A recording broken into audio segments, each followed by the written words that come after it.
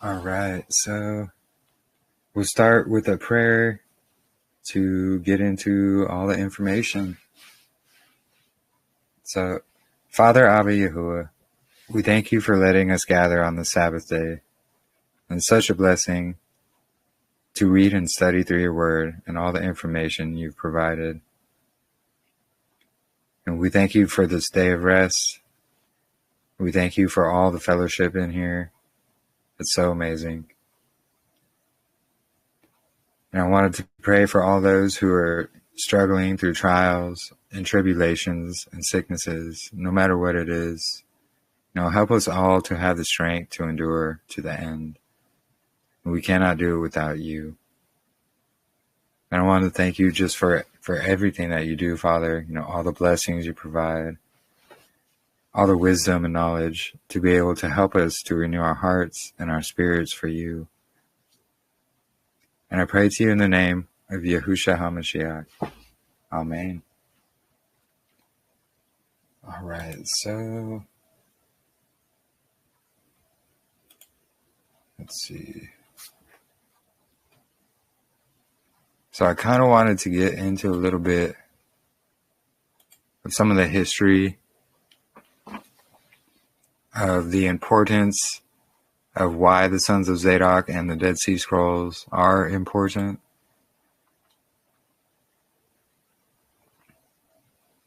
And, it starts with the lying pens of the scribes. So we're going to start here with the confusion of the word Kodesh. And did you know the Hebrew word for the month is Kodesh, or renewal, and it's not Yarach, or moon. And however, modern-day translations and even some biblical dictionaries, in order to accommodate the rabbinical lunisolar calendar, have rendered on certain occasions the word Kodesh as new moon. As a result, in the modern-day translated Bibles, there are about 20 instances where the word Kodesh has been erroneously translated into the English language as new moon, instead of new month, as it should be.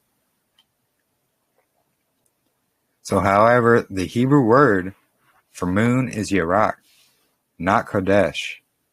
And the Hebrew word Kodesh has no direct or indirect connections with the word Yarach, or moon. And Hodesh simply means month, or new month, or renewal.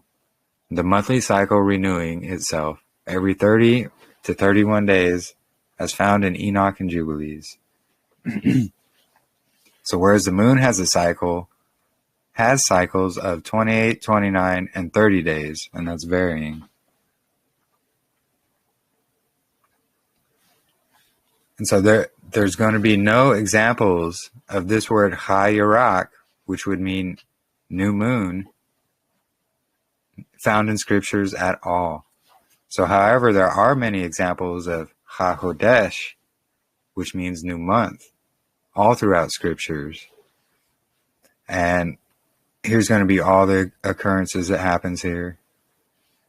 There's 19 occurrences in all these verses. And these are all the ones where they translate them into new moon, where it doesn't say new moon. It actually says Ha-Hodesh. So nowhere is there a single verse stating the moon, Yarach, is for the months, Chodesh.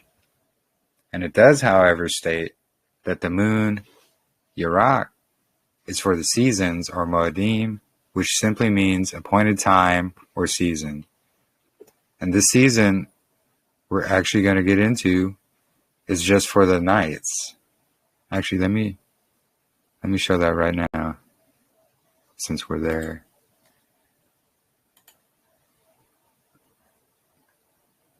Where is it?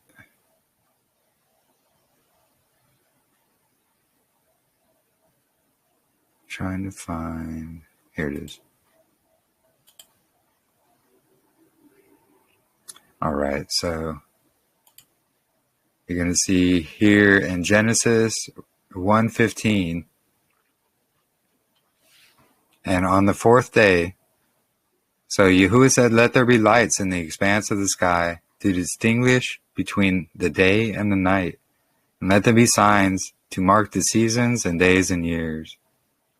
So here's one a lot of people kind of miss out on.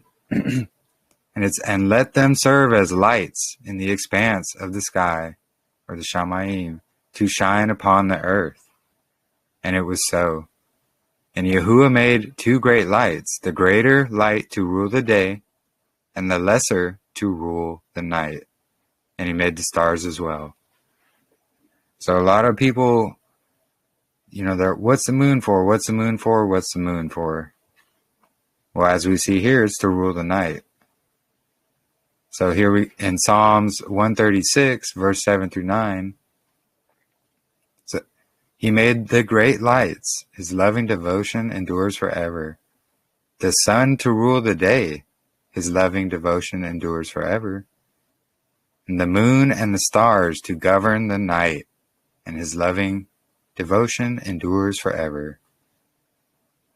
Jeremiah 31:35. Thus says Yahuwah, who gives the sun for light by day, and who sets in order the moon and the stars for light by night. So this is just showing the sun's for the day, the moon's for the night. It never once says the moon is for the months. Never says to calculate the moon for the months. None of these.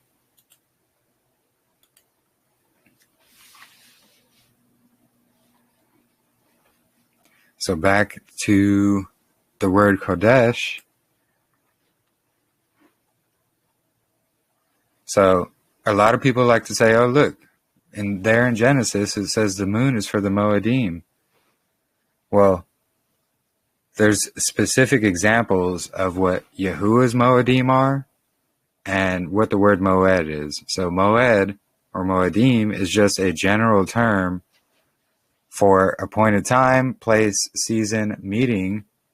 Original word is masculine.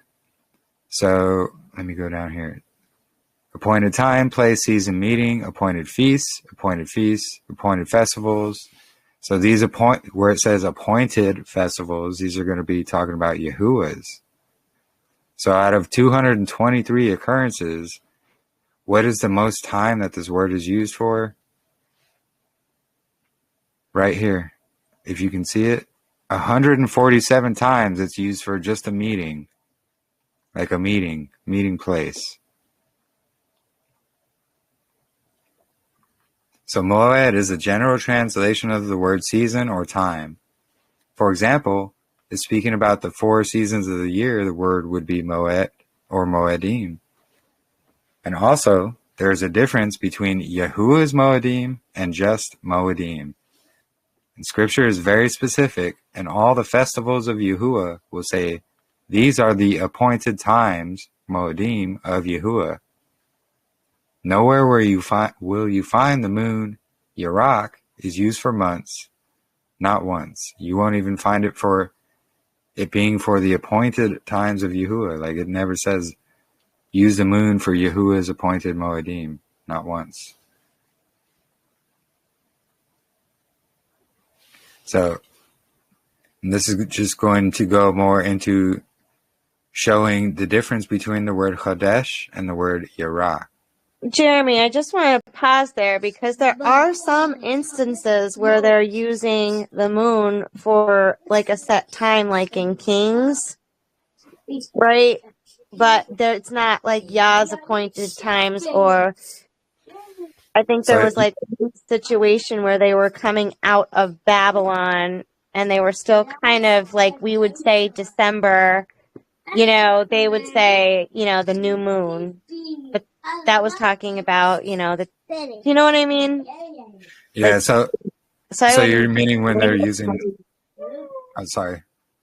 So like when they use the Babylonian month names and they try to say that, oh, look, this is saying use the moon. That's what you're referring to, Katrina? No.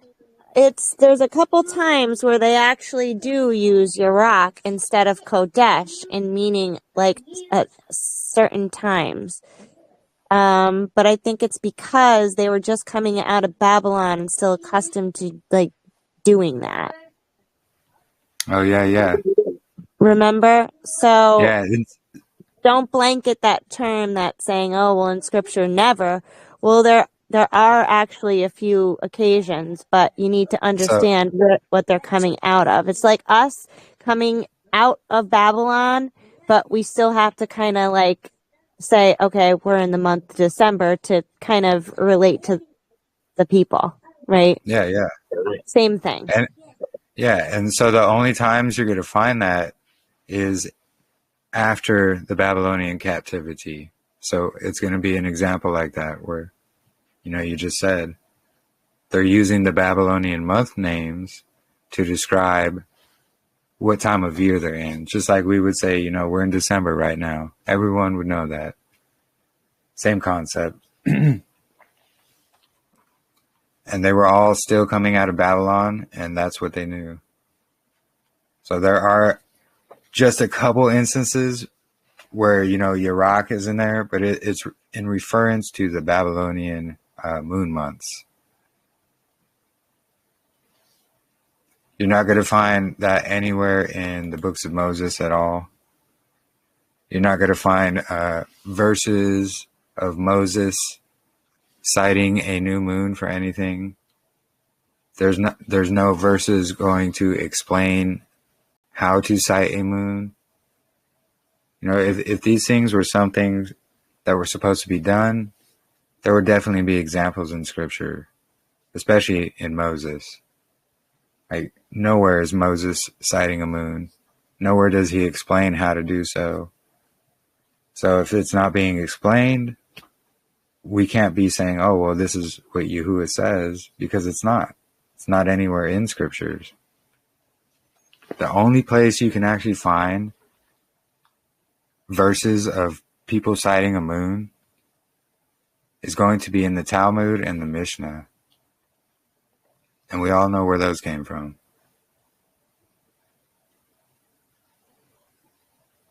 But yes, thank you for bringing that up, Katrina. All right, so the word Kodesh is registered as follows, according to their translations. So Kodesh is H2318, used 10 times, and translated as renewal. Kodesh H2319 is used 53 times, translated as new. And H2320 is used 283 times, translated as month. Kodesh H2321 is used once, used as a surname Kodesh. And it's important to note that not once does the word Kodesh ever mean moon. So Genesis 8:5, and the waters decreased steadily until the 10th month, Kodesh. In the 10th month, Kodesh, on the first day of the month, Kodesh, on the tops of the mountains became visible. So Exodus 19:1, in the 3rd month, Kodesh, after the children of Israel had come out of the land of Mitzrayim, on this day they came to the wilderness of Sinai. Leviticus 23:5, in the 1st month, Kodesh, on the 14th day of the month, Kodesh, between the evenings, is the Pesach to YAHUAH. So these are just showing the word usage of Kodesh and how it's used for months. So it can be noted in the above quotes that the word Kodesh is linked to calendar dates, and yet never once the word Yarach, moon, appears. So let us now take a look at the word moon in the Hebrew Bible. So Yarach, or Yarach, is going to be H3394 and H3391. They're used 28 times and translated as moon. So H3392 is used twice and is translated as the surname YAHUAH, meaning moon. And YAHUAH or moon, labeled as H3391 and H3393, is translated 12 times as month. That is a lunar cycle, so a lunar month. There's not a single scripture that ever uses the moon YAHUAH for any feast or Sabbath or any day, anywhere. So let us take a look at a few scriptures to show that YAHUAH is correctly translated as moon. So just like what we were showing how Chodesh is month, this is going to show YAHUAH is moon. So in Jeremiah 31:35, thus said Yahuwah, who gives the sun for a light by day, and the laws of the moon, YAHUAH, and the stars of a light by night. Interesting, we just read that actually.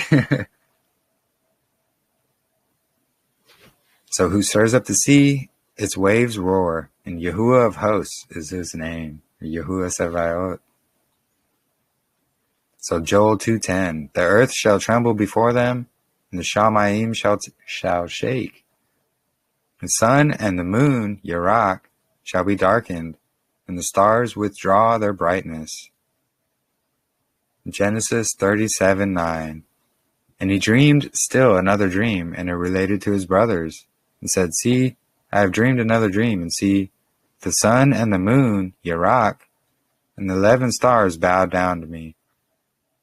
In Deuteronomy 17:3, has gone out and served other mighty ones and bowed down to them, or to the sun, or to the moon, YAHUAH, or to any of the hosts of the Shamayim, which I have not commanded.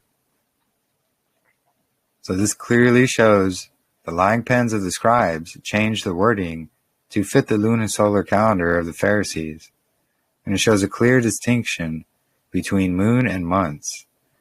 The moon is not to be observed for months.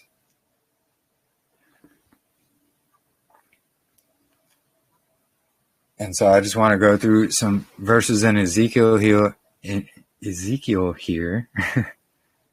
to show who the sons of Zadok are. So I'm not going to read the whole article. That would take a long time, but I just want to touch on some of the major points here. And so there are many biblical references to the priests of Zadok. So in Ezekiel 40 through 48, the term sons of Zadok is used 4 times as designations for the priests. So Ezekiel 40:46, and the room facing north is for the Kohanim, the priests, who guard the duty of the altar. They are the sons of Zadok, from the sons of Levi, who came near Yahuwah to serve him. Ezekiel 43:19, and you shall give a young bull for a sin offering to the Kohanim, the priests, the Levites, who are of the seed of Zadok, who approach unto me, declares the Adon Yahuwah.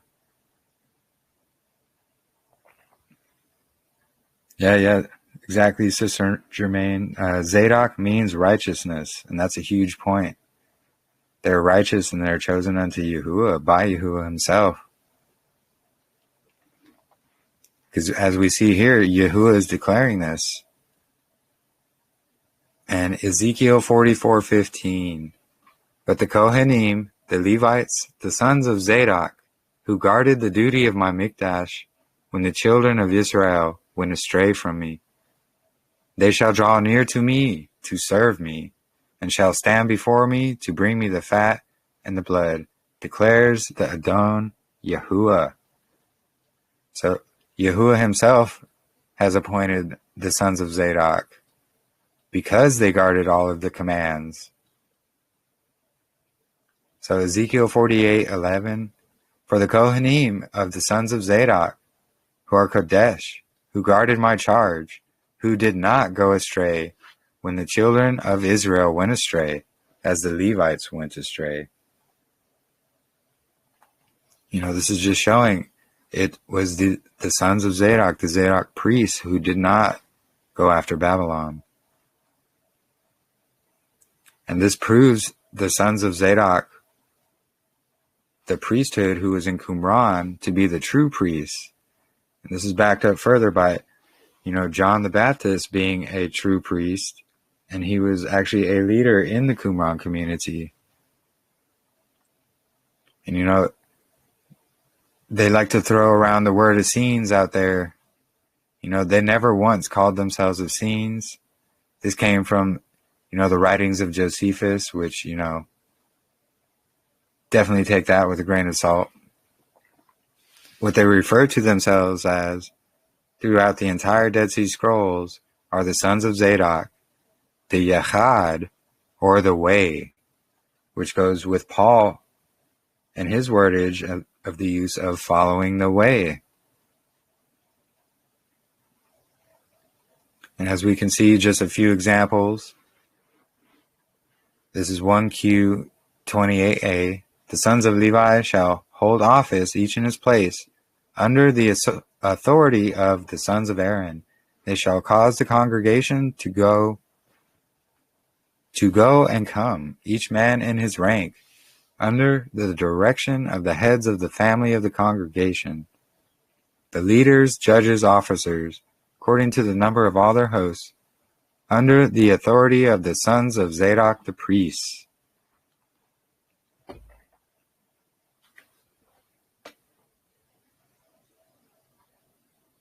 Yeah, Zadok means righteousness. Yeah. They were called followers of the way before Rome came in and named them Christians. Yeah, you got it, sister. That's exactly true. And here in Ezra 7, verses 1 through 5, and after these events, in the reign of Ashtarzza, sovereign of Persia, or Artaxerxes, Ezra, son of Sariah, son of Azariah, son of Hiliahu, son of Shallum, son of Zadok, son of Ahitub, son of Amariah, son of Azariah, son of Marioth, son of Zechariah, son of Uzi, son of Buki, son of Abshua, son of Phinehas, son of Eleazar, son of Aaron, the chief Kohen. So right here we see Zadok is in direct lineage of Aaron and Moses. Let's scroll down here. So 1 Kings 4, 1 through 2. And it came to be that the sovereign Shalomo was sovereign over all Israel. And these were his chief officials: Azariah, son of Zadok, the Kohen. And 1 Chronicles 27, 16 through 17. And over the tribes of Israel, the chief officer over Reuben, Eleazar, son of Zechari, over Shimeon, Shephatiyahu, son of Ma'akah, Levi, and Hashbiah, son of Kamul, over Aaron, Zadok. So there are many references to who the sons of Zadok are. Here in Ecclesiasticus as well. It's going to be chapter 50, verse 1 through 4. Simon, Shimeon, the Kohen Hagadol, or high priest, the son of Onias, who in his life repaired the house again, and his days fortified the Hayakal, or the temple. And by him the double height from the foundation was built, the high fortress of the wall around the Hayakal, or the temple. In his days, the cistern to receive water being surrounded as the sea, as covered in plates of bronze. He looked after the Hayakal, that it should not fall, and fortified the city against the siege. So Onias is a son of Zadok, and we're going to prove that out right here in the history.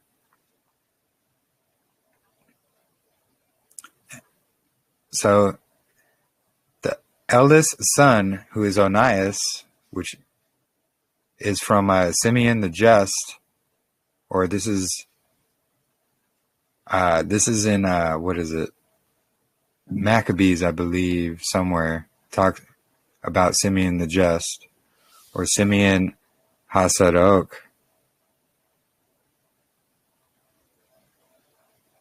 Oh, sorry, no, it wasn't Maccabees. It was Ecclesiasticus. Sorry, Sirach. So his eldest son, which was Onias III, and his usurping second son, Jason, who introduced the program of Hellenization, from which the Sadducees stemmed from the line of Jason, that eventually led to the Maccabean revolt.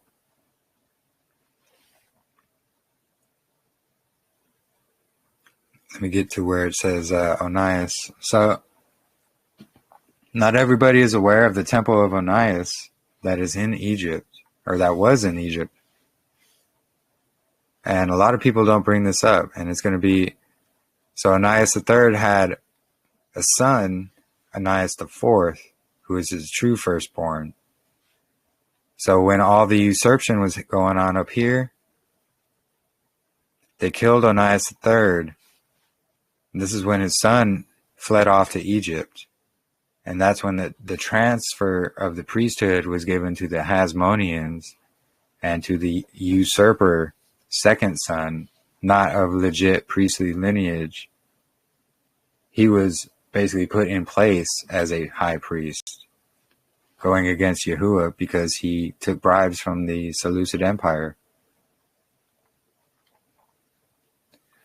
And when this happened, they not only went to Egypt, but they also went to Qumran. So Onias IV had fled there after the usurpation, and the sects most likely originated with groups of Zadok priests deeply disturbed by the prevalent trends, especially in the usurped high priesthood by the Hasmoneans. And there is also much evidence the Zadok priesthood, through Onias IV, went to Egypt as well, and even set up a temple to YAHUAH. So this is going to be Isaiah chapter 19, and verses 16 through 25 is going to describe, Isaiah is basically prophesying this very temple that happened, literally, during the usurpation. So Isaiah 19, 16 through 25. In that day Mitzrayim shall become like women, and tremble and fear because of the waving of the hand of YAHUAH of hosts, which he waves over it. And the land of Yehudah shall be a fear to Mitzrayim, and everyone who mentions it fears for himself, because of the counsel of YAHUAH of hosts, which he has counseled against it. In that day 5 cities in the land of Mitzrayim shall speak the language of Canaan, and swear by YAHUAH of hosts. And one of them will be called the city of Azadek, which it translates to what? Zadok. In that day the altar to YAHUAH shall be in the midst of the land of Mitzrayim, and a standing column to YAHUAH at its border. And it shall be for a sign and for a witness to YAHUAH in the host, to YAHUAH of hosts in the land of Mitzrayim. When they cry to YAHUAH because of the oppressors, the usurpers, and he sends them a Savior, and this is going to be Messiah, and an Elohim, and shall deliver them. And YAHUAH shall be known to Mitzrayim, and the Mitzrayites shall know YAHUAH in that day, and make slaughtering a meal offering, and shall make a vow to YAHUAH, and pay it. And YAHUAH shall smite Mitzrayim, and smite it and heal it. And they shall turn to YAHUAH, and he shall hear them and heal them. And in that day there shall be a highway from Mitzrayim to Ashur, and Ashur shall come into Mitzrayim, and Mitzrayim into Ashur, and Mitzrayim shall serve with Ashur, or Assyria. In that day Israel shall be one of 3 with Mitzrayim and Ashur, even a barakot, or a blessing in the midst of the earth, who YAHUAH of hosts shall Baruch, saying, Baruch is Mitzrayim, my people, and Ashur, the work of my hands, and Israel, my inheritance. So if we look,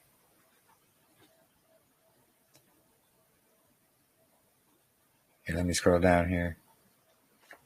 So there's going to be exactly 5 cities that actually were called the land of Onias here, back in Ptolemaic Egypt.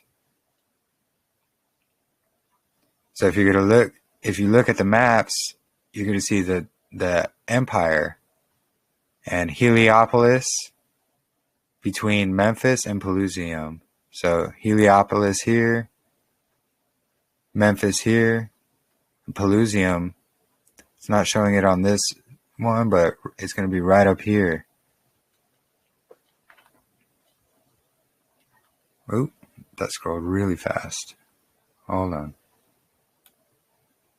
So the land given to Onias IV was a strategic point from a military standpoint, and his ally Ptolemy made him a leader in his army for 2 reasons.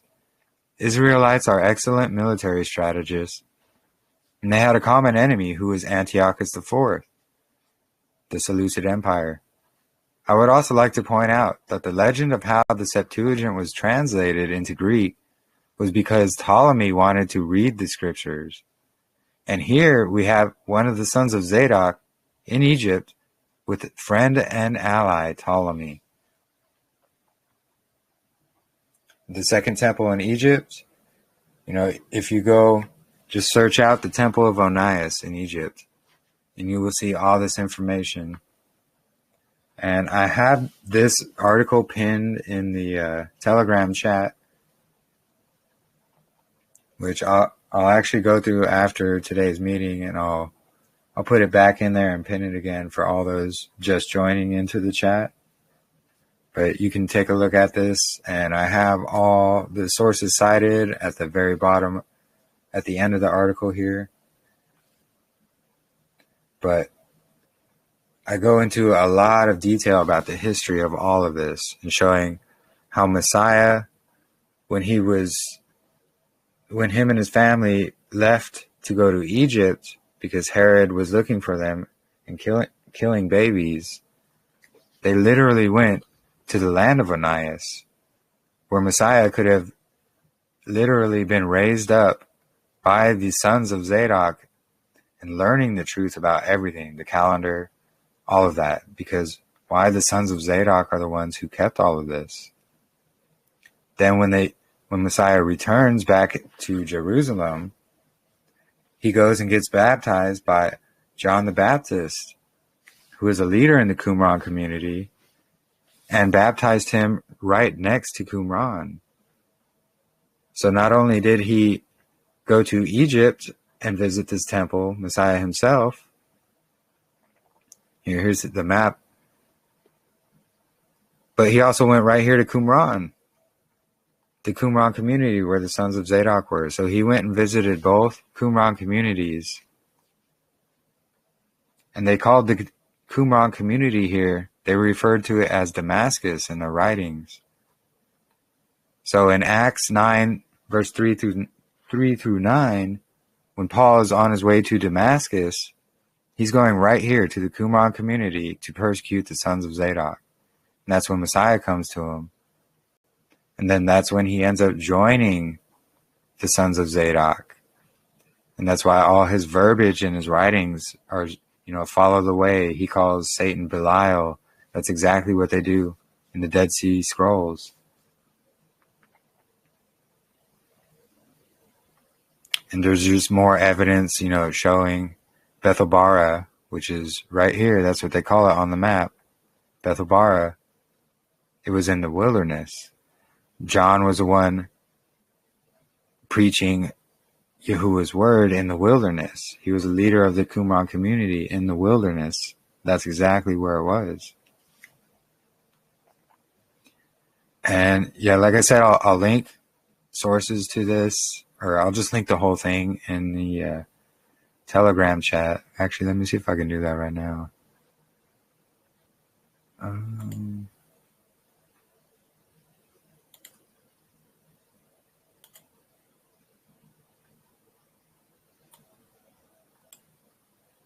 Oops.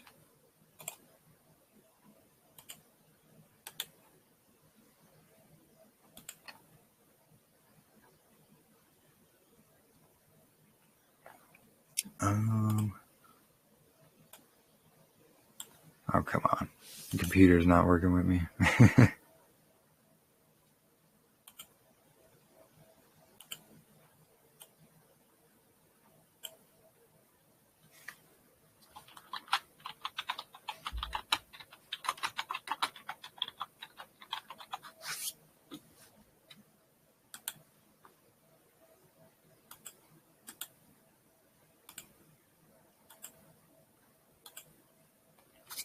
Okay.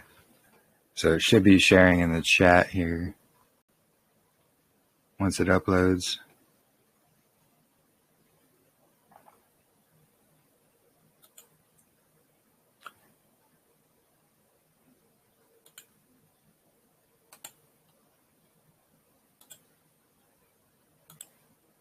All right. And then, so I also wanted to go over just a little bit of, Enoch and Jubilees as well, which I have here also. So there's a lot of people who try to discredit Enoch. They try to discredit Jubilees. And, there's 11 different books of the Old and New Testament that reflect word for word parallels to the book of Enoch. So Jude 1, verses 14 and 15 is going to match exactly with Enoch 1, verse 9.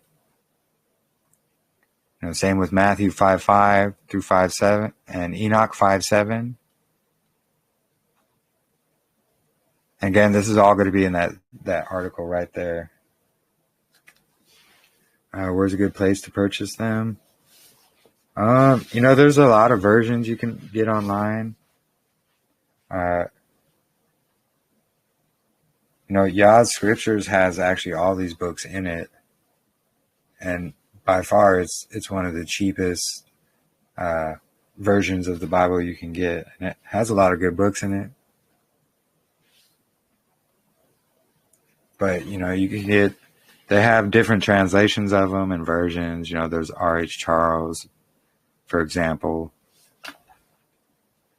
Yeah, it's called YAHUAH Scriptures, just like that. That's actually what I translated all this from. But as you can see, all these verses coincide with Enoch, all right here, all what I'm scrolling through. There's going to be this right here, which is, oops, here, yeah, I'll just open it, and I'll get the link, and I'll put this in the chat.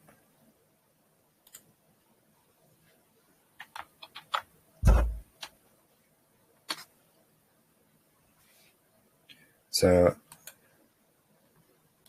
the link in the chat is going to be this exact one. And it's going to be a reference book of Enoch. And you're going to see thousands of parallels and references to all of Scriptures. Not just the New Testament, not just Old Testament, but the entirety of it. It's going to have all these references. It's not the best version of the book of Enoch because, it's got some errors like saying, oh, the moon brings in the year and so forth. But it does show these references. The only one it doesn't make, though, is, strangely enough, is the one in Matthew 22, 29 through 30. Yeah, beware the book of Jasher. Yes, I agree. Beware the book of Jasher.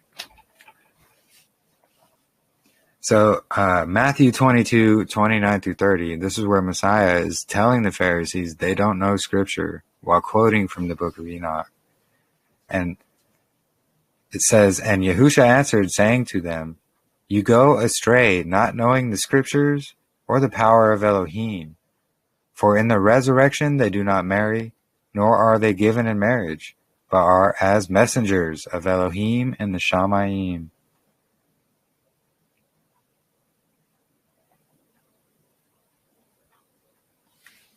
Yeah, the book of Jasher, it's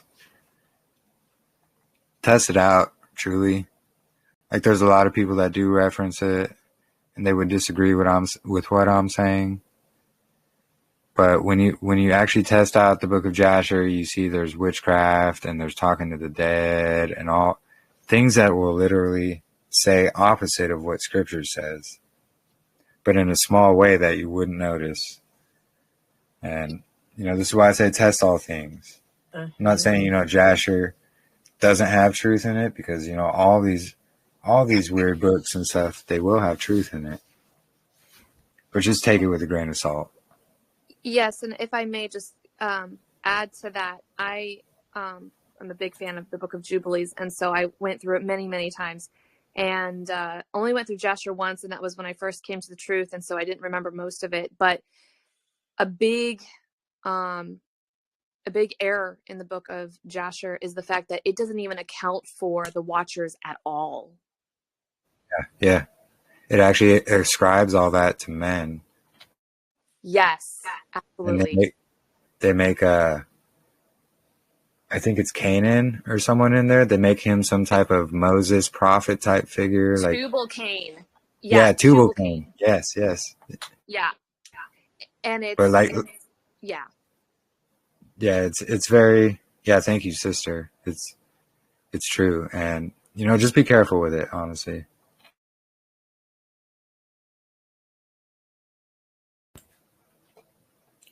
And, okay, yes, sorry. So from Matthew 22, 29 and 30, where Messiah is quoting from the book of Enoch, it's going to be found in Enoch 15, verse 5 through 7. So again, depending on what version of the book of Enoch you have, it might not be the same exact chapter or verse, because there's varying numbers of chapters and verses between various authors of the book of Enoch for some reason. I think they did that on purpose so it would be confusing to people. But it's going to say, therefore have I given them wives also, so that they might impregnate them and bring forth children by them, that thus none might be lacking to them on earth. So he's talking about men. Yahuwah gave us wives and so forth, so we can, bear fruit and, replenish or fill the earth. And so that thus not might be lacking to them on earth. But you were formerly spiritual. So he's talking to the fallen angels, living the eternal high or life, and immortal for all generations of the world. Therefore I have not appointed wives for you, as for the spiritual ones of the Shamayim. In the Shamayim is their dwelling. So this is the only place you will find where it talks about, the angels weren't appointed wives for a specific reason.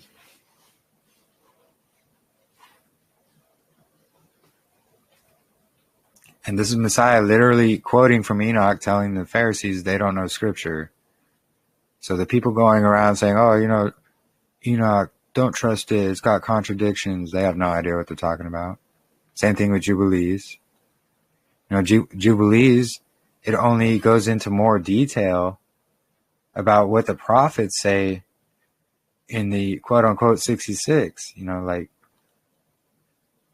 not bringing a... Oh, sorry, go ahead. Sorry, and yet it's interesting, the people that don't want to defend Enoch and Jubilees yet just defend Jasher, though. Yeah, they do. It's so weird. It's so odd. It truly is. Sorry, I didn't mean to interrupt. No, it's a good point, because, it's the ones who want to toss out, Jubilees and Enoch, but they're over here defending Jasher with all the...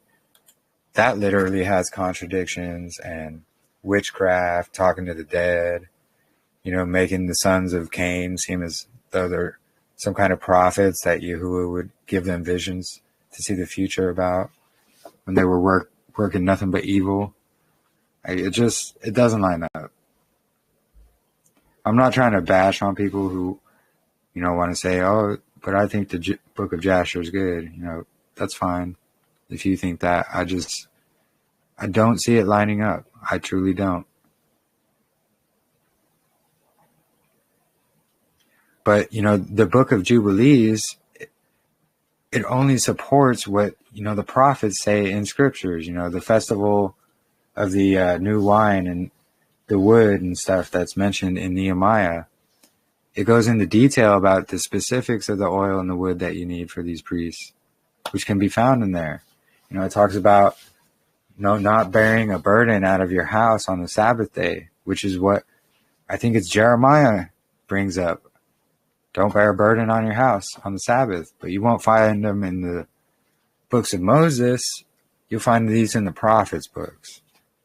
And it's interesting because these were removed from the writings of Moses by, the Pharisees, the synagogue of Satan. They are the true lineage of Edom. They are the, let's just say, bagel eaters over there in the country in the Middle East. The ones that are behind banks, corporations, Hollywood, the music industry. They have their dirty little fingers in every aspect you can think of. I'm sure you all know who I'm talking about, but they don't like to be talked about, and they will ban your stuff. So I do want to load this up on YouTube. It's the only reason why I'm not specifically mentioning them, which I do want to go over a little bit as well. It's going to be interesting to do so, but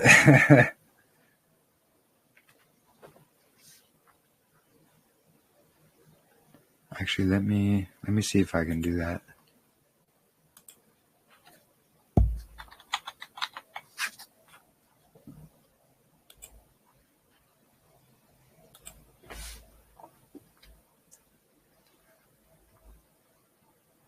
Well, let me find this video here. It's God Culture's video, but they go into the lineage of, who those people are.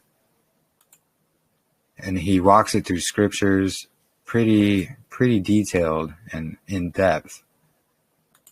Let me find it.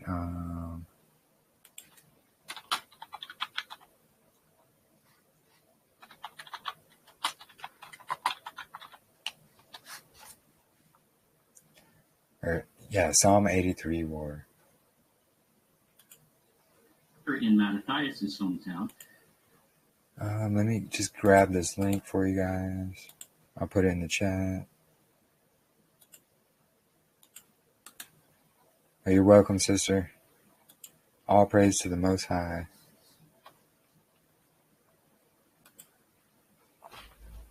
All right, so that link that I shared in chat here, it's going to be actually God Culture on YouTube. If you just type in God Culture Psalm 83 War in the search on YouTube, and you should find this video pretty easily for those who will be watching later and can't see the chat. But he basically walks through in the series like who exactly they are over there, the synagogue of Satan. He walks it through scriptures. He shows how they changed words even to mask who exactly they are.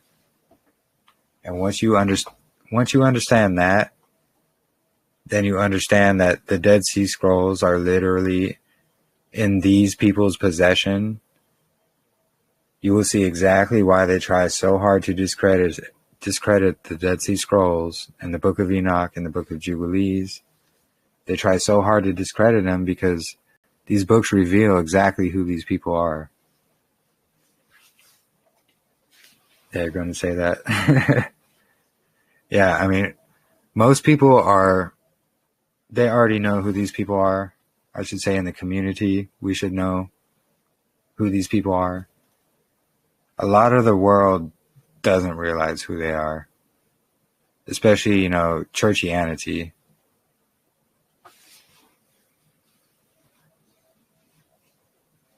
Yeah, reach out to God Culture about. Actually, Sister Katrina is already working on that. She's already reached out to him and shared a bunch of information. So,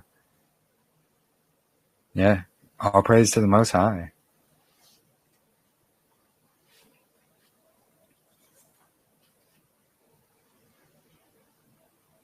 And I just wanted to go over a couple more points about when a day begins as well, before we go into showing the divider day throughout scriptures. So let me make sure I got the right screen up. Yeah. Okay, I do. All right, so right here, it's going to say in John 11:9, and it's, are there not 12 hours in the day? This is Messiah's words verbatim. John 11:9. Yeah, the mother harlot causes the nation to drink the wrath of her fornication. Yeah, she is the harlot who rides the beast. That beast is, the papacy, the one who changed the times and the laws and says the laws are done away with, has their own commands. And, Jesuit, how should I word this? Jesuit is just a Jewish Catholic, because they don't care about going in and pretending as to, oh, yeah, I'm a Catholic, sure. But then really they're in Judaism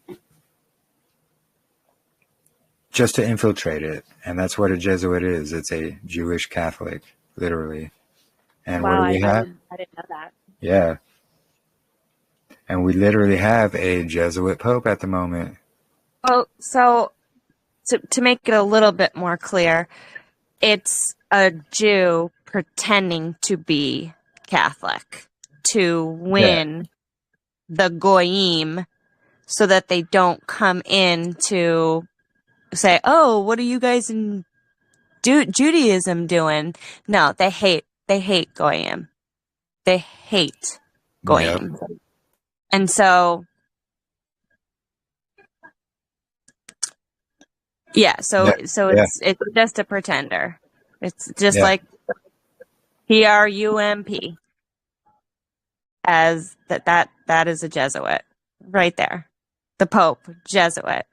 They're just faking it. Yep, they fake it to make it. Yeah, so that they could control the Goyim. So, isn't most of the presidents, did they go to Jesuit schools?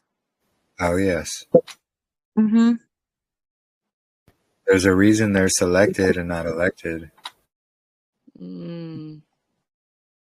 The same thing with, voting. Your vote count. Well, our votes don't count at all. Right. This is how a 14-year-old girl found out every single president in history, except for like one or two, are literally all family related. And they're all related back to some king of England. I saw that. That was crazy. What is it you're talking about? Yeah, it's once you realize all of this, then it helps. Yeah. To see, hey, the scriptures, they speak truth. They're talking about exactly this. What's a goyim?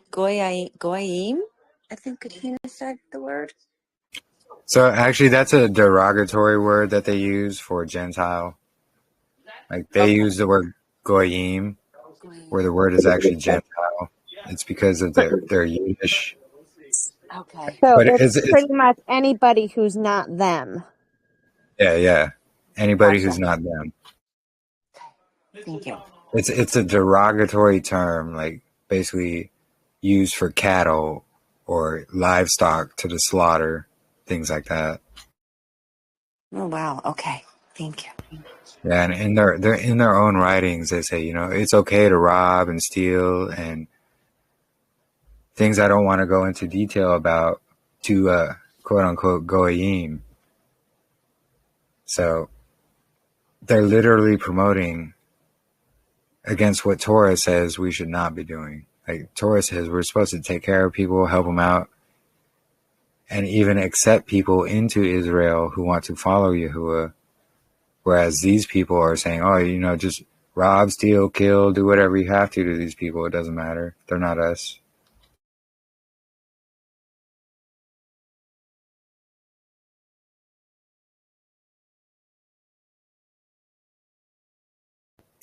Yeah, Adrian. Yeah, exactly. Just shared a photo of the definition of Jesuit.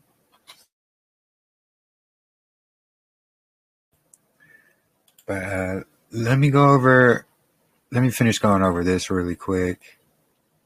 And it's going to be an example of when a day begins. And the day is going to begin at sunrise. So the day beginning at evening actually stems from Babylon, which is in the beginning of this article I have here, where I'm explaining, you know, Babylon's calendar. And they talk about, you know, they started their days in the evening. That literally comes from Babylon.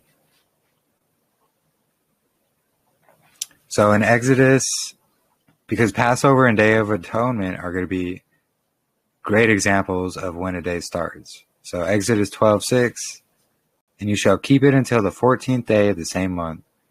And then all the assembly of the congregation of Israel shall kill it between the evenings.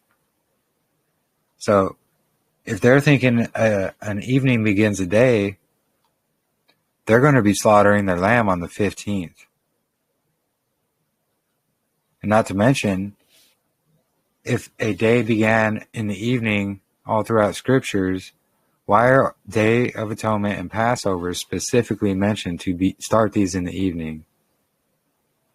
Why would they have to specifically be mentioned like that? If everything already started in the evening, there would actually be no need to mention that at all. And if that was the case, why is there nothing mentioned to say, oh, you know, start this feast at sunrise? But you get the point. So, especially in Jubilees chapter 49, and it's going to be verses 10 through 12. So this is talking about the Passover or the Pesach, when the lamb is supposed to be slaughtered. So let the children of Israel come and observe the Pesach on the day of its appointed time, on the 14th day of the first month, between the evenings, from the third part of the day to the third part of the night. For 2 portions of the day are given to the light, and a third part the evening. So right here, how can we observe Passover on the 14th, from the third part of the day to the third part of the night, if a day begins at sundown? Like, that would just make it impossible. This clearly shows a day does not begin at sunset. And just like Day of Atonement or Yom Kippur, you know, there's clearly there. So it's going to give us 2 dates here on the evening of the 9th to the evening of the 10th. But we have 1 date for Yom Kippur or Day of Atonement, and that's going to be the 10th day. So if we're saying the day starts in the evening, then you're going to be observing Yom Kippur, Day of Atonement, on the day of the 9th. Because then, your 10th day wouldn't actually start until that evening. When here it says on the 9th day of the month at evening, from evening to evening, you shall observe your Sabbath. And that's Leviticus 23:32, Leviticus 23:27. On the 10th day of this 7th month is Yom HaKippurim. So, if we think, oh, start the day at the evening, so you're starting at the evening of the 9th, quote unquote, your day start, well, the 10th isn't going to start until the next evening when Yom Kippur is already supposed to be over, so you're not even going to observe it on the proper day. From the evening of the 9th day of the month until the following evening, which is going to be the 10th day.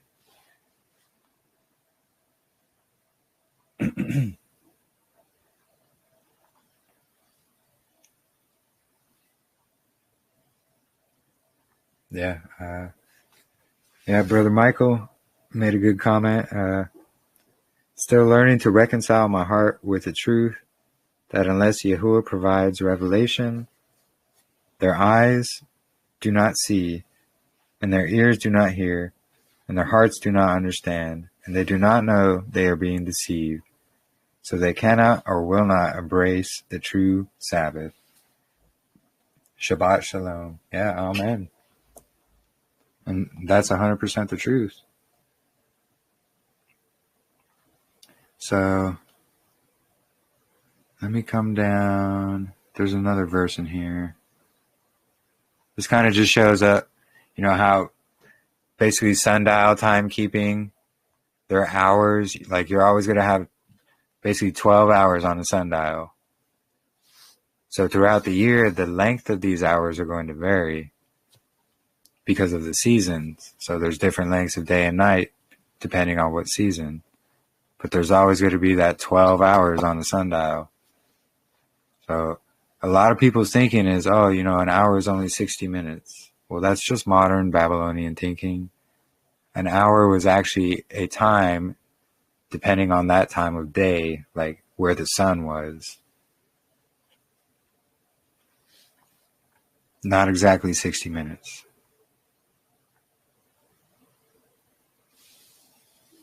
So Judges 9:19 gives us a pretty good example. Where did I use that at? Oh, right here. So Judges 9:19, and the man arose to go, he and his concubine and his servant, but his father-in-law, the young woman's father, said to him, "See, the day is now drawing towards evening. Please spend the night. And see, the day is coming to an end at evening. Stay here and let your heart be glad, and you shall rise early tomorrow for your journey, and you shall go to your tent." So if we read this carefully, it tells us that simply that a day is coming to an end, a 12-hour day in the evening, and he's asking his father-in-law to stay all night, and then tomorrow, the next day, get up early. So tomorrow, I just go through the Strongs about it. Tomorrow, the next day, so forth, showing that tomorrow, that word means the next day. And so we spoke about the day drawing towards evening and then night. And then he said tomorrow, the next day. If the day began at evening, he would have said, in the morning, get up early.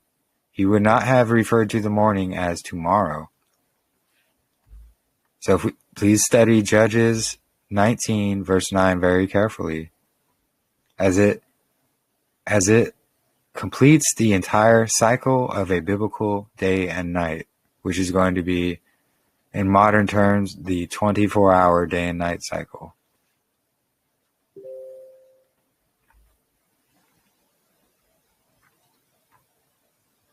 So, 1 Samuel, chapter 19, verse 11. And it says, "And Shaul sent messengers to David's house to watch him, and put him to death in the morning. And Michal, David's wife, informed him, saying, If you do not save your life tonight, tomorrow you are put to death." So this is just another example. This incident took place at night. Now, according to the evening start of a day, night should be part of the start of the day. However, in the night, David's wife was telling him tonight that tomorrow he will be killed. So as we saw before, tomorrow means the next day in the morning.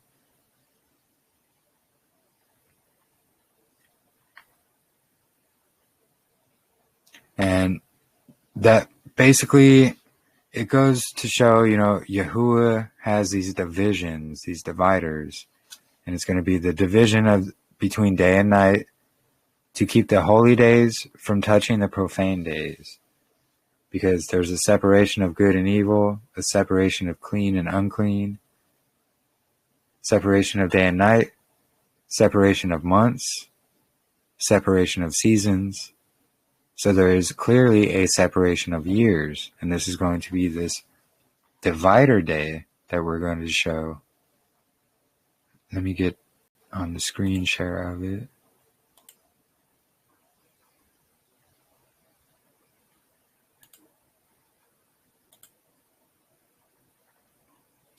So here we're going to have some of the verses we're going to go through to prove out this divider day that happens.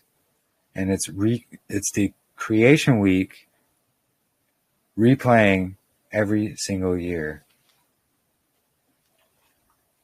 So in Genesis chapter 1, verses 1 through 5.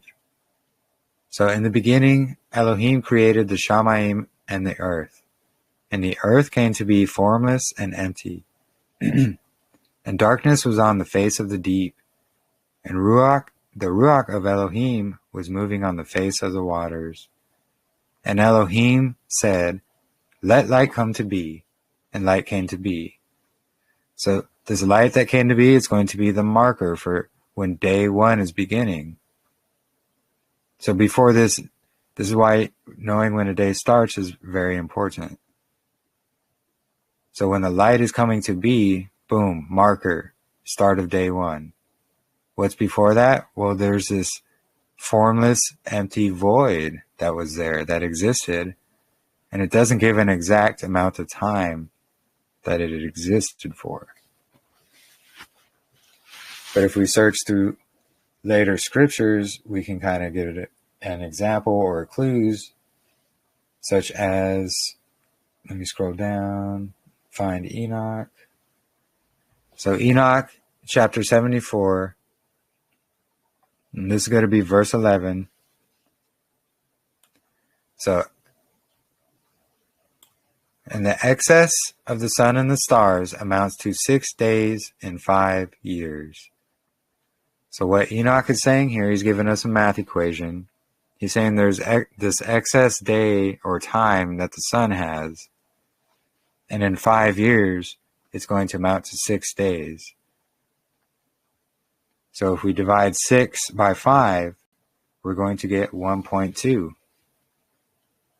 which is exactly what science says. We have this 365.25 days of a solar cycle, which is literally this equation here, and Enoch gives us to work out. So we're going to have, what Enoch's saying here is there's 1.25 days of this excess of the sun per year. So in 1 year. So if we take that into account and we see what's going on here in Genesis again, this 1.25 is going to be the excess of the sun because it's compensating for this void of darkness that existed before the light marker of day one happened. So 1 day of the 1.25 is going to be used every single year. So that 0.25 is going to add up. So it's a quarter. So 4 quarters equals 1. So every 4 years, that 0.25 is going to equal this second divider day that happens on every 4th year, which, we're calling it Job's birthday because here in Job chapter 3, specifically 1 through 7, like the whole chapter goes through it, but 1 through 7, after this Job opened his mouth and cursed the day of his birth. And Job spoke and said, "Let the day perish on which I was born. And the night it was said, a male child has been conceived. Let that day be darkness, and let not Eloah above seek for it, nor let light shine upon it. Let darkness and shadow of death buy it back, and let a cloud dwell on it. Let all that blackens the day frighten it. That night let darkness seize it. Let it not be included among the days of the year. Let it not come into the number of months. Look, let that night be silent, and let no singing come into it.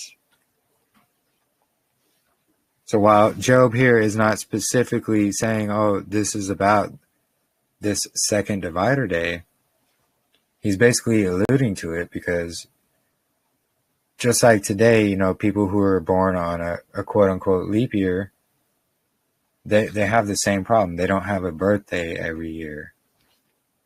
So they're only going to have a birthday every 4 years.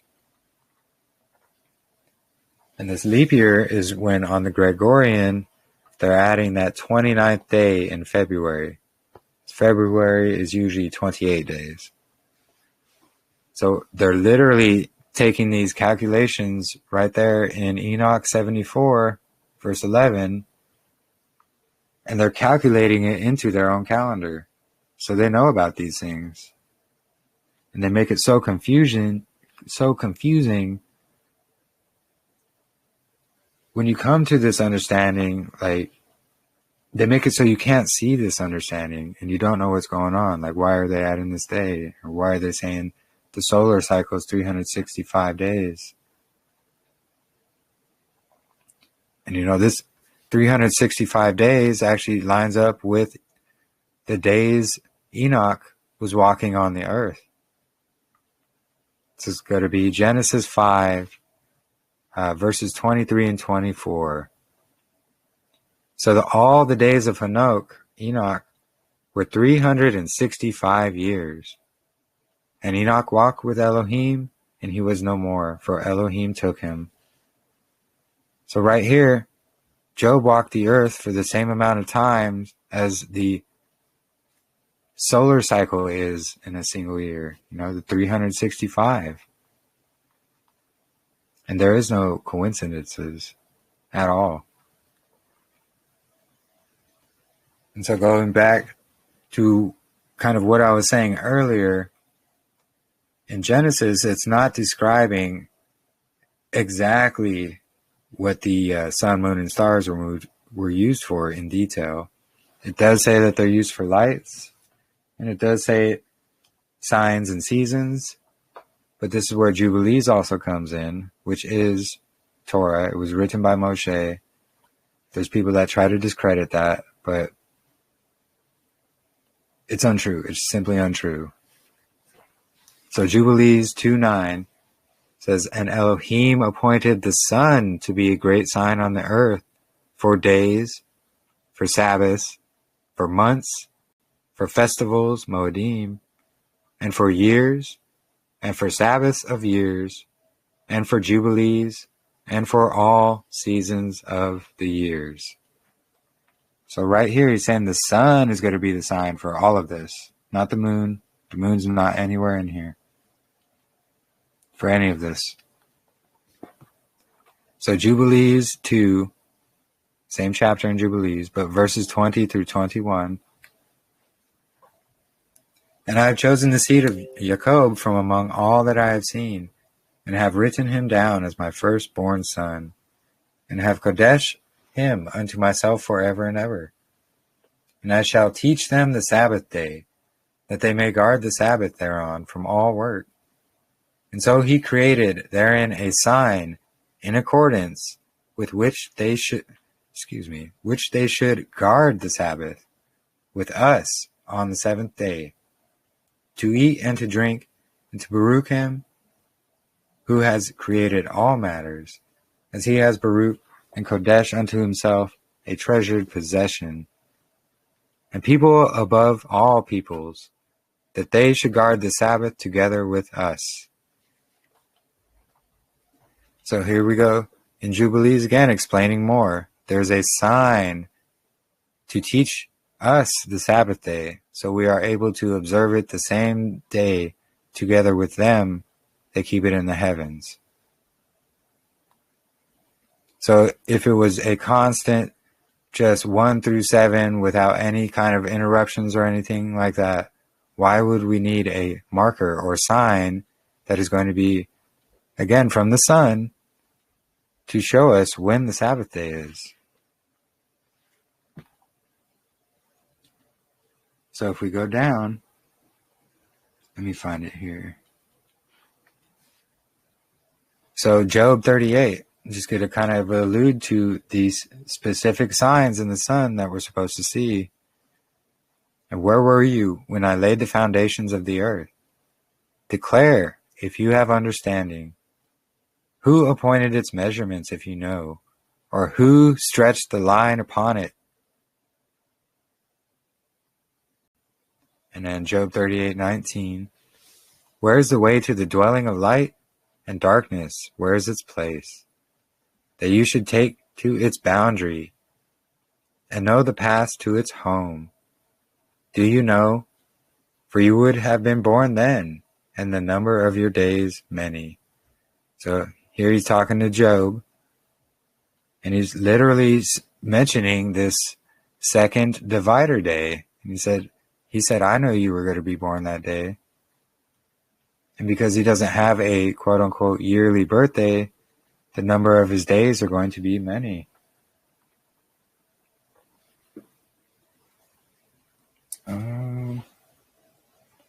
What do you got there, sister?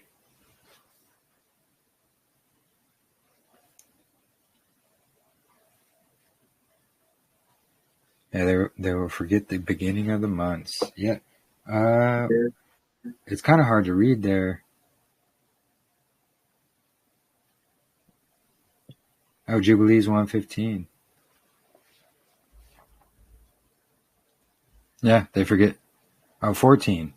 So Jubilees 1:14. Let me see if I can find that.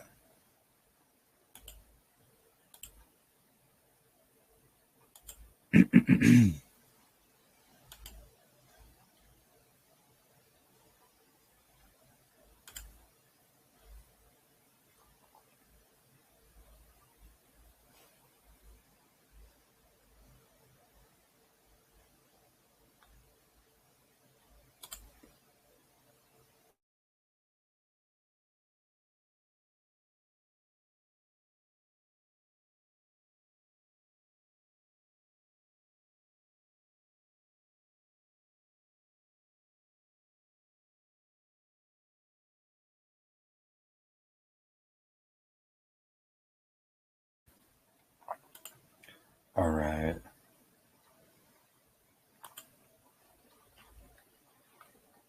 So 15.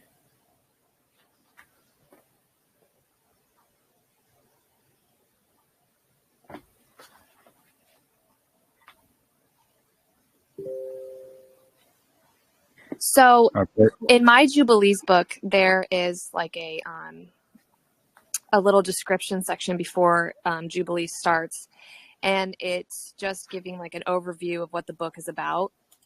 And there's this section in here that reads, this leads up to the final section in which the law respecting jubilees and sabbatical years is solemnly enjoined.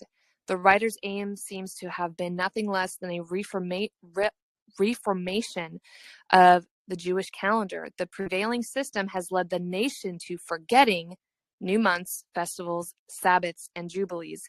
In other words, it's produced grave irregularities in the observance of matters which were of divine obligation. Yeah, boom, right there. Right. Yeah. And So it even points out that the Jewish calendar is in severe opposition to what Jubilees is pointing out. yeah.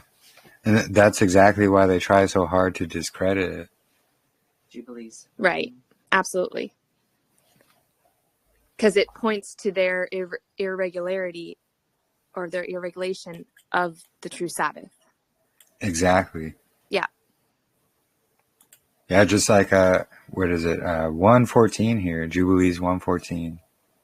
It says, and they shall forget all my Torah and my commands and my right rulings, and shall go astray as to new moons and Sabbaths and festivals and jubilees and laws.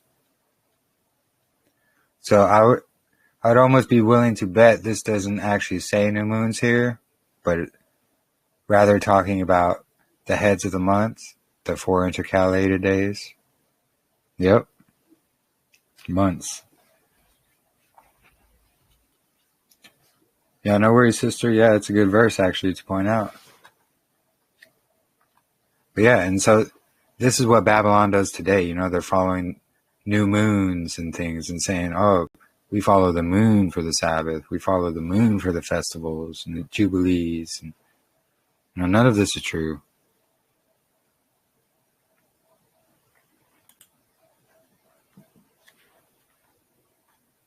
And it's actually the sun that is going to be our marker for all of these things. Right, and it's interesting that, you know, some people want to say that, oh, well, there's plenty of evidence showing that they followed a you know, a lunar calendar back then, and to me it's, you know, just because it's ancient doesn't mean that it's right. It just means it's an ancient lie. If anything. Yeah, exactly. And that's the thing too is, yeah, sure, there's plenty of evidence of it because they just came out of Babylon.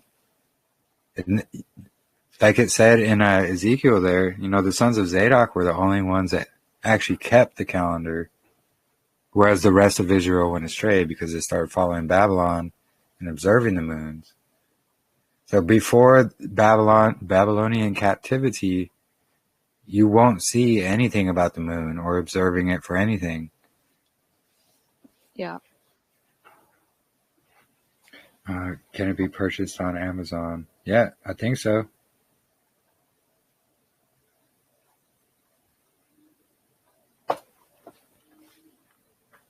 Yeah, you can usually find all these books by just a quick online search. All right, so more about, you know, the sun being the marker for these things. And so here in 4Q320, it's going to say, to display itself from the east and shine on the center of the sky at the base of the vault from evening to morning, on the 4th day of the week, the sons of Gamul, in the 1st month of the 1st year. So to clarify it or put it in more understanding terms, it's going to be the sun that rises on the due east and shines at the celestial equator on the horizon at dawn as night becomes morning on day 4, Gamul, in the 1st month of the 1st year. So to get a bit more into detail of where that comes from, it's going to be, let's find it right here. So we're going to find that. It's going to be this article. Let me get it pasted in chat.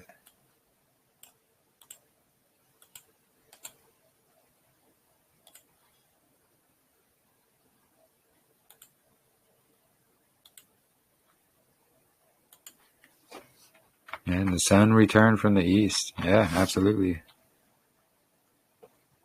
Exactly. All right, so the article I just shared in the chat, it's going to be just a link to this website we're seeing. And it's going to be right here where it says 1.3, sun rises in the east. It's going to be exactly where I got that. And it's going to go further into detail on, you know, how even science sees this verse as written as it's going to be the equinox that happens on March 20th, which actually literally says right here, March 20th, every single year, day 4 marker. So let me kind of show an example of this.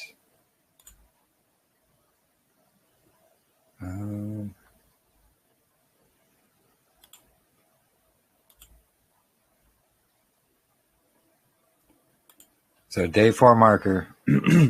There's going to be a lot of scriptural references to this. So I don't know why it scrolls super fast sometimes. So there's going to be basically 2 signs of the sun that happen at the beginning of each year.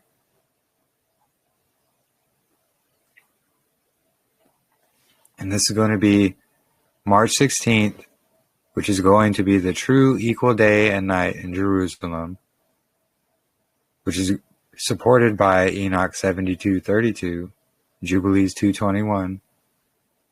The second sign is going to be the March 20th equinox, which is the day for the week marker, the head of the year, head of months. And that can be found in Exodus 12:1-2. This is just going to show some more examples, Let me see if I can zoom in a bit more. So again, the two great signs that are the sun, it's going to be the equilux and the equinox. And it's going to be like the two pillars that stood in front of the temple. And these are always going to mark days 1, 2, and 3 of creation week. The 3 days that there was no sun, moon, and stars.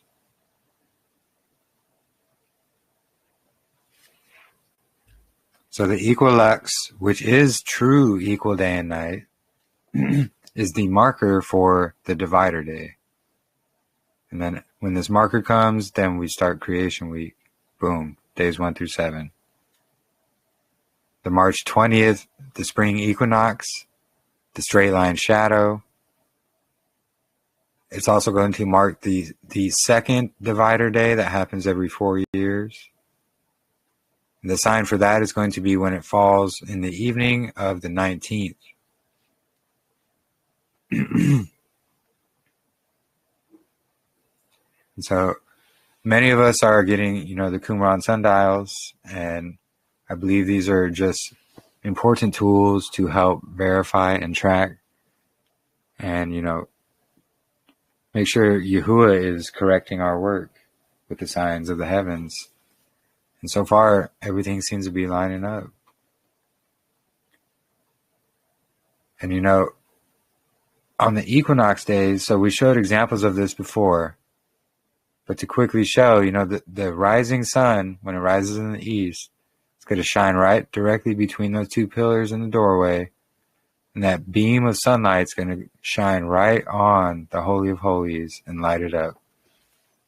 So it's like when you have a door or a window open and it happens to be facing the sunrise or even the sunset, it's going to have that like beam of sunlight that's coming through in the exact shape of your door or window. And it's going to light up whatever it's going to land on. And to back this up, we have in Exodus, let me come up here. Goodness. So Exodus 40:1-2. And YAHUAH spoke to Moshe, saying, on the first day of the first month, you're to raise up the dwelling place of the tent of meeting. So there's a reason for that. It's because why? That's marking day 4. The first day of the first month is going to be day 4 of the week. 1 Samuel 25. And David said to Jonathan, see, tomorrow is the head of the month, and I ought to sit with the sovereign to eat. 2 Chronicles 29, verses 3 and 7. In the first year of his reign, in the first month, he opened the doors of the house of YAHUAH and repaired them. And they began to set apart on the first day of the first month. And on the 8th day of the month, they came to the porch of YAHUAH. And they set apart the house of YAHUAH in 8 days. And on the 16th day of the first month, they had finished. These are just more verses to back up exactly what's going on here and exactly what it says in the Dead Sea Scrolls, that the equinox is going to be the marker for day 4 and starting the head of the month's count. Now, the 4th command, Shabbat, 4th day of creation, is when time was set in motion, the sun, moon, and stars were created. 4th gate, which means Gadol Dalet, or 4th letter of the alphabet.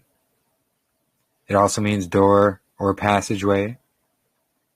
The 4th menorah branch, longest straight branch. 3 days later, 7th branch, Shabbat.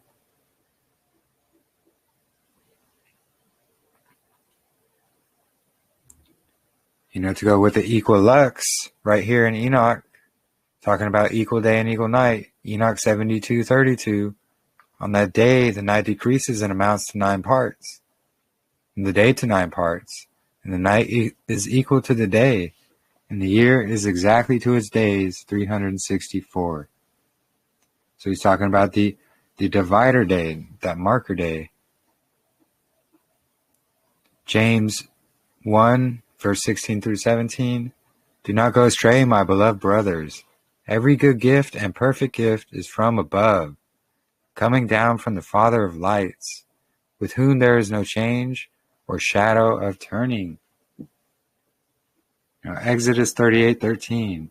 The east side towards the sunrise was also 50 cubits long, talking about the tabernacle. Exodus 27:13. The east side of the courtyard towards the sunrise to be 50 cubits wide. Ezekiel, the entire chapter of 43.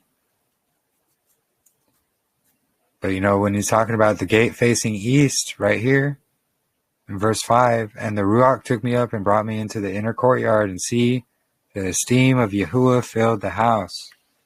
It's that light coming in on the equinoxes, and it comes in and fills up the Holy of Holies that was in the temple and the tabernacle.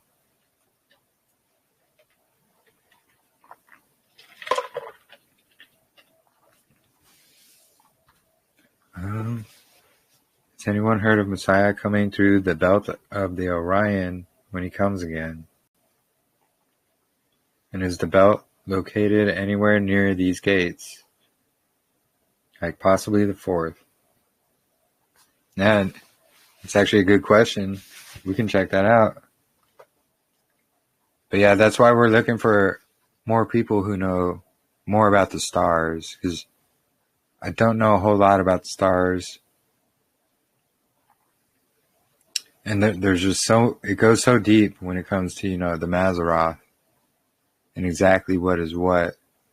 Not to mention, they have all this, light pollution and chemtrails. They're covering up the sky so we cannot see these stars. Yeah, they made sure to teach us about planets, but not about the stars. Yeah. They're called planets. Yeah. That's the thing, is that these planets are just the wandering stars. Yeah. Are we on? Okay. But speaking of that, here, let me scroll down here. Did I save it here? Oh, I didn't save it here.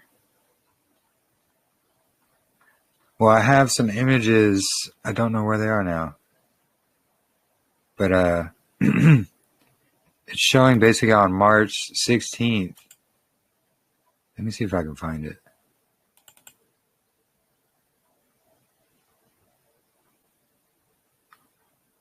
And it's something Sister Marissa had found.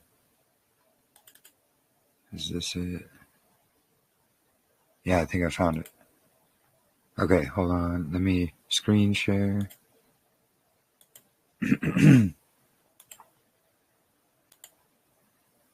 All right. Let me try and make it bigger here. So, why did it do that? Well, if you can look at the top here, the date is March 16th. And so if we see this constellation, they call it Ursa Minor, its tail is lining up exactly with, boom, Polaris, right there, right at the center, on exactly March 16th, the equinox that happens in Jerusalem, or Israel, or in between that 30 and 35th degree parallel.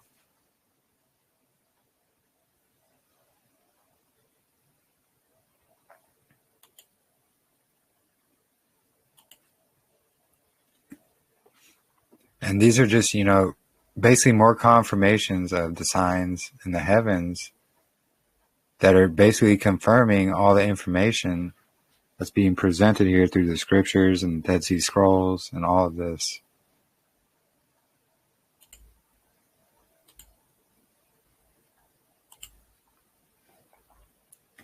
And it just goes along with, you know, Genesis, Jubilees, Enoch, all these other verses that, you know, they allude to these divider days that are found all throughout scriptures. You know, these verses that are alluding to the equinox that happens, that's the marker of day 4. And when you point these things out to some, they try to make claims like, oh, you're reaching into things, or you're just seeing things you want to see, and so forth and so on. And, you know, there's many that try to, there's this thing that's going around, you know, oh, look, the manna test, you know, they were in the wilderness for 40 years, and every 6th day, or every days 1 through 6, for 40 years, they gathered up manna.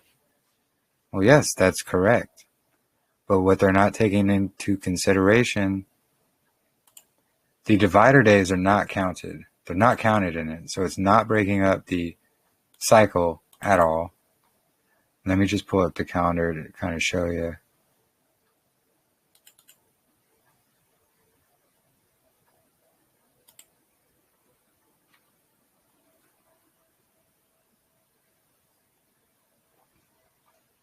Yeah, Sister Adrian, tried to disprove this just to make sure there was no holes. And Yah kept showing this over and over. Yeah. And there's a lot of people that are going to try to disprove this, make many attempts. I'm just not going to agree.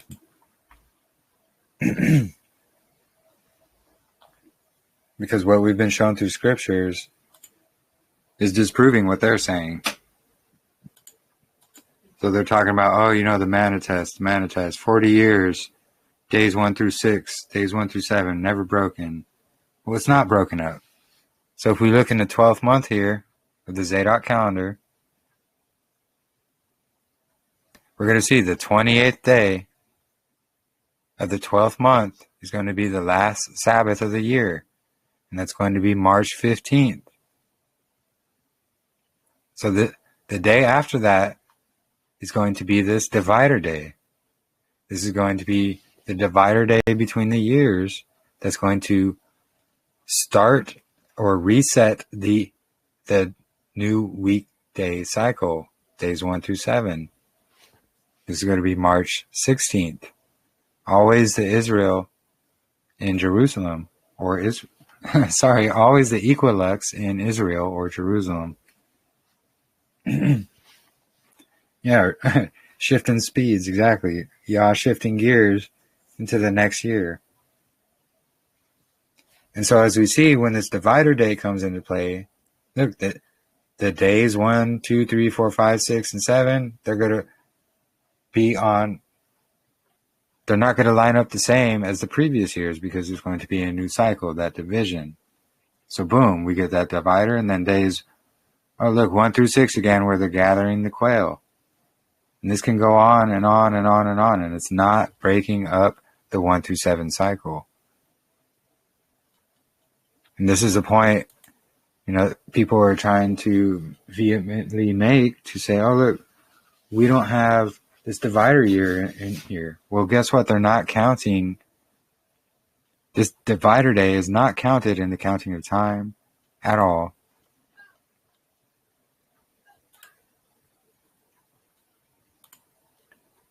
And so what it's doing, it's resetting the weekly cycle for the beginning of the next year. See, the way people are trying to do it is they're trying to, they got that math in Enoch proper, and, you know, they want to believe science when they talk about the 365.25 days a year. I'm like, well, how do we add this up? Well, we just keep the days adding up every single year until it gets to 7 days so we can keep the Saturday Sabbath. Well, the thing is if we look in Exodus where they're talking about the manna test, there is no days Sunday, Monday, Tuesday, Wednesday, Thursday, or Friday. These days did not exist. The days of the week were numbered, just like the months were numbered originally. It wasn't until after Babylon that these days started being named.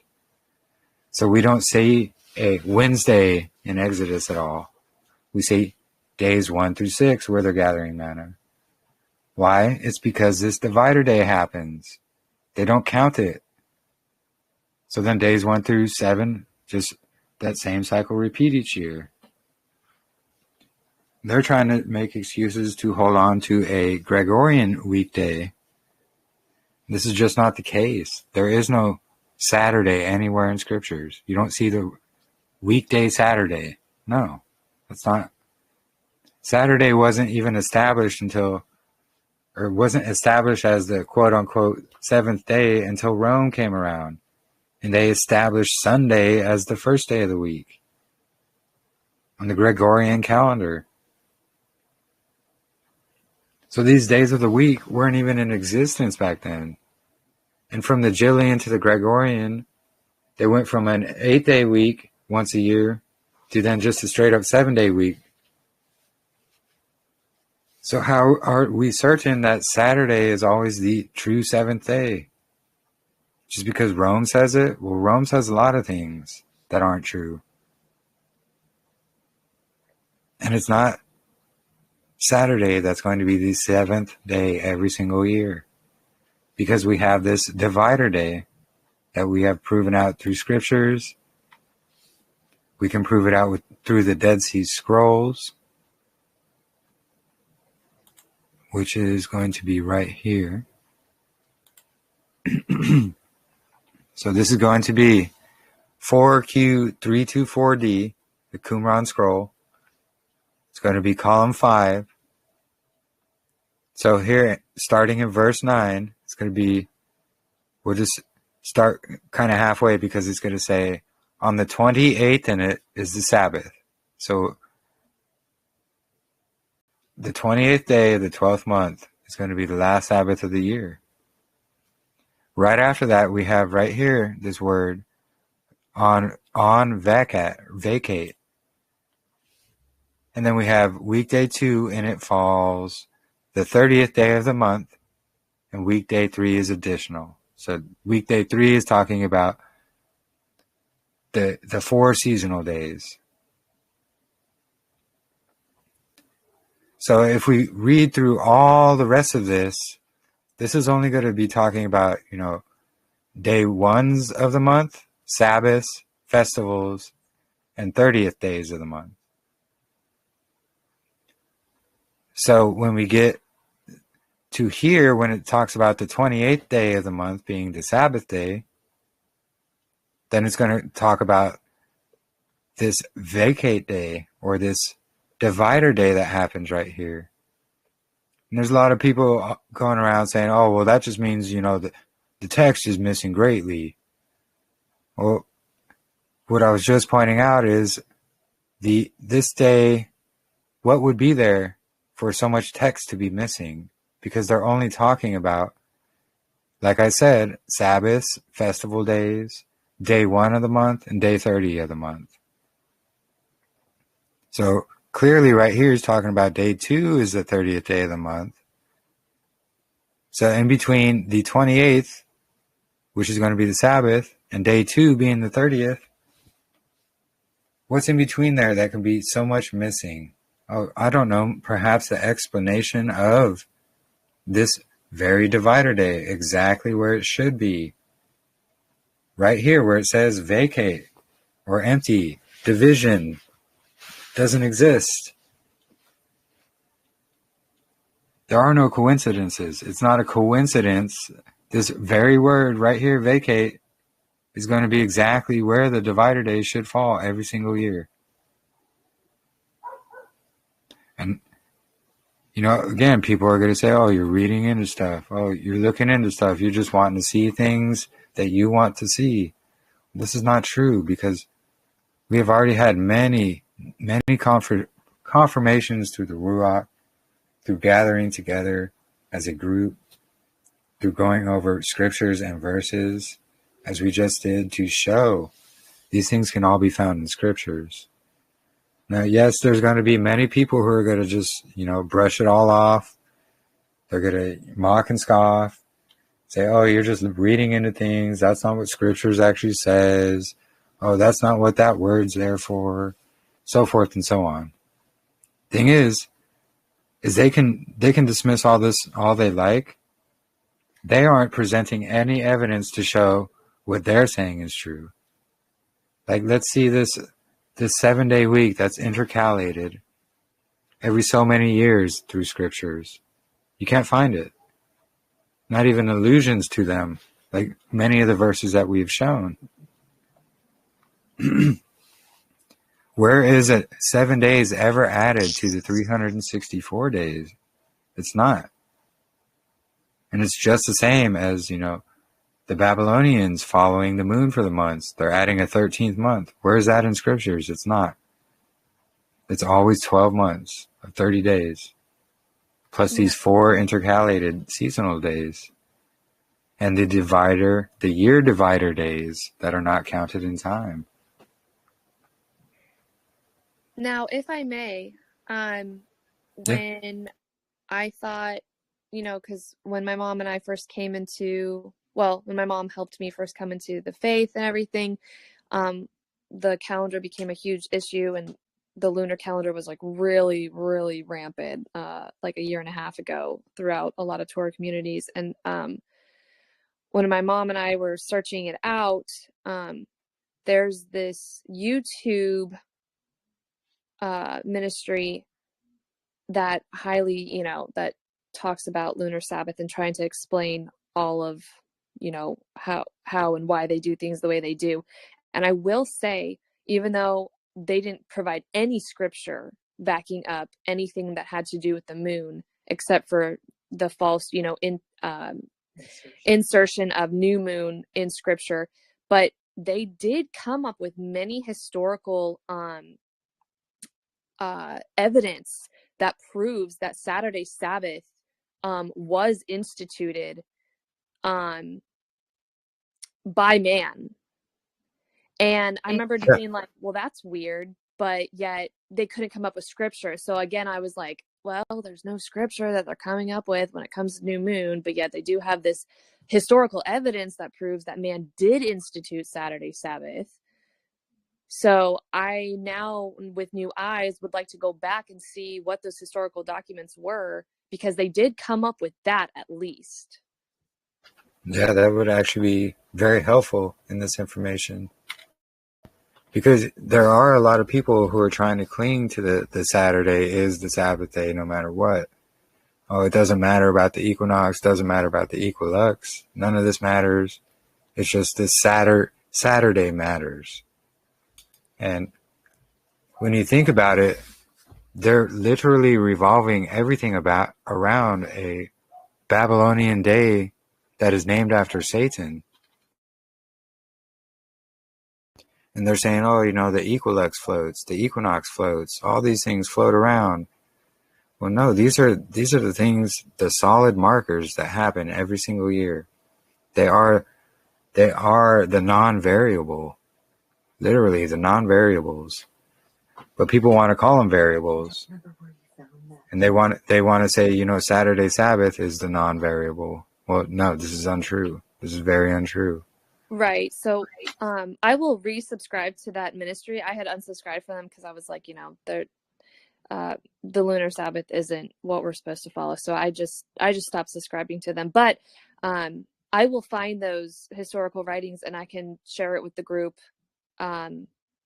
this week, hopefully. Yeah, that would be awesome. Okay. I definitely appreciate that. That'd be great. Does anybody have any questions or anything they would like to share?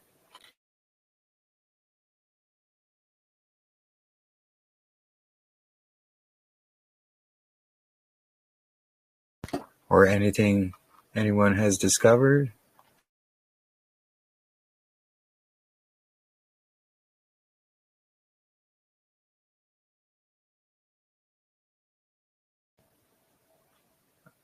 Pretty quiet, so I guess that's a no, huh? Well, no, this is Adrian, definitely. Yeah, you have anything to add, Jump sister? in and do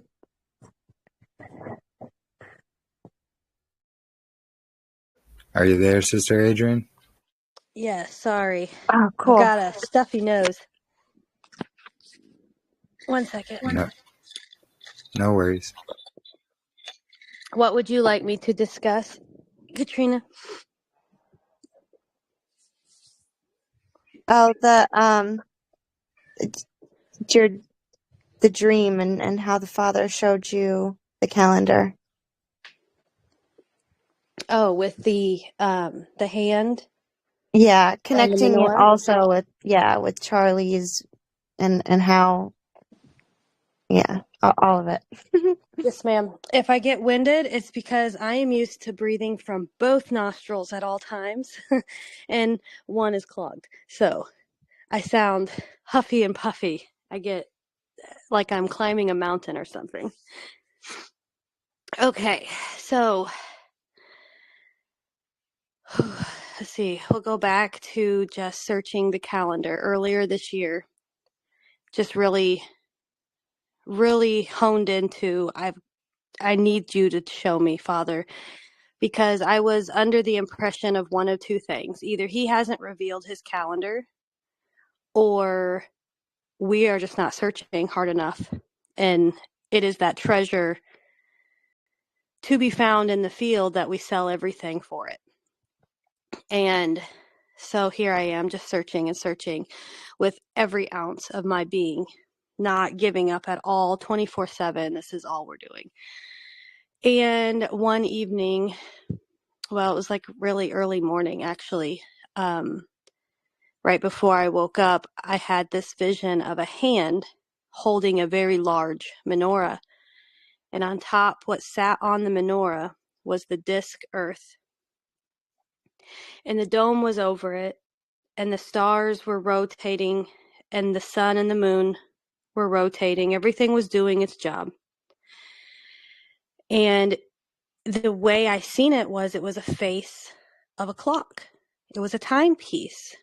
And I knew then that calculations didn't need to be put into this, that I just didn't have the missing key yet, but I knew that it was supposed to be a seamless timepiece, just perfect. Well, fast forward several months, I have this vision again. We start searching the calendar, testing out this Saturday. Is it, oh, I'm sorry, let me go back. In that vision, a voice said, "My days are stationary like the earth," meaning they don't move. So naturally, I just thought that meant Sunday through Saturday, and I put it to rest and went on about my life.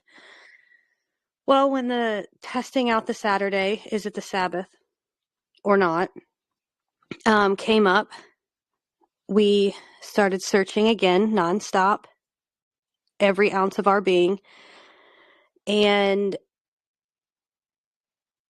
the vision came back up. It was the same hand, the same menorah, the same disc earth, the same timepiece, everything exactly the same, except this time there was another hand coming in and with a spiral graph drawing out like a spiral graph does, and every time it hit the edge of the earth, a little tick, like a little T, was placed.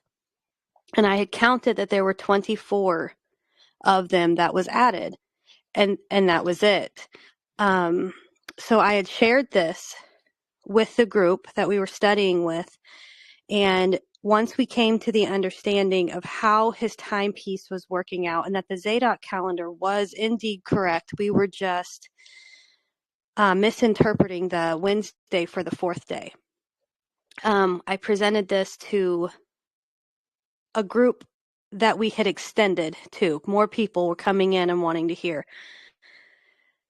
And a lady named Charlie had a vision shortly after hearing and seeing what I had drew out. And it was her very first vision. And she's seen the exact same thing. Everything was exactly the same, except her dream had portals and numbers and the gates of the suns going in and out. And she then understood that the menorah didn't go 1 through 7 like we had been counting, that 7 was in the middle, and that the middle was representing the Sabbath, and it was lined up perfectly with what we would know as the North Pole. And then the menorah branches lined up with the gates, with the odd ones on the east. I'm sorry, what would that be? 1, 2, 3, 4. I can't, without the picture in front of me, I can't picture it at this moment, but the menorah branches lined up with the gates, and 7 was in the middle, and it lined up with the feasts on how they lined up with the gates. For example, gate 4 was Passover, and it was on that branch, and gate 7, not gate 7, I'm sorry, please forgive me, I'm not myself today. The gate in which the fall equinox came in on was on that branch. Everything, it was all perfect. It was lined up perfectly. We'll add the picture to the comments in case you hadn't seen it. But anyway, so we're going over this and we're realizing, okay, the menorah is set up differently than we were seeing, and we could see the gates of the sun going in and out, but we were missing something. And Charlie kept noticing that verse 5 of Enoch 72 talked about the sun going over the north and then dropping into gate 4. So we just started reading, and I just kept reading and realized we had to go from Enoch 72:5 to Enoch 72:32 to get the full course of the sun. That's where everybody stops, and they say that's it, that's the course of the sun. But in Enoch 72:32, the sun is ending on the west gate in the third portal. But in Enoch 72:5, it talks about how the sun then travels up through the north and descends down into gate 4. So with the menorah branches set up the way Charlie had seen them, the sun actually has to make a path through the north to drop down into gate 4, which is our missing time. This is why we have the equilux and then we start creation time before we get that equinox, day 4 of creation week, day 1 of the year. So I had to start looking, and for anyone who's been tracking the sun and just looking for all kinds of videos. And when I'm thinking north, my brain went to North Pole. So I started there. And there was a guy who did a time lapse of a full year at the North Pole. And when the equinox happens, they have sun, and they have it all the way through the summer solstice and all the way to the fall equinox. And both times the sun is like going around their horizon. It's so cool. But then after that, when the sun goes to the outer gates, they have no sunlight. So I'm watching it and there's no sunlight. It's just dark. And we're getting really close to that equilux time. And I'm like, I've got to see the sun pass through here or this doesn't make sense. So their first day of full daylight is the equinox, the 20th of March, day 1 of the counting, day 4 of creation week. And so I start searching, is there sunlight in the North Pole on March 14th? No. Is there sunlight at the North Pole on March 15th? No. Is there sunlight at the North Pole on March 16th? Yes. They have sunlight because the sun crosses through, not like right through the center of their sky, but they have daylight. They have sunlight starting on that equilux. So even in the North Pole, they know that time is resetting for the counting. And that was it. I mean, I was going on 100%. I knew this was truth, but I had to come at it from every single angle and disprove this because I just know we're going to go to head to head with some big dogs on this in the future. I just know it. And after that, I realized I couldn't disprove this. This is 100% his timepiece.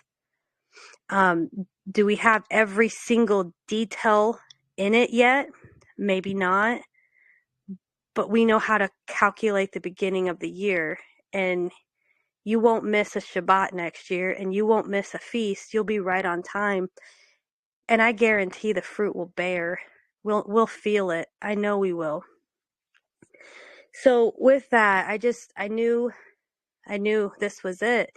It does exactly what Enoch says. It goes through all the gates, and then it ends in the third portal on the west, and it travels up through the north, and it descends back into gate 4 right at the equinox every year, like perfect clockwork.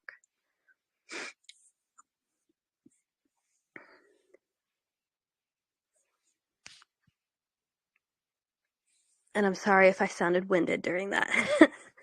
Oh, that was perfect. Yeah, good job, guys. And then,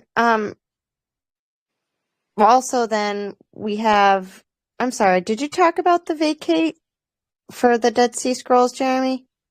Yeah. Okay, you did. Okay.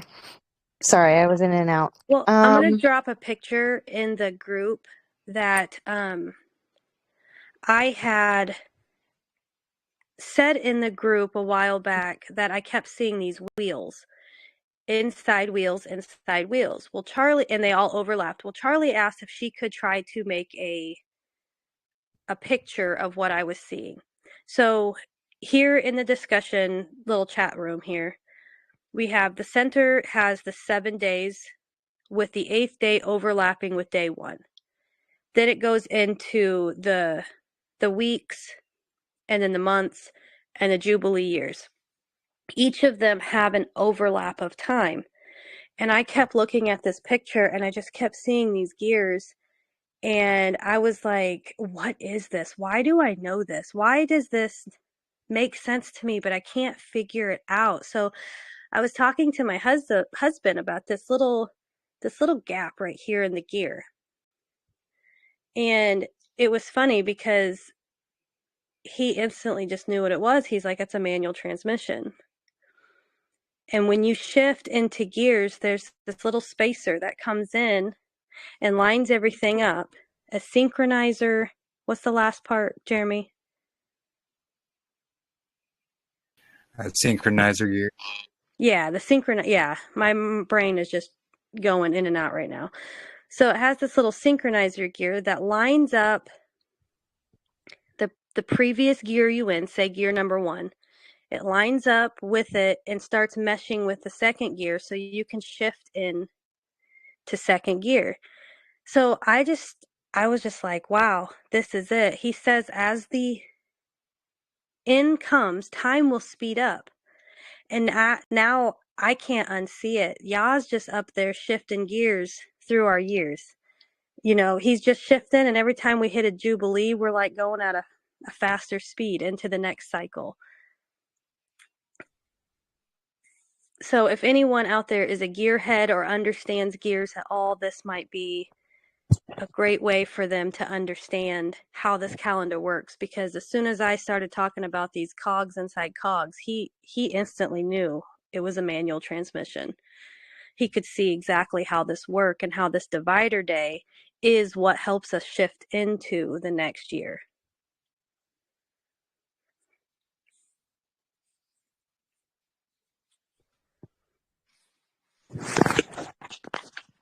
That's really awesome.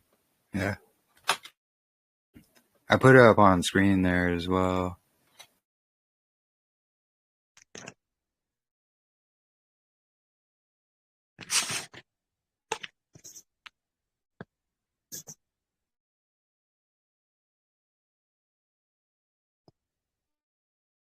And that's the thing too, is like there's all these confirmations for all these things we're finding throughout scriptures. And people just want to dismiss everything. So the thing we should be dismissive of is, where is the illusion or anything mentioning, adding 7 days to a year at all? The only scripture I've been given is that part about the sun. Within 5 years, the moon is this many days from the sun, and so on. And I'm like, I'm pretty sure that's not what that's talking about. It's talking about how the sun trails, or how the moon trails behind the sun. Yeah. Like, never once have I read that and just thought, oh, well, this is a calculation I have to figure out so I can determine how to calculate the year. Yeah, exactly. Because I just knew in my heart there was no calculation needed, that it was strictly observation. I just didn't have that verbiage until Davison had said it. And so I'm going to continue to use it because it made sense to me, but there's no calculation, it's observation. And if we know what we're looking for, we'll be able to find the start of the year.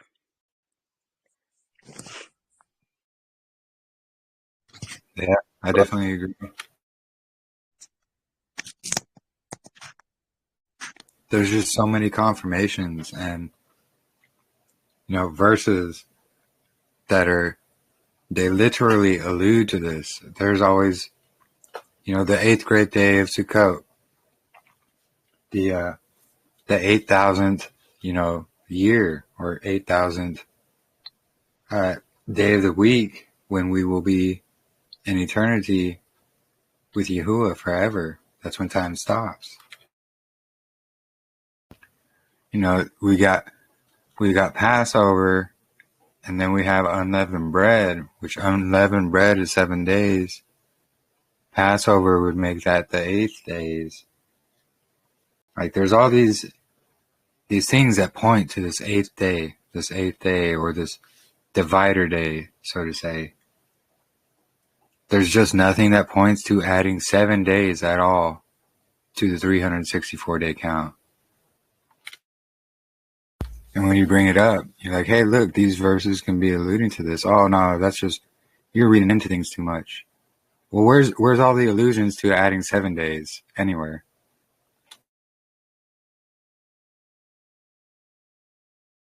You get what I'm saying?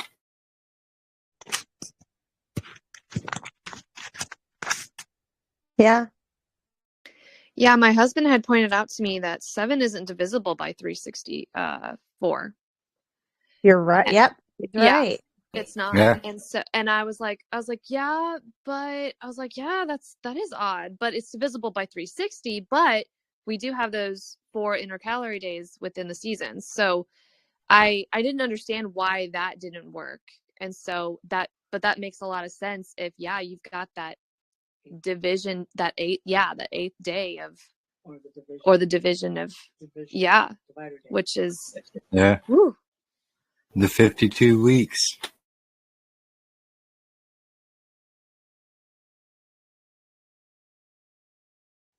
So poetic. Only he could do this.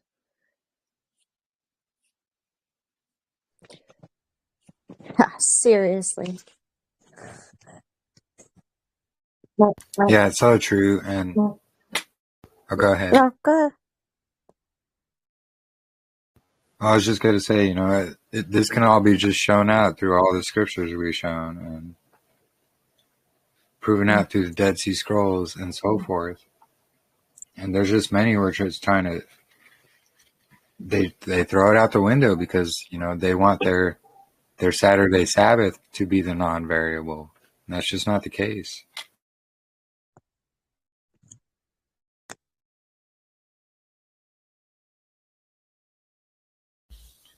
And then they're trying to say, like, oh, look at all these proofs. Saturday was the Sabbath. Well, I don't see the word Saturday anywhere in scriptures. So explain that one.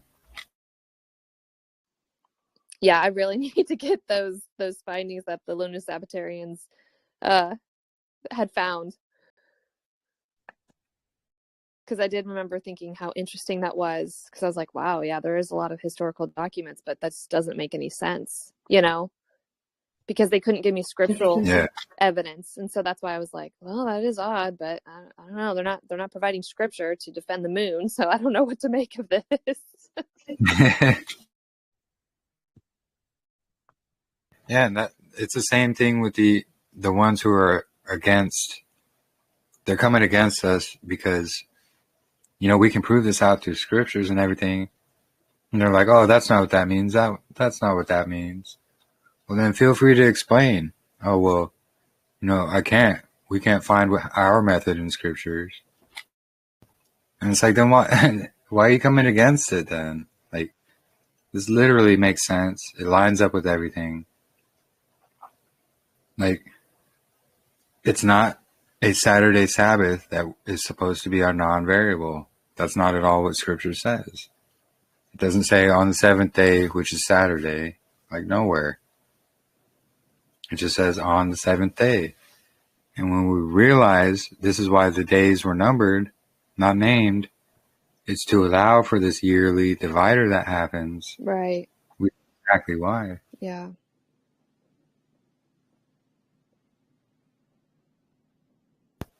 And, they want to go through the priestly cycles and say, oh, look, this moon phase doesn't line up with this. And it's like, well, look, those moon phases aren't even written. Right. They're not there. Yeah. I did think it was interesting that, again, the fig tree generation ministry had mentioned that, they believe that the millennial reign could have been between, I think they said 500 to the 1500s. And, in the 1500s is when, Pope Gregory changed the calendars to the Gregorian. So it makes me wonder, where they decided to start off, why they decided to start off, then. Yeah. That's saying if, the timeline of the millennial kingdom is right, which again, if anybody can find anything that hasn't been tampered with before the 1500s, most people can't trace back their lineage to the 1500s. It's most likely to the 1600s. And after that, that's when everything starts to get very, very choppy. And so that's when the Jesuits were formed too, in the mid 1500s. Yeah. Oh gosh, yeah. I mean, that's what I'm saying. Like, everything points to the 1500s being like, that's where like it's like a brick wall. You don't know what's beyond that point. And then the 1800s, everything keeps lining up to the 1800s when it's like they've got the reset like in wraps, like the buildings that they took over and all the orphans, and people that didn't want to let go of the, what they had learned, potentially through the millennial kingdom or whatever, they shut up everybody that they could and then, covered up anything. And yeah, it's just crazy that our calendar starts then. And yet, yeah, how many years did they add on or take off or whatever? Yeah, exactly.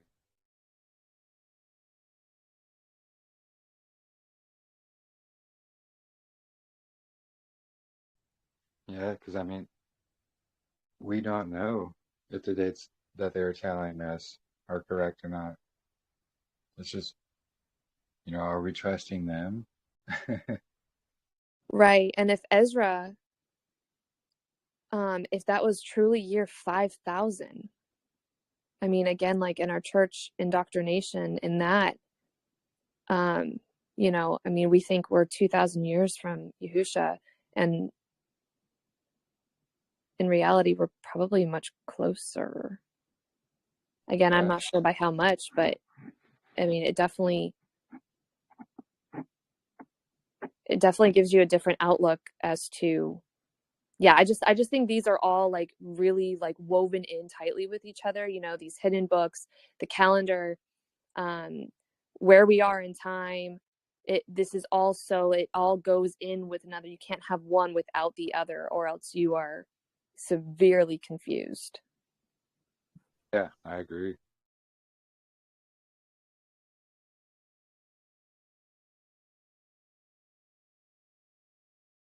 And if you think about it, so if they did add like 1,000 years to our timeline, then we wouldn't be 2,000 years away. We'd be less than 1,000. And if you think about it, that's how long the millennial reign lasts, is 1,000 years. So if we're not even 1,000 years away from when Messiah died, then that's kind of just, showing more of where on the timeline we are. So if the 1,000-year reign is almost up, then, Judgment Day is after that. So is that like another reason why they lie about our timeline? Like, oh yeah, it happened 2,000 years ago. Or did it really happen right then and there? And that basically 1,000-year timeline. I don't know. These are just questions that come to my head. Oh yeah, no, my mom and I have both been very scatterbrained all week because this has just been I mean, even when I'm sleeping, like it's like a merry-go-round in my head, even when I'm sleeping, of like the calendar and the days and the deception. And I told my mom, I was like, I feel like I'm back at square one almost, where my mind is just so blown. I can't seem to focus in on what's going on around me because I'm so focused on what has been hidden for so long. And I'm just in awe, and I'm not sure like how to if anybody understands like this. It just seems so unreal, but yet I know that but it feels so true. And then plus Yeah, the evidence of it Yeah. in the hidden books, definitely. And then, definitely. but yeah, even Job. Wow, just bringing up Job. Oh man, yeah, this has been such a blessing, and it's just wow. Praise Yah. I wanted to say something. I don't have my notes together, but so rereading the Gospels to try to see if I see things differently. And I'm definitely not trying to reach for something. These are just things that have jumped out at me. Is first of all, I didn't know that Yahusha fed fish and bread 2 times. I always thought it was 1 time. And I had read through the Gospels and never caught the fact that he fed 4,000 and he fed 5,000. 2 different times. Did anybody else know this, or am I the only one? Oh, I knew about it, but I haven't paid much attention. But yes, I knew there was 2 different times when he did feed them. Yes. Okay, well, I'm reading them, and in Matthew 16, he just got done feeding 4,000. And this is where the Pharisees and the Sadducees, they're seeking a sign. And it says, the Pharisees and Sadducees come and see, testing him, asking if he would show them a sign from heaven. And he answered and said to them, when is it evening, you say? Will it be fair weather? For the sky is red. And in the morning it will come, or it will be foul weather. So he's already separated what a day is. Today, for the sky is red and threatening. Hypocrites, you know how to discern the face of the sky, but you cannot discern the signs of the times. A wicked and adulterous generation seeks after a sign, and no sign shall be given to you except for the sign of the prophet Jonah. And he left them. Then he goes and he's talking to his disciples. It continues. Now when his disciples come to him on the other side, they had forgotten to take bread. And Yahusha said to them, take heed and beware of the leaven of the Pharisees and Sadducees. So he's warning them about them. And they reasoned among themselves, saying, is it because we have taken no bread? Because, he mentioned leavening. But Yahusha, being aware of it, said to them, O you of little faith, why do you reason among yourselves because you have brought no bread? Do you not understand? Or remember the 5 loaves of the 5,000, how many baskets you took up? Nor the 7 loaves of the 4,000, how many large baskets did you take up? How is it you do not understand these things that I speak to you concerning this bread? But beware of the leaven and the Pharisees and Sadducees. And they understood that he did not tell them to beware of the leaven of bread, but the doctrine of the Sadducees. Well, in either Mark or Luke, it says that they took 7 baskets and 12 baskets. And I'm like, is he talking calendar here? He starts out and says, what's an evening to you? But yet when it comes in the morning, showing them that it's different, saying that you had 7 baskets, meaning 7 days in a week, because we know back then they weren't keeping 7-day weeks. And yet 12 baskets were left of the other group. And I kept thinking, is this what they couldn't understand? They thought he was talking about bread, and he was saying, beware of their calendar. They don't have 7 days a week, and they have 13 months. What? Yeah, wow. I Doesn't told that you. Yep, we're gonna be finding this all over. These little doesn't that tiny sound hidden. like it? Yeah. And then when Lazarus dies, they come to him and say, Lazarus is dead, and he's like, is there not 12 hours in a day? Well, if someone came to me and said, my best friend died, I'm not going to be like, well, isn't there 12 hours in a day? Then 4 days later, he resurrects him. Well, the divider day is 12 hours a day, and 4 days later is the first day of the year. Wow. Then, if you continue to read, I was reading from Lazarus to the Passover. I only have 6 days unaccounted for. He literally resurrected Lazarus on day 1 of the first day of the year. Why else would he say, is there not 12 hours in a day? And then 4 days later, resurrect Lazarus. And then 10 days later, he got the donkey and rode into Jerusalem. And then they had Passover. Wow. Yeah. I'm like, how come I've never seen that before? Because I didn't know about the divider day. But I always thought it was weird that he said his reaction to them telling him that Lazarus has died was, is there not 12 hours in a day?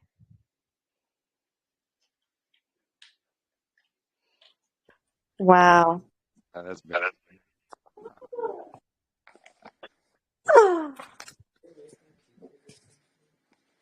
Yep. Just things that have jumped out since seeing this divider day. So amazing.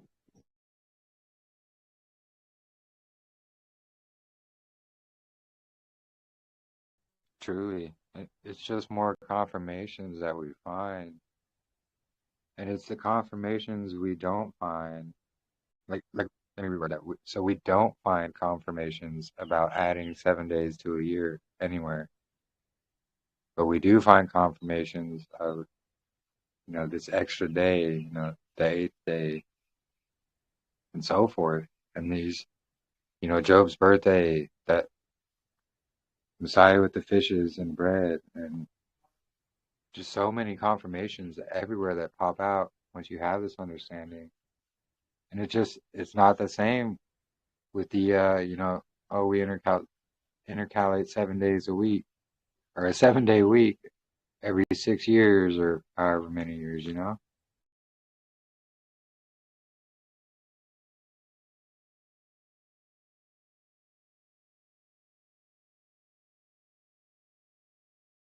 There's just no verses that pop out like they are with this.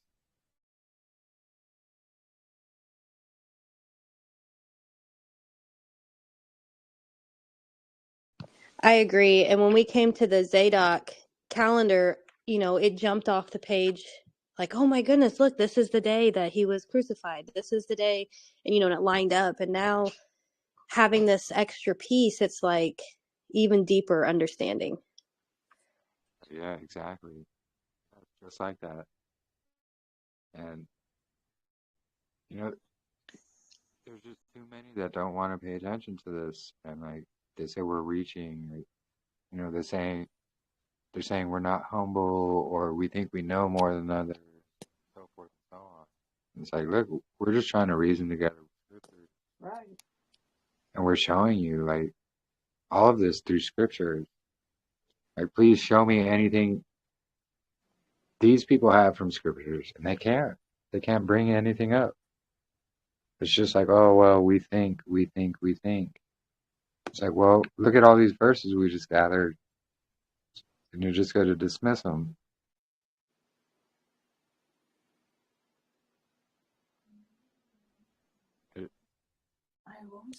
And especially since this year, again, like I said, Yah's calendar lines up this year with the Babylonian Gregorian calendar, just like it lined up then. Yeah, precisely. Because, again, like, he knows where we're at, and his timing is so perfect, and yet it doesn't, he changes not. So he meets us where we're at, but it's not going to disrupt what he has already ordained either, which, again, I can't even begin to describe how perfect timing, again, it is, because we will have to change things around. We will have to come more out of Babylon than we ever thought before. We do have a lot of changing to do, but he's allowing us that time, for those that do want to see and are actually seeking his truth. We get that time to change it, to where it is a little easier. And then, we just get to line things up, and I just, yeah, I think I couldn't be more happier that, there's a little bit of time to kind of readjust what we had thought previously before. Yeah, like we get a little bit of time to adjust and figure it out. Yes, without dishonoring him, Precisely. Yeah. Now, remember when I sent something someone said the other day? So Hanukkah is on the same day as Christmas for the first time in 100 years. Yes. Crazy. What? Which lines up with the abomination of desolation, and then what they're doing with that Lucifer's tomb or whatever they call it. Oh my goodness. Yeah, that is, yeah. What? Christmas So, Eve. okay. They literally openly say that they're opening Satan's tomb on Christmas Eve. Hope is. Yeah. Satan's tomb. Yeah. So nobody has anything, like nobody's saying anything? I mean, they're doing it on a live. Yeah. Yeah. Okay. The whole world can stream it. I know, like it. Well, that's what I'm saying. They're getting more bold. It's in your face for you to be like, oh, they're so innocent. They're not. Right out and tell me. It's in your face. They say that they show you what they're doing. Really, we have no excuses. So what is their intent? Like, what are they even, because I haven't really did a lot of research with it, but what is their actual intent? I think they're trying to just break the veil between the spiritual realm. I agree. And with all the drones and stuff happening, I mean, there's a lot of distraction right now. And what exactly they're trying to distract us from, I'm not sure, but that's what I'm saying. All this timing, is not a coincidence. Katrina, what do you mean by Satan's tomb? I don't understand that. Go ahead.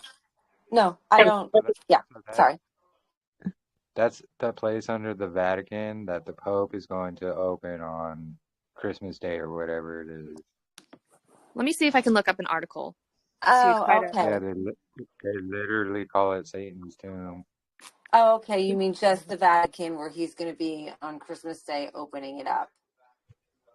Is that what you're saying? Yeah, they call it Satan's tomb. Yeah.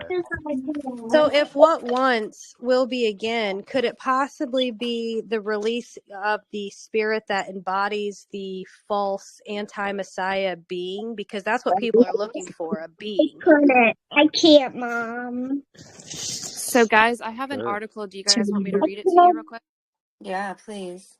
Okay, so it says, on December 24th, Pope Francis will use a ceremonial hammer to open a sealed door at the Vatican to mark the beginning of a jubilee or holy year. It's a special ritual, but contrary to the post, it's not a never performed ceremony, nor will it happen at 5 doors on Christmas Eve. And it, again, you've got like a lot of like, you know, the fact checkers saying, no, he's not opening a portal. He's, you know, again, they're trying, Wait, because what did people they are, just say he's opening? Just so it a says he's door? using a ceremonial hammer to open a sealed door at the Vatican to mark the beginning of a jubilee or holy year. And so This is is it gonna- possible we came out of a Shemitah and this is a Jubilee? I mean, it's, I don't even know. Yeah, I don't know. I know, I will say with all certainty, I know that they know exactly what year we're in and why they do things the way they do them. And I mean, like, 100% no.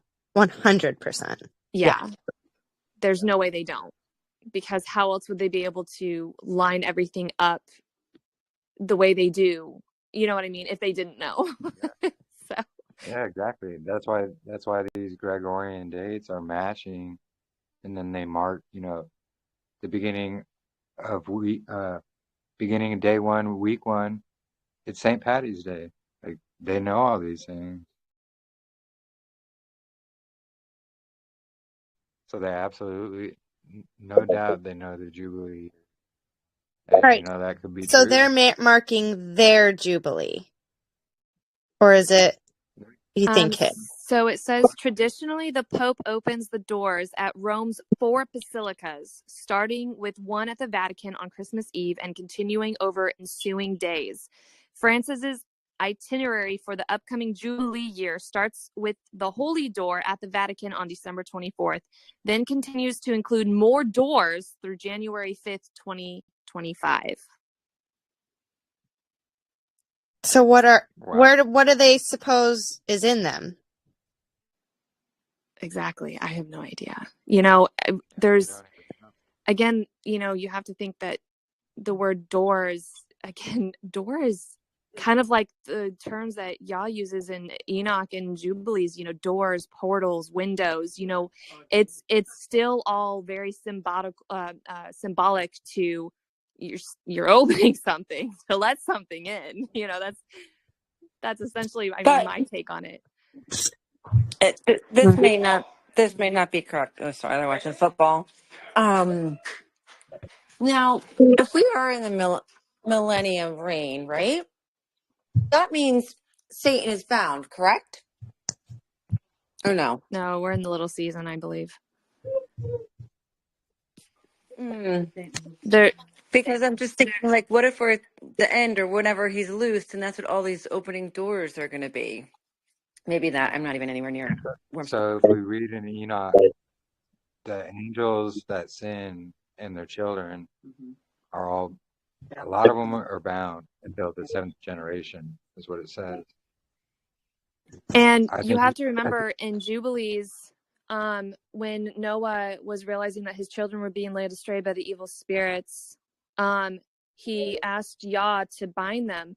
And then Prince Mastema, which, you know, I would assume is Hasatan, said, don't bind them all or else I wouldn't be able to do what I'm supposed to do. You know, so he said, let 1/10 of them be bound until, I think it was a certain time, but it wasn't until like the great day, like some of the watchers are bound until the day of judgment. But those spirits aren't bound until the day of judgment. They're just bound for 70 generations.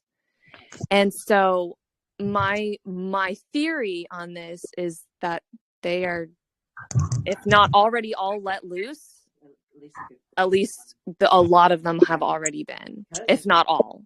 That's just my assumption. I mean, Okay, thank you. I'm not. Yeah. Well, maybe if we walk backwards in Enoch, you have all the offspring going backwards. And then before they were, it was just the original. So if we've been dealing with all the offspring and the ones that were released around the time of the Industrial Revolution, Yes. then what they could be summoning, I guess, would be like that Gilgamesh, the head honchos. Yeah, Gilgamesh is Nimrod, literally. Yeah. Yeah, but he's under the airport in uh, Denver. Denver. Yeah, he's under there for some reason, right? Yeah, because of Denver Airport, Yeah. they spent. Yeah, if you look into the history of it, there's definitely a lot of fishy stuff there. Oh yeah. And they Yeah. always have that. They have that horse with the red eyes, the pale horse Yeah. with the red eyes, and all that up front. Yeah. Osiris. Yep, Osiris. The god Osiris, they have his statue out there too, which is That was freaky. the recent. Yeah. Yeah, they used to have murals Anubis. and No, maybe it's paintings. Anubis, not Osiris. I think it's Oh yeah, Anubis. it was Anubis. Yeah. Yeah, okay. Yeah, and they used to have those murals on the inside as I well know, that portrayed they took those down. Yeah. It was raising so much controversy. Yeah. Yeah. Yeah, that's what I was about to say. They took them down and painted them They over. did. But Now, they did depict. sorry, go ahead. Oh, go ahead. Sorry. No, I will say, Rob Skiba did a Babylon series a long time ago, and I watched it just because there was a lot of interesting things to it. And he talks about when Operation Desert Storm happened. I believe that was in 2003. The American government caught wind of them discovering a tomb in Iraq, which we all know as modern day, Iraq is what the modern term for Babylon used to be. Yeah, yeah. And they came across a tomb that was very, very interesting. And there were depictions around this tomb that basically was like a spell of reincarnation. And yes, and they also stole a lot of artifacts from the museum there in Iraq. And they over 2,000 artifacts they stole. And then I believe a few years before Desert Storm, they did supposedly find the body of Nimrod himself. Now, again, how true this is, I don't know, but it is very interesting. Why have an Operation Desert Storm and steal stuff, especially the tablets that give you the instructions of how to resurrect someone, if that wasn't your goal? Exactly. So, and the interesting thing about that as well is there's the story of the Kandahar giant. Yes. Yep. Yes. And isn't that interesting?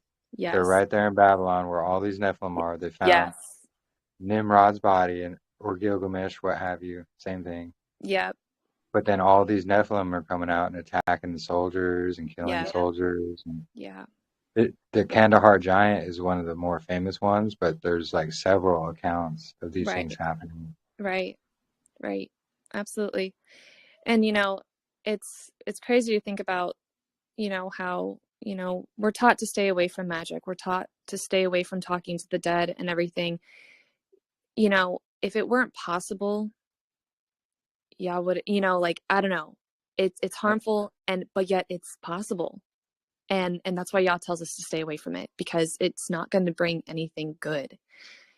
Just like the angels mating with the women, it wasn't supposed to happen, and they bring forth giants because of it. And because they weren't celestial or terrestrial, but both, they were abominable and had no purpose. And so they were trapped here. And so, yeah. Their souls have no place in heaven, right? Or the Shamayim, or on earth, or in Sheol, or on earth. So their spirits roam, which we know that when we die, our spirits aren't roaming. We literally get laid to rest because we're waiting. So yeah, and that's what I was saying too. Is I think it's in Enoch that describes that. They have no place in the Shamayim. They have no place in Sheol because they were never meant to be. They're abominations. That's why So their spirits are just yep, their spirits will stuck here. Like their Yeah. bodies died, but their spirits are still here. Well, and I can these never are understand. Sorry, go ahead. no, I was just gonna say these are the demons. Yeah, Like really. yeah, and I can never understand why I didn't understand why they would hate us so much. And I think it's because we have a place and they don't. You know, it's a resentment. It's Yeah. you know, it is, you know. We have a place to go essentially if we, you know, we decide to be faithful and true. They don't. Exactly. and the wandering spirits, you know, of the Nephilim right now. It makes you wonder if the reason why they're also pushing these AI robots are these Nephilim spirits wanting to dwell in these AI robots. I mean, I'm just kind of throwing that out there. No, it's true because I've heard a lot of things, you know, how AI is Legion, you know, that demon whose name Legion. It's the same demon that Messiah cast out and it went into the spirit of the pigs. Right. Because They always have to have some kind of body to dwell in. yeah. And so AI, even if it's artificial. yeah. So AI is just this spirit of Legion or many demons even. And the bodies are going to be these robotic bodies or even our bodies. You know how Musk is doing the, what is it called? The brain chip thing, Neuralink. Yep. That's Linking everybody's brains to one main AI brain. That's crazy. Exactly. Like a hive. Well, yeah, we're getting back to, well, again, we're getting back to the one mind, you know, which is exactly what the angels had told Yah, you know, they all have one like mind to do this thing, you know, to build that tower. And in Jubilees, it said that, you know, they would have accomplished their goal had Yah not stepped in and changed the language like he did. Yep. Exactly. And it's the same thing. There's nothing new under the sun. And it's these same evil ruach or evil spirits, unclean spirits. They're just the spirits of these dead Nephilim, the sons of the fallen angels. And they're who just had doing thousands of years to learn us and to perfect their deception. Exactly. Yeah. Their leader is Satan. And I believe Satan himself is the Antichrist because, you know, Messiah straight up calls him the son of perdition when he's when he enters Judas. Yeah. Before he's going to go, you know, turn him in. I wonder if he's going to use that resurrected Osiris. Which is why, and I'm not dissing anyone who does, my family will not ever take Starlink as our internet source because I won't link to any stars that have fallen or any stars at all. And when they start offering all that for free, all these people, but yet we're going to be the generation, we're going to be those select few that overcome that image. And Joshua, before entering into the promised land, has to destroy AI. Yeah, exactly. No coincidences. They like to say there is, but truly there's not. Adrian, did you say Starlink is going to be an internet source? Elon is linking up with Trump to try to get Starlink as the main source of internet for free. He doesn't believe anyone should pay for something like that, so then we can freely link to a star. Oh my. So, and of course, everybody's going to probably jump on that because it's free. That's exactly what they do. Oh my goodness. They make it this new fashionable, acceptable thing. Oh, it's free. Don't worry about it. And then everyone jumps on it. So that way, when the majority has it, they can just say, oh, it's mandatory. And no one's going to say anything because they're like, oh, I got it anyway. So, guys, I was a huge movie buff before I came into truth. There's this movie called The Kingsman. And the first Kingsman movie, this this tech guy, multi-billion tech guy, comes up with a mobile cell phone called Starlink that people can get for free to talk to their loved ones no matter where they are, and it's free. But what he's trying to do is start the world over. And so when he activates Starlink, everybody that has it sends off a frequency that makes people go mad and kill each other in this movie. I'll be darned. And the ones that know about it are in this like snowy place where they watch the world destroy themselves. But literally it's called Starlink in the movie. Wow.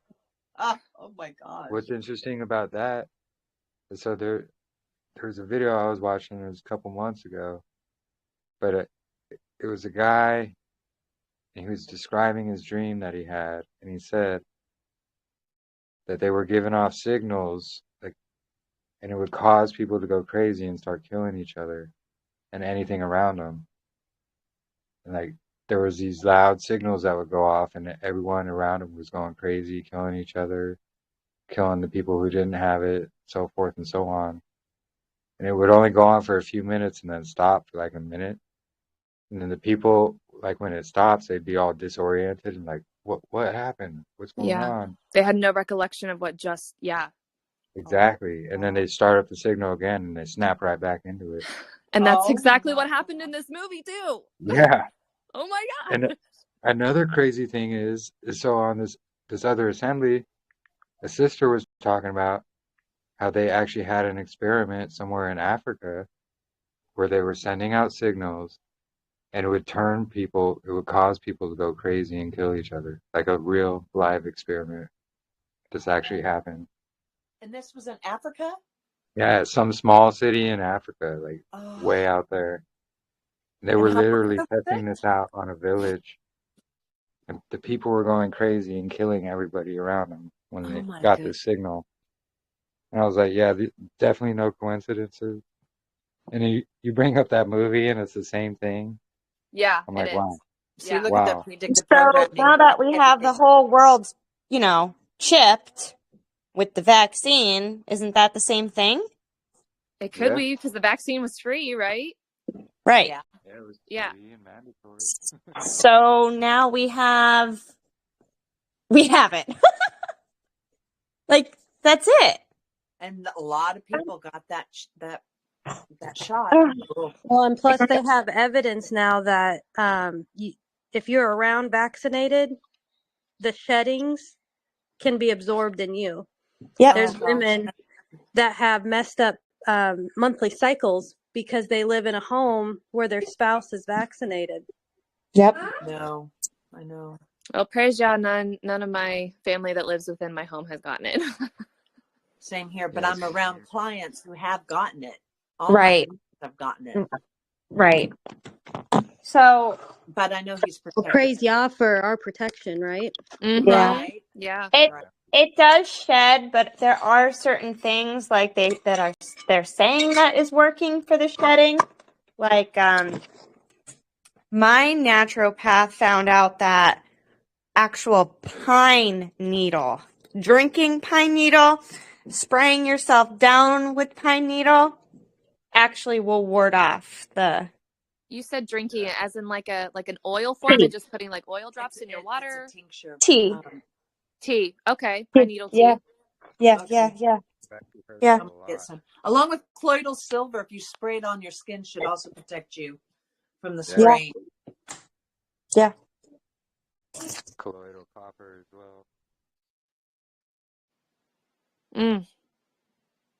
I can't hear you, Jeremy. Colloidal copper. There yes. It's just like, Sirach says, Yahuwah made medicines of the earth, and it's for our healing. And those who ignore them are unwise. So for every illness or ailment, Yahuwah has made a plant or an herb that will literally cure it. And Big Pharma took all of this and they synthesized it, made it into these Synthetic, yeah. synthetic oil-based, petroleum-based Yeah. medications that do nothing. They just give you some side effects that make you feel worse, and they prescribe more. Yeah, for the side effects, they're prescribing other things for those side effects. And then it's just a snowball effect. You know, it was interesting. I saw my algorithm when I look stuff up on either Facebook or Instagram is nothing but like homeopathic natural remedy ways, for just anything. It's like my algorithm. And I came across this video of this doctor that was, he was like going off on people and was like, we have modern medicine for a reason. I see so many people harmfully hurting themselves because they're trying to do things the natural way. And don't they understand that less people have died now more than ever? And I was like, wait, what? Yeah, that's not true. That's so not true. Yeah, and that's what they push too. They're like, oh, our ancestors or people who lived back then, they're just they had idiots. such short lifespans. Yeah, because they didn't have modern medicine. Yeah. Yeah, and that's so much a lie. It's such a lie. Like, you've got countries. I think someone said like the country that has like the oldest people. I want to say it was somewhere in Italy, and they have stuff that's been passed down from their ancestors. Home remedies, and these people live quite a while. And now we've got an outburst of kids or adults my age and or younger that are getting colon cancer because of seed oils and because of birth control or high fructose corn syrup. Yes, and it's such a massive, like, at a crazy scale ever since the 70s, which is when they introduced seed oils instead of tallow to fry things. And yeah, that's the thing too. It wasn't until recently that they started infiltrating the food and such like that. And yeah, around the 60s and 70s. Before then, everything was all like natural ingredients. People were healthier, skinnier. Yeah, exactly. Healthier and skinnier. They had more. They had more. What do you call it? Like herbal therapies, and they called them. They didn't call them pharmacies back then. They were called something else. But you would go there, and it would just be like these natural herbs and cures for everything. Like apothecaries? Yeah, that's it. Apothecaries? That's it, yeah. Okay. Yeah. And somebody, I think, I can't remember where I heard this from, but somebody was talking about, like, the Salem witch trials. They were talking about how, if women were gathering herbs, they thought that they would accumulate them to, like, witches. They were just midwives using natural remedies. Yeah, and they want to demonize absolutely everything. Yeah, no, I heard that as well. I heard that, and that the supposed witches that were on trial were actually like followers of the way. Yes, they were. Yeah. Yep, absolutely. So they try to demonize it and like, oh look, they were witches and da da da da. Well, and if you think about it, look about how much they demonized trying to again, not for our own, what's our future kind of thing, but most of Christianity won't even, if you try to talk stars with them, that's evil. We're not supposed to mess with astrology, and it's not astrology, it's astronomy. It's, it's his timepiece that he told Abraham, look up at the stars, and if you can count them, it's, the number of your seed. Exactly. It's that twisting of what is good and they make it look evil. Yeah. So like, oh, the zodiac, stay away from that. Well, yeah. Technically it's called the Mazzaroth. Right. These signs were put there by Yahuwah himself. Yeah.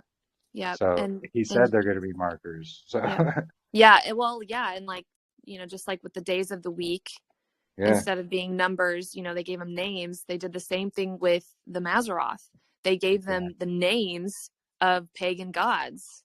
Yep.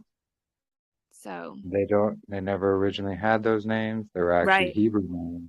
Right. And they were to represent the 12 tribes. Right. Right. And it's the same thing to do with, the Gregorian calendar and all that. They have these dates captured in there, but no one wants to look at it because they think the same thing. Mm-hmm. Yeah. And the same thing with what they call the third eye or the pineal gland. Yes. Absolutely. Yes. Everyone thinks I'm talking new age. And I'm like, you don't understand. I'm not saying I'm trying to reach a higher vibration. I am trying to reach a more more of an understanding. But yeah, I mean, and if you think about it, right there in the Vatican, they have a huge pine cone. Yep. That, and I'm not very good with math, but so the what's it called? The life mathematical equation. What do they call it? The Fibonacci sequence. The Fibonacci. Thank you. Yeah. Yes, Oh the yeah. Fibonacci. Oh yeah. It's in the pine cone, and the Yeah. pine cone does represent the pineal gland. Exactly. Yeah, And it's in a pine cone. It's in everything, yes, literally. and it's in a lot of Yah's creation. Yeah. And that is based off of, at the same time, frequency. Exactly. Perfect frequency. I like to look at it as kind of like the swastika represented too, was the frequency. Yes. There's that's of course that's we a demonize the swastika. right. Calls the swastika. Yeah. But what was my point? Oh yeah, it's the big huge pine cone, right there at the Vatican. Well, even with the dipper, when it's moving and it's making that twirl, it's like a ladle. It's supposed to be like a ladle. But at the different seasons, it creates that vortex or that swastika. Yeah, really interesting. Yeah, that's where they got the swastika from. Literally that. Yep. And that's another thing is, so they're giving us all this like calcium and things like that. Because what happens is it calcifies the pineal gland. Yeah. And that pineal gland is actually our connection to Yahuwah. So what they call the God gene. Yes, and actually, somebody was saying, to build a healthy calcium in your body, which actually calcium doesn't make bones stronger. What calcium needs is minerals. It's the minerals that helps replenish everything. When we cry salty tears. We're basically crying out our minerals. When you're sick, or when I used to have a hangover, you would need a replenish of electrolytes. Minerals, electrolytes, they all help the body function better. And that's what natural salt is. Right. And what they've done with our soil, what they've done with our water, what they've done with our food, we have such a depletion of the minerals in our body that we need to function properly. They all send signals and wires and everything throughout our entire body and help each organ function the way it's supposed to. And we're also severely dehydrated because we also don't have those minerals. Yeah, they basically strip the minerals out of everything. Yeah. Why do you think dentists are so quick to push all that fluoride? It's to calcify the pineal gland. Yeah. With that fluoride. And they also take out the wisdom teeth, which is another connecting. Yes! I saw that the other day. I wish I would have known that back then. I had all four taken out. I have mine. Woohoo! So did I. There's a reason why it's called wisdom teeth. Yeah, you have direct nerves that go right to your pineal gland. And isn't it interesting that you get your wisdom teeth when you're in your late 20s to early 30s? Yeah, I know, right? I got mine in my early 20s. You got them in the early 20s. Oh, see, I didn't get them me. until I was like 27. No, I got mine in my early 20s. In fact, before I had Desiree. Miles's are still coming in. Oh, I wish I wouldn't have gotten them taken out. It's odd. It's kind of cool though. But oh well, it's okay. I hated dentists and doctors. So right? Yeah, I think that was just my I think that was just my intuition with dentists. I absolutely hate them too. Hey, can I read something? Yeah. Read. So, okay, just a hypothesis.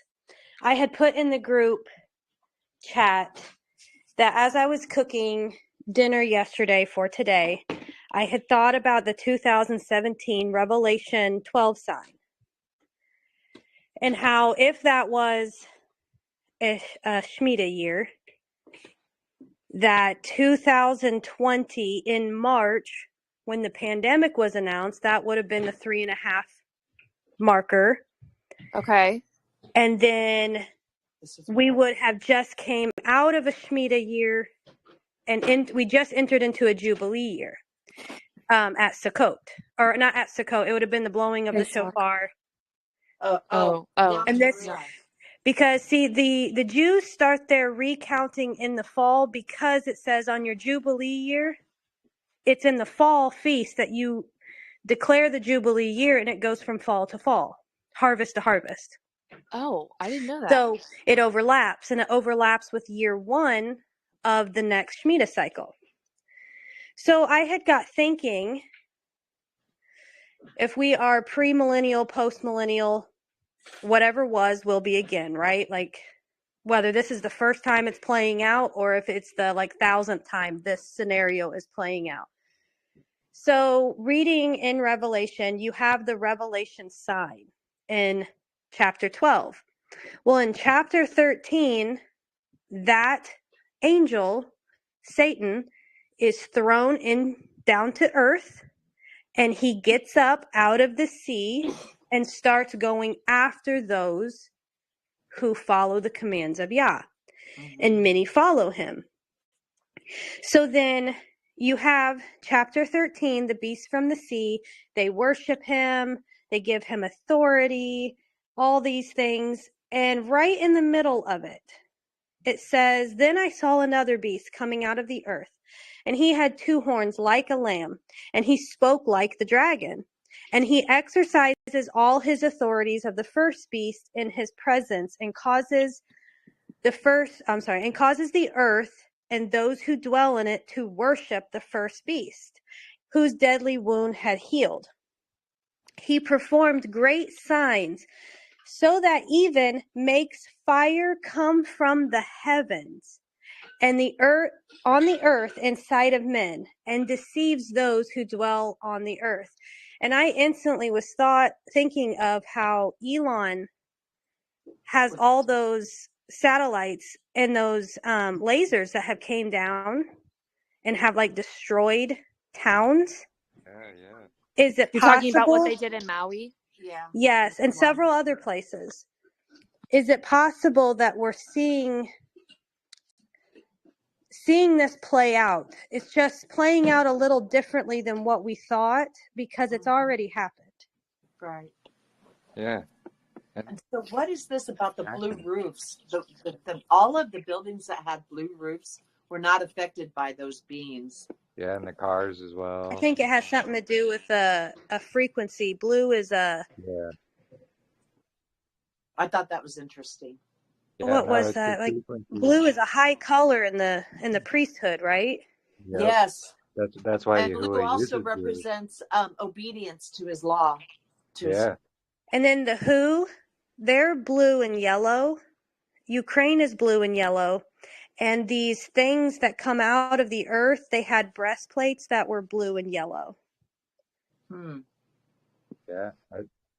That's exactly, yeah. This is all the stuff I was seeing too, because I've seen it for a long time. So you're saying, okay, I'm sorry. I'm just trying to reiterate what you were saying. So you're saying the second beast is like the first beast. I don't believe the beast is a person, but No, I believe it's a government. It's right. a nation. Yeah. But see, the whole world is looking for a person, so they're going to give them a person. Correct. Right. But I think even when it happened the first time, there was an emperor of some sort that got the heat of being the anti-Messiah. Because that's what people are looking for. They're looking for a straight up guy to come in and do all these things. No, it's a system. It's right. Well, I mean, they brainwashed us with those Left Behind movies. Yes. Yeah. Yeah. Nikolai Carpathia, he's the bad guy. Yeah, I agree. Yeah, I agree with you. Yeah, they want everybody to believe in some kind of, pre-trib rapture. All you got to do is believe. Just rainbows and fairy dust. Mm. Just believe and you'll be whisked away before anything bad ever happens. Right. You got all these people going around like, oh, just believe, just believe. The law's done away with. All you got Yeah. to do is believe and we'll be taken out of here. But if you read scriptures, it literally says the tares are taken first and they're burned. Oh my gosh, yeah, Right. you do not want to be taken first. Yeah, you don't want to be You taken want to first. be left behind. Yeah, exactly, Yeah. exactly. That's for sure. Yeah, it's just an example of how, Satan twists everything. Yeah. And then he's had everybody to practice on, so everyone just falls for it. Yeah. I mean, I was describing to my mom, I just keep having these verses keep running through my head too, because like I said, I feel like I'm back at square one when I'm like, oh, the deception goes so far, and then something else proves that it's, even So much deeper and deeper. further than what I even thought. Because in the Bible it does says that, if it were even possible that the very elect would be deceived, if it were possible. Yep, I mean, exactly. if this is not Hasatan's little season, what is his little season gonna look like? When it literally comes down to the foundation of where we live. Everything is a lie. Yeah. Yep. Absolutely agree. Mm-hmm. Yep. That's what I think. That's what I think is going to happen because it's Satan who's going to enter a man, just like he entered Judas. Yes. And it's Satan who's going to enter a man or a machine, whatever have you, and he's gonna be this one world ruler. It's gonna be that whole one world government, one world religion. Oh, we all worship the same lowercase God. No, thank you. Yeah, Yeah. they're Yeah. already planning on building that, triple whatever it is, like where it's a synagogue, a mosque, and a church, like Oh, all in yes. one. Yes. Yeah. Yes, in Yep, Dubai, I which is saw that. ironically on 7 mountains as well. Yeah, Dubai. In yeah, Dubai. yep, yep. Yes. I've seen pictures of it. Which that's kind of weird because See, it Dubai, can't like be they don't. Rome again because Rome was already destroyed. Yeah. So But Rome they're did heal from its little wound. I mean, because yeah, Yeah, but look, the Colosseum and stuff like that, it's still destroyed. They can't rebuild it because when when the Most High destroys something, it's done. right, it's rubble. It's yep. like Sodom and But Gomorrah. I mean, that place is just ash. exactly. Yeah. And that like Dubai, it came out of nowhere. Like it was just an empty desert. And now all of a sudden Oh. this big millionaire, like everyone Wait, wants to go there. and wasn't it Dubai that actually got hit by a pretty bad, not Yeah. hurricane, but they had a lot of water. I mean, it Yep. flooded all in there. Oh, it did. I think that was this year. I Yeah, want to say in they're March, they're maybe. trying to make it they're trying to make it that capital of the basically a capital of the Middle East over there. With the what's Trump call it? The that Middle East peace accord or whatever that they were doing over there. I Yes, know what. Trump's son-in-law put Yeah, together. yeah. And it's where they're uniting all the Muslim All the religion. countries and yeah, all the Yep. religions. Yep. Yeah, And those that Dubai, were. Sorry, go ahead. no, yeah, I was just gonna say Dubai is just that's where they're restarting Rome or this Babylonian, Roman, Egyptian system of things. Mystery Babylon. Mm. Oh, time is short. Yeah. Because if you think about it, all the pre-flood buildings that we still see today, Tartaria or the mud flood, whatever they want to call it, this is exactly what they are. They're the pre-flood, pre-existent buildings that have been there since before the flood. They got repopulated after the flood, and when the cities were emptied and all of that because of the millennial reign and so forth, these cities were left empty again. This is where we've come and taken over again. and you look at all the history surrounding these buildings all across the earth, they all say they were built around the same exact time, the same exact years. Then they all had fire stories behind them. And then you I get the know. world. Yeah. It's And then crazy. you How get do the you world set fires. brick on fire? Yeah. And then all these tunnels that they're finding today, they're always had the same narrative all across the earth. Oh, they were booze tunnels, like for the Prohibition. Oh, they must have been for the Prohibition. Well, if these were some tunnels dug out by mobsters, why are there perfect arch bricks? And Yeah, it you all know, just makes sense to think that we're after. Yeah, yeah, it does. The evidence is almost too grand. Well, especially because of the organs in the cathedrals. Organs, yeah, as in like the frequency, would help people's organs inside their yeah, body to Yes, heal. and how those healing centers had the windows and there was no glass in it, and the wind would come through and people would be healed. I mean, look how yeah. beautiful that is. I wouldn't even know Mhm. that. I mean, And that they were designed in the shape of toroidal fields as well. yeah, Which, yeah. and And then what do and they do with water, these buildings? and Go ahead. been teaching my children, that what we speak to each other is very important. And I showed my daughter, my mom has this book of this Japanese guy that did a test where he spoke to water. And it was, the hidden messages in water. And if you speak beautiful, loving things into water, it makes a beautiful pattern, like a snowflake. Okay, just a beautiful, intricate pattern. And then when you speak hateful words into it, it's like it's like a blip. Like it doesn't even make a pattern. It's very harmful. You know. And considering that we are made of water too, and that we also make energy, water is within us, energy is within us. All of the conductors, like the fact that we can drink water through or with copper, because copper is a part of a conductor and it's safe for us to drink.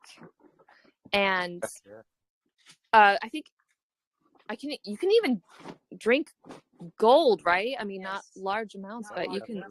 Well, I just learned that David's sons would put gold dust in their hair. And can you imagine the type of conductor they were? Wow, yeah. That's. Man. But yeah, like just look at all that stuff that, again, like you think about school. I think about school and I'm like, what did I even learn? Nothing. I learned that kids are mean. That's about it.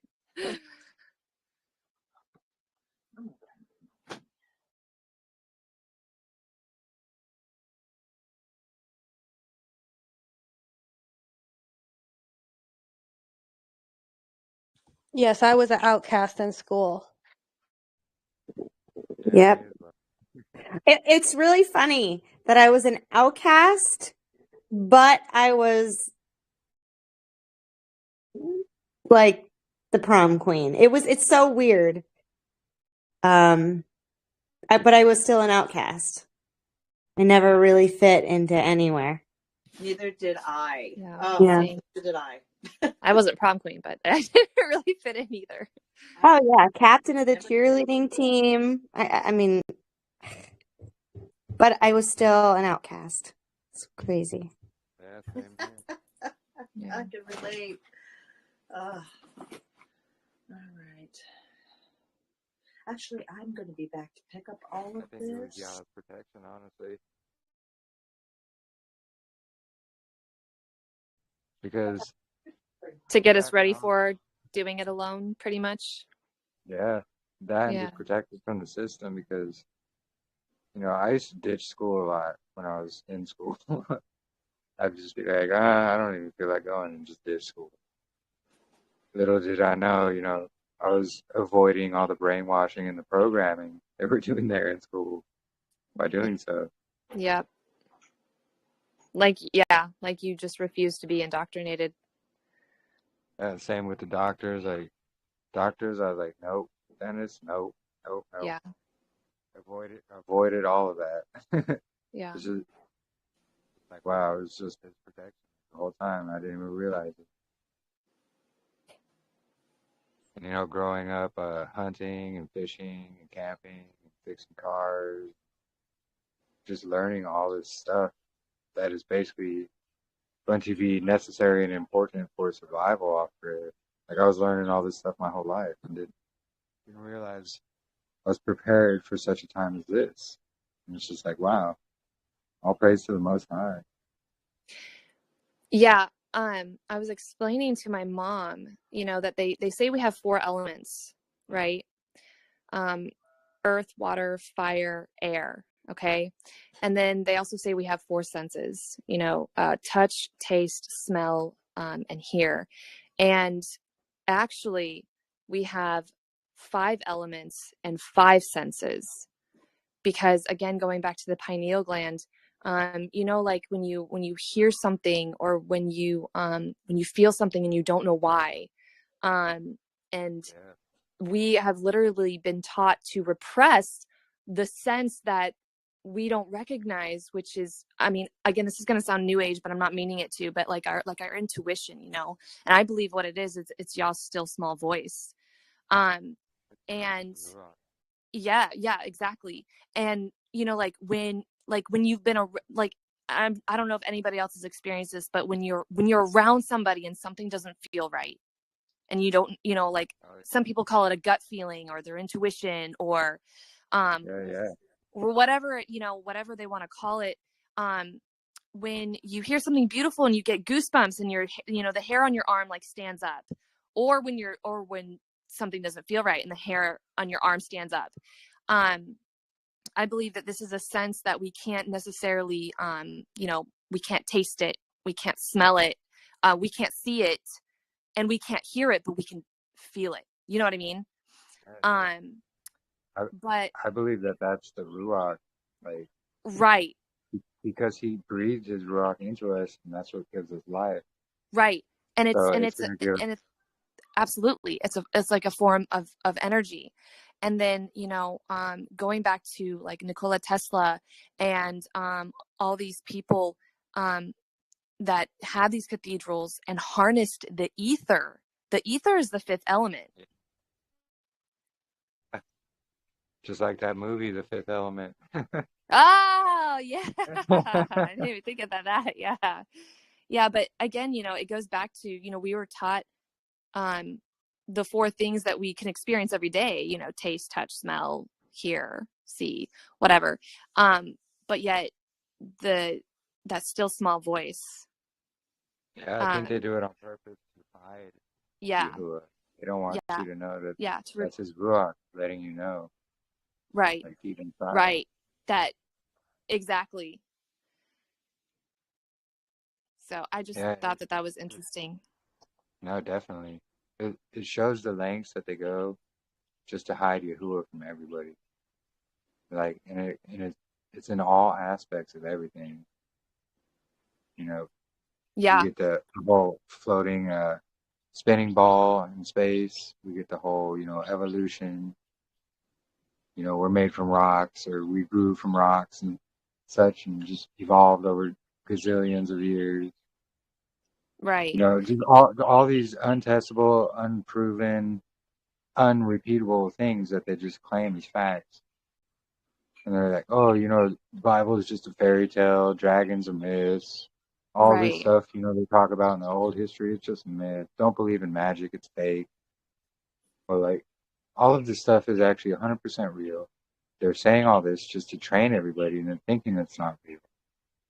So then they can just cast these magic spells constantly over the masses who are unaware. And these people are just sucked in because of this pharmakia and the sorcery that happens that they believe isn't real. Well, if it's not real, why is YAHUAH warning us about it in the scriptures? Like, if it right, wasn't real and it had no effect, he wouldn't have to say anything. But he right, specifically says, stay away from this. Like, right. don't be talking to the dead. Don't be Yeah, involved in witchcraft. Like, none of right, that. Stay away from the magic and the spells. And everyone's just like, oh, that's just a myth. And then in turn, that also gets people to think, oh, well, the Bible's not real because look at all these myths that are in there. And then It's Satan discrediting Yahuwah and people falling for it. And it's just a straw man argument that Satan presents because he Right. has no evidence or proof. Right. Because he Well, knows the truth. right. And that's the thing too, if we weren't in Hasatan's little season, there's a lot of people that don't even believe he's real. When you talk about the fight between light and darkness, there's a lot of people that don't believe that demons are real. But yet they believe ghosts are real, which is funny. Yeah, And they I believe know that. aliens are real, and again, it's that twist of, this is, the Bible's real. Yeah. Yeah. Because they know that the Bible cannot be proven wrong. So that's the only tactics that they have is to, Right.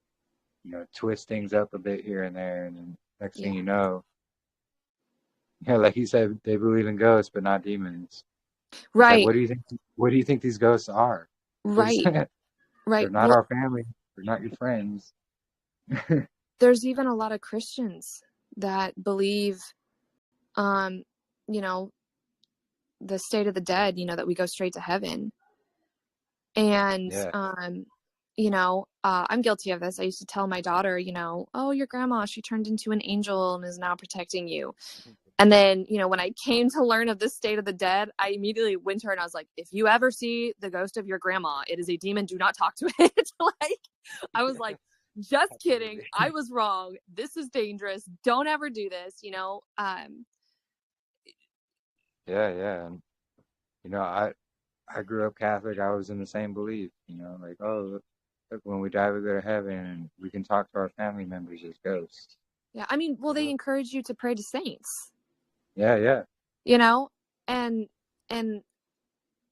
thankfully my daughter's not doing very well in religion class, which she was upset about it the other day. And I was like, that just means you're not being indoctrinated, sweetie. It's okay. I'm not mad at you.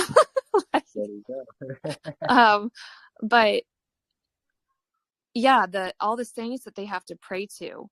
And it's so funny because I feel like if they were to just pick up their Bible and read it, how do these people not have just a ton of questions?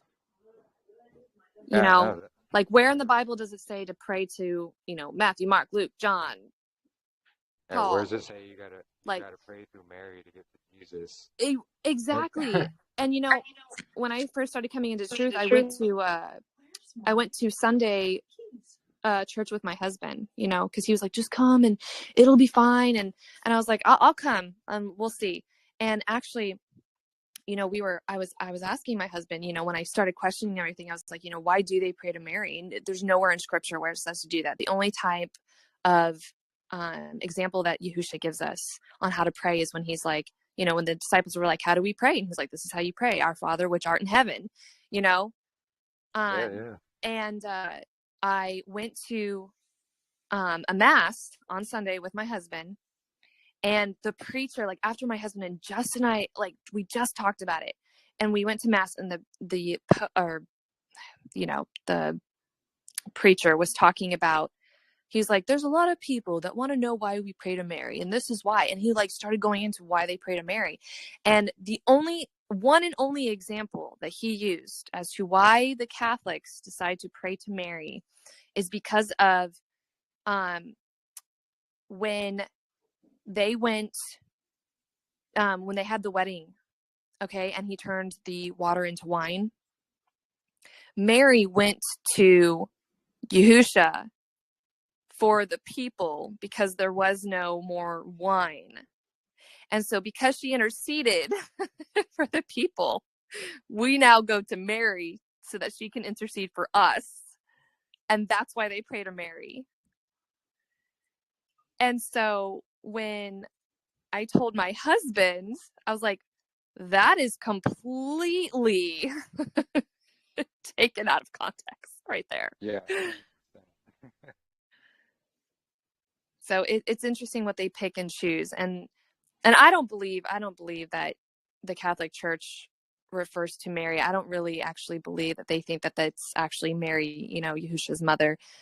there's too many ties to Mary being Semiramis, Isis, Asherah, the Queen of Heaven. She's called the Queen of Heaven. There are scriptures that talk about how the pagan people were making cakes for the Queen of Heaven. I truly believe that Mary is just, again, one of those like facades so that it looks innocent to who they're truly worshiping. It's that whole Nimrod, Semiramis, and Tammuz. Yeah. That's why they have this whole, they call it the Trinity and all that stuff. And right. That's where all these crazy doctrines come from. It all stems from Catholicism, the Catholic Church.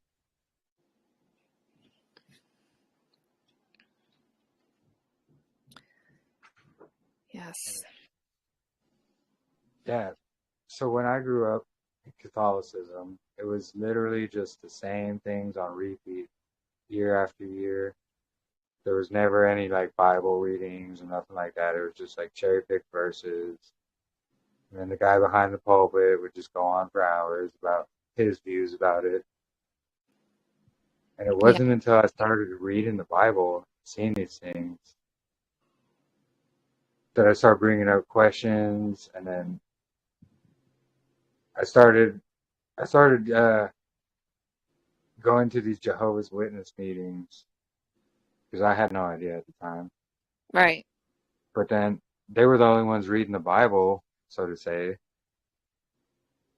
So I was reading the Bible, and then I would notice some things they were bringing up that weren't in scriptures, and it was basically the same thing. They would cherry pick verses, and they would be like, oh, well, go on and on and on about their own point of view, what this specific verse means, and then twist it all out of context. And when I have all these questions, they would always just point me to their Watchtower book that they had and stuff. Like, oh, the answer's in here. Like, well, I don't see the answers in scriptures. That's what I'm saying. Well, it's right here in our Watchtower book. Like, I don't want your Watchtower book. Like, right. It's just the same thing that these guys do. They're just explaining away a verse out of context. And then twist it so out of context that, oh, look, it makes sense. But no, it really doesn't, because it's going against what scripture says. Right. And it's just so wild, because that's how all, secular religions are. The same with, Judaism, same with, Muslims, all that stuff, all those weird religions, Christianity, you name it. It's just the same thing, this Babylonian Trinity worship repackaged into something else. Mm-hmm. Whether it be like, you got 10 or 20 different gods or not. It all comes down to just Nimrod worship, which in turn is just Satan worship. Right. Oh, I don't need it. Okay, you're going to come back in the house. Yeah. With me. Okay. Someone, I want to say, it was either last Sabbath or on Wednesday, somebody was mentioning the snake on the staff for the used as the pharmakia medical sign now. And yes, I did. Is who Adrian? That was me, Adrian. Yeah. So do you know the difference between the one snake on the staff versus the two and then the wings? I want to say yes, because I did go into a study with that, but I kind of just threw it out the window when I realized we were in Satan season. Okay. But I know that there is significance there, and I know all of it ties back to Kabbalah, and it ties back into those light sources with the penile and the chakras in the back, which are your doors and pathways for demons. Which all they're doing is that they're just mimicking Yah's perfect order of everything. But I know that staff is your spine, And I know that the snake is Leviathan, and the wings are from your brain up in in your skull. You have like a throne and wings when you open up your skull in your brain. Okay. So I know all that ties in, but it's all Kabbalism, however you say that word.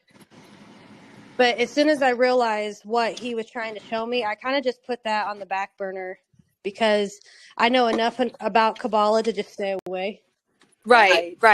Well, I didn't know if there's any relation to when Moses made the snake on the staff, and because the people kept not listening, they ended up being sick.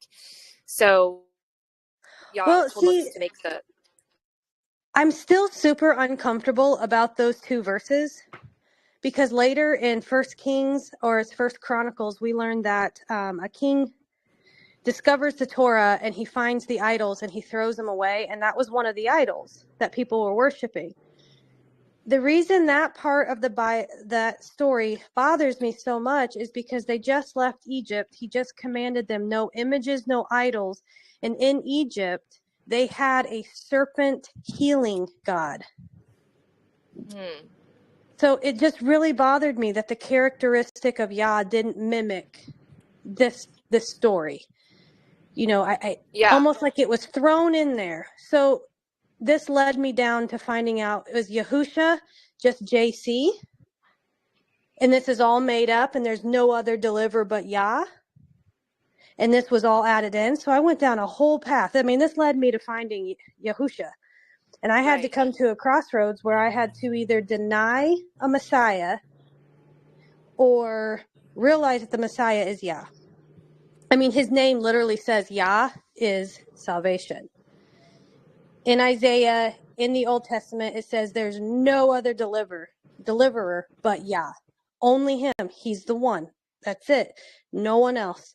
There's never going to be another entity that comes and saves you. This is why we have the feast to remind us of who brought salvation. Is Yah. So it wasn't until I came across the Wisdom of Solomon, chapter 16, when it says, the fiery serpents were released for a little time. And in that time, that generation, all they had to hold on to was the serpent on the staff. And that's the only piece I got with it, because the Messiah got up on that pole and took all that curse. And the curse came from the serpent. Correct. Okay. And if we're he the was generation, considered the second Adam, and he completed what Adam couldn't. Yeah. So if we're the generation that never seen the miracles, that never witnessed anything that Moses was talking about, that came back to Torah never knowing any of this, if we're that generation, that's truly all we have to hold on to. Like it says in that, in that chapter. Well, he does say, "Blessed are those that you've seen, and blessed are those that believe but haven't seen." Right. Yeah. Right. So that story still kind of rubs me the wrong way, and maybe it's because I just haven't been given full understanding yet. But all the ties to it back to Egypt and all the ties to it right now in the Kabbalah was just enough evidence, I think, in what he was showing me on where we were. Okay, I was just wondering because, like I said, at my children's school, they have stained glass windows, and I know with the medical field, there's just one snake on the staff.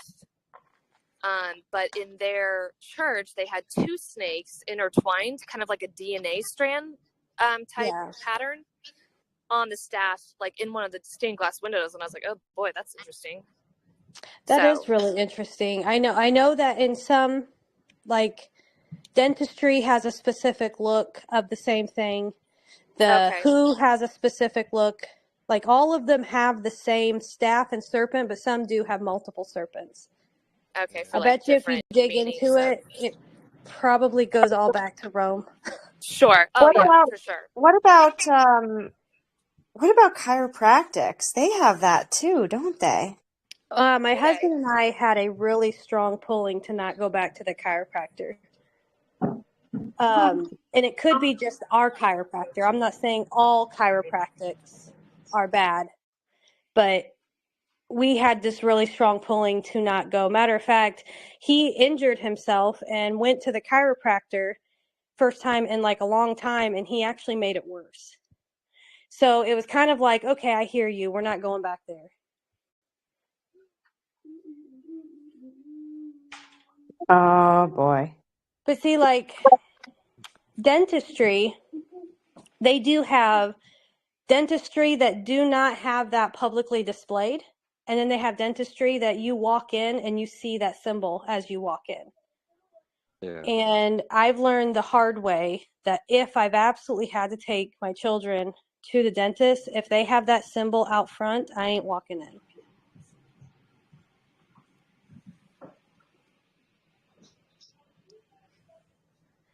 Granted, I don't plan on taking my children to anything like that, but Luckily, there's a lot of holistic dentists that seem to be kind of coming out of the woodwork, which is nice. yes, that is nice to find. I still have to do my homework though on them.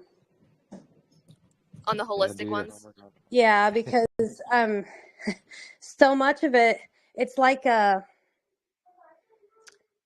fake to say, oh, it's holistic, so it's good, but it's just witchcraft. Yeah, that's what you got to be careful. So I've learned just because it says holistic doesn't mean they're not performing witchcraft. That I try to just get to the most natural root of things as I possibly can and stay away from, like, we don't do monthly or yearly cleanings. We don't do those things anymore. Even holistically, they used to not do that. That's not a normal thing for us to go to the dentist once a year or twice a year. There's lots of things that we can do at home to keep, I mean, our diet determines the dentist. They changed our diet and then they invented dentistry. So my son has Down syndrome and his teeth are really coming in wonky. And I might have to like get them pulled maybe because I had to get like all of his teeth pulled because like his baby teeth. And so I did the bottom two and the top two, and now I might have to get like those canines because the teeth are coming in behind them, like fully out, but the other ones are still in. Well, I think getting the baby teeth removed is one thing. You know, those adult teeth are attached to our nervous system and our sinuses and everything. I always wondered why teeth would come in so crooked and everything. If this is how Yah intended for our mouth, you know, for our teeth to grow in, why would he grow in? Because like my brother, he's got like really jagged teeth along the bottom. And I always wondered why he would do that. And I had listened to some person that said it was just years and years of genetics changing and altering how the shape of our bodies, even how much they've altered just how we exist, if that makes sense. Huh. Yeah, But, I mean, well, obviously, don't ever listen to me. Take it to the Father. He'll lead you and tell you exactly what to do. I did take my kids to the dentist this past week, and you know, I'm learning about, you know, hydroxyapatite, so you know we could heal. My daughter doesn't have anything wrong with her teeth, but my son does because I didn't know, you know, back then. And so they did cap one of his teeth, and I want that removed. So, Well, I'll be the first to admit, like my children, my two youngest ones, they recently just had a procedure, not recently, but like in August. So yeah, that's pretty recent, where they were put under to have dental work done. And this was all stemming from generational curse. It was all generational curse. And I'm still sick to my stomach that I went with it. I got so terrified about what was happening in their mouths. It progressed so fast and so sudden that I caved, and I took them to have, both of them were put under, and both of them had full mouth dental work done. And I have repented, and I have asked Yah, like almost every day, no side effects, please. This is my mistake. Don't let them pay, for my fear. Don't let them pay for my choices. And I've just realized that it was definitely a generational curse. Wow. That I could have been strong and broke off, but instead I'm going to have to wander for 40 years. Not physically, but I made the choice out of fear, because my children had teeth just like mine, and they were literally decaying in their mouth. It was horrible. It was horrible. I hate it. I hate that I made the decision. I just let fear fill me with everything that could happen to them if I didn't get it fixed. We all have those because, I didn't know when my son was born, and I gave him a few vaccines in the beginning until he Right. started, I still have that post-traumatic, but like when we go to the dentist now, it's like, well, I know that fluoride is bad, so I request them to not do fluoride, so they Right. don't. And to be honest with you, his teeth were getting so bad before, and now they're almost kind of reversing because we have been switching our toothpaste to that hydroxyapatite and making sure that they're hydrated and they're brushing. So we all learn, Right. Like my kids still swish their mouth with peroxide, adding that oxygen back into their mouth. So you rinse with hydrogen peroxide. Wow. Yes, actually, we buy lots of hydrogen peroxide. We use it for lots of things. All it is extra hydrogen. You can put it in your nebulizer and breathe it. We swish our mouths with it. You can actually put it in your pool and clean algae and not have to put chemicals in your pool if you have the right amount. Oh, wow. It's actually pretty powerful. I would look into it. It's pretty amazing. And it's still really affordable. How much do you put in your mouth? Like To just swish. a swig, like nothing more than you can handle. Like if my youngest puts too much in, he just spits it everywhere. So, just like a little bit, and they just swish it until it gets super foamy, and they spit it out, and then they brush their teeth or rinse their mouth out again. And that really helps with oxygenating Yeah, the mouth. just adding more of that oxygen to your mouth. Yeah.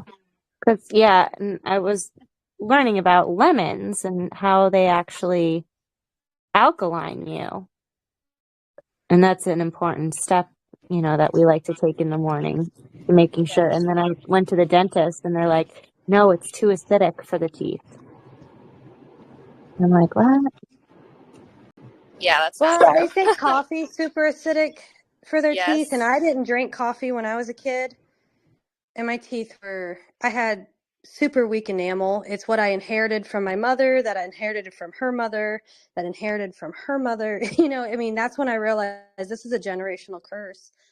And when I found out that through the Kabbalah, the chakras in our back, the neck pain I've had for years is connected to the dental. It's connected to it. So my nanny has had neck pain. My mom has had neck pain. I have neck pain. And that's when it clicked. This is demonic. This is a portal that has been opened through my back that has been let in, or I've inherited it from somebody else letting it in to our family bloodline. Yeah, the generational curse. But I didn't get too far into the Kabbalah study with the serpent because we were coming out of something that was already involved in it. And I already had the effects of that on my family, and I had to stop and get it out of us completely. Gotcha. Sorry, I didn't mean to bring up No, anything that was. no. It's fine. It's part of our testimony. It's part of Yah working in our life. It was just, once I realized where we were in time, I just kind of hung it up. Sure, Type absolutely. Yeah. And to go along with the whole Egypt thing, is all the plagues that were sent by Yahuwah, they all had to do with like different Egyptian gods and such. And what if Egypt had to get them from somewhere? And what if that serpent on a pole or whatever was actually truly originally like what Yahuwah intended, but then these other cultures took it and twisted it, just like we have today with Right. I mean, Yah created all living things. Yeah. He created the serpent. So to say that the serpent is instantly evil, for some reason it was just the weakest animal or something, that Satan was able to, not Satan himself, but the demon was able to take over. Yeah, Yeah, exactly. It would have been really weird if it was a different animal when you think about it. It being a serpent, a dragon, makes more sense. Now, I have a question. I had a thought that was really kind of irking me a little bit when I was reading through Jubilees, because what I didn't understand was, so Adam and Eve got kicked out of the garden because they were, they had sin. They could no longer be that close to Yah. And what I couldn't understand is why Hasatan was allowed in the garden.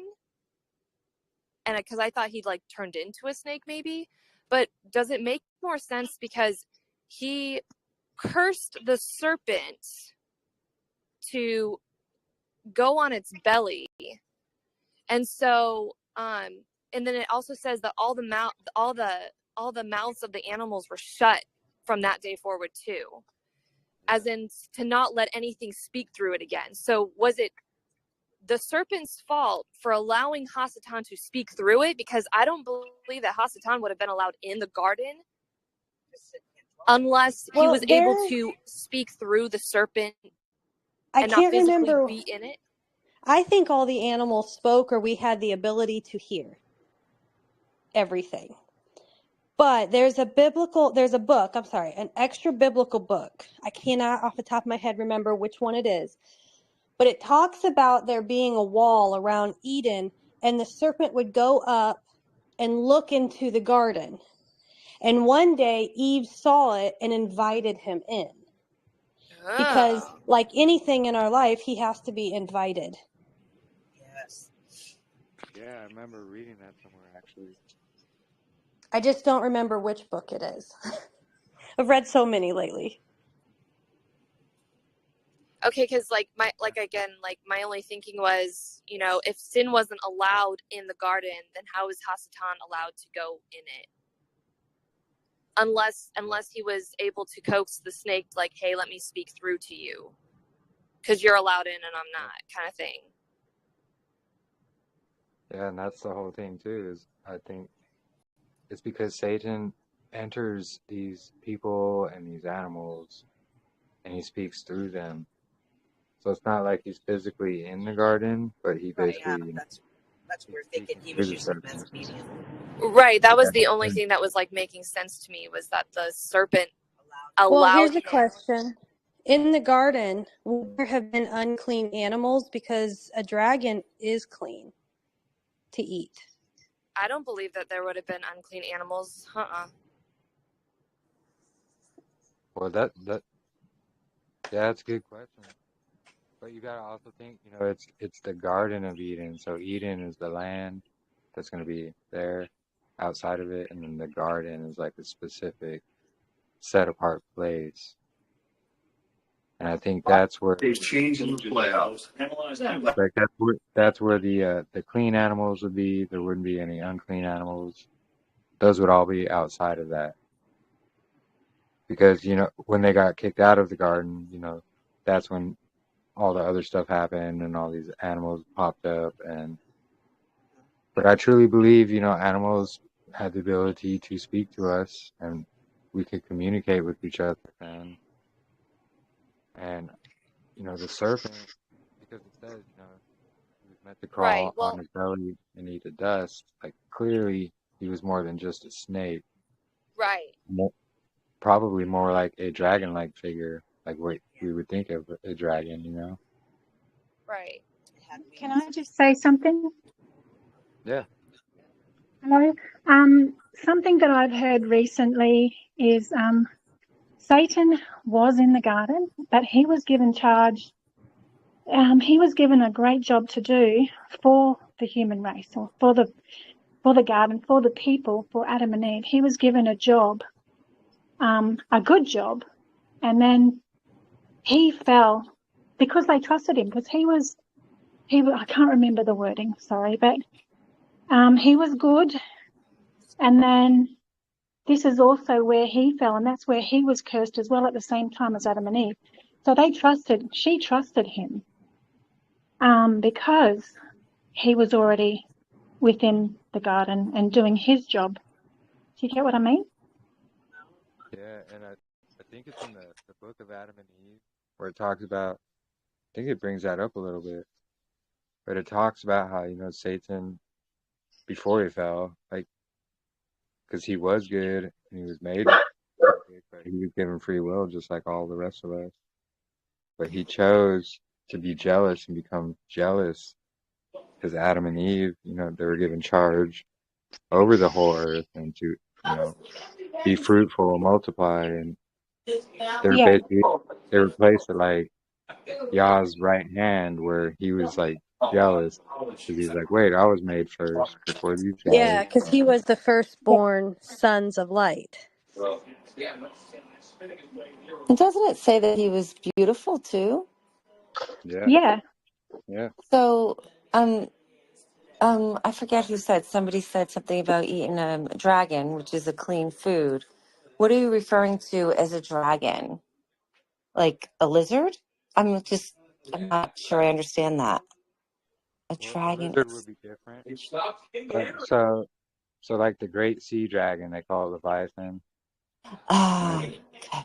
so in Baruch, I think, one of the Baruch books, it talks about how Behemoth and Leviathan are they're clean animals and they're to be for food for those on the last days, living in the last days.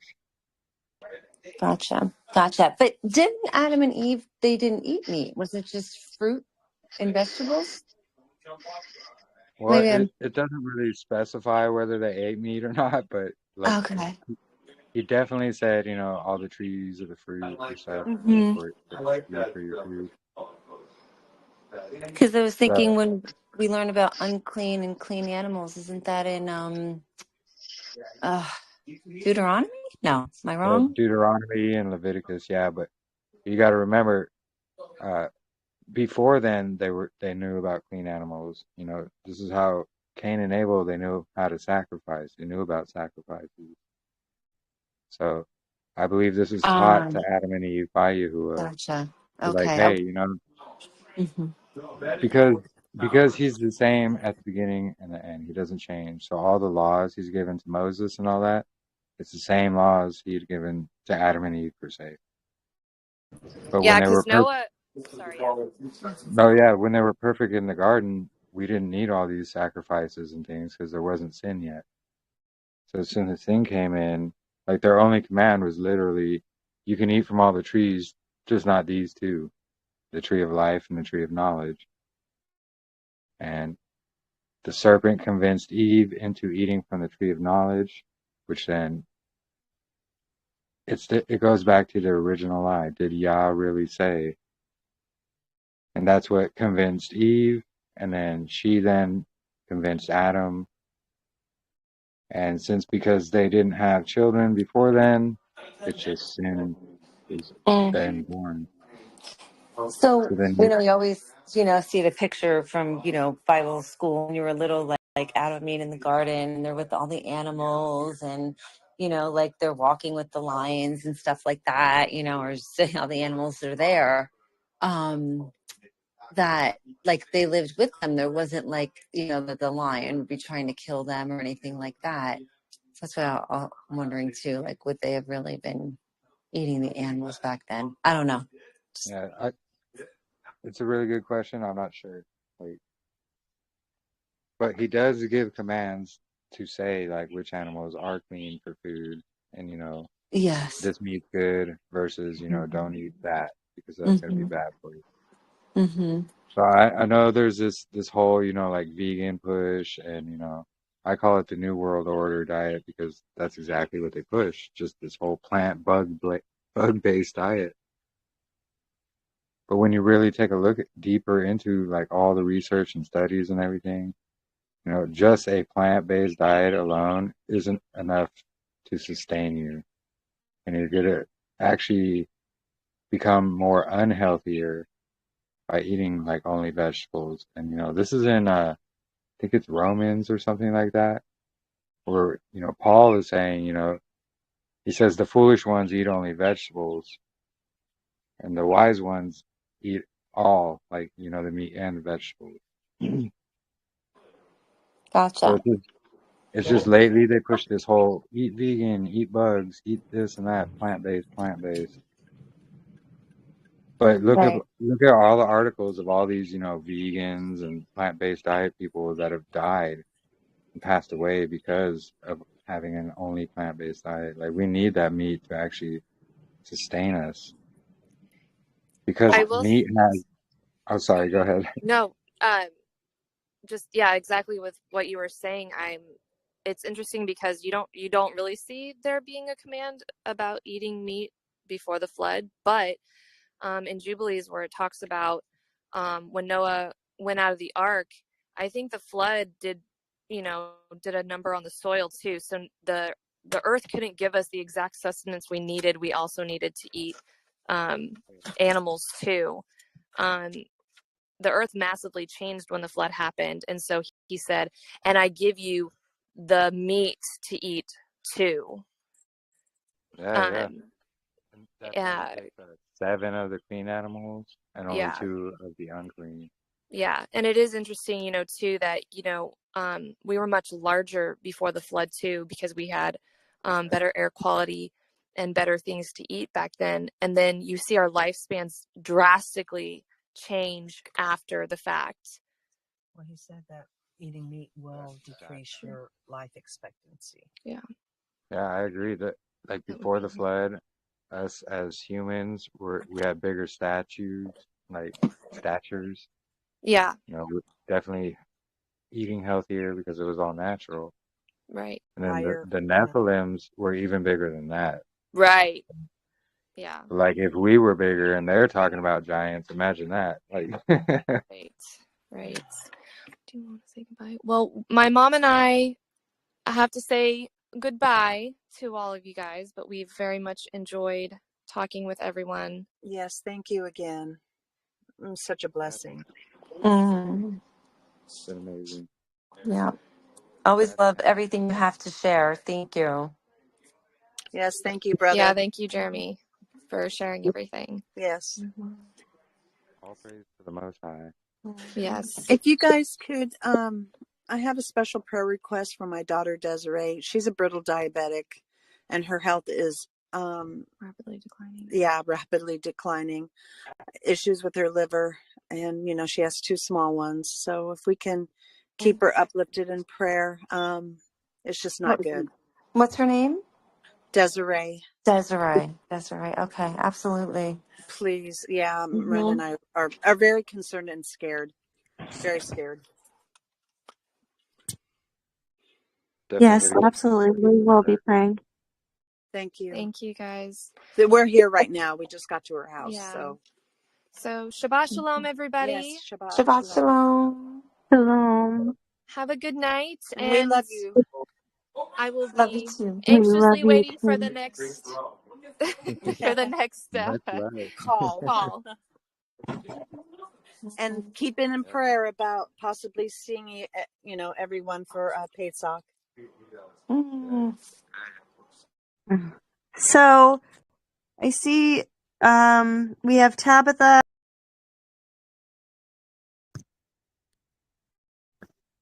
All right. Yeah, we just hit the 4 hours, so started the recording again.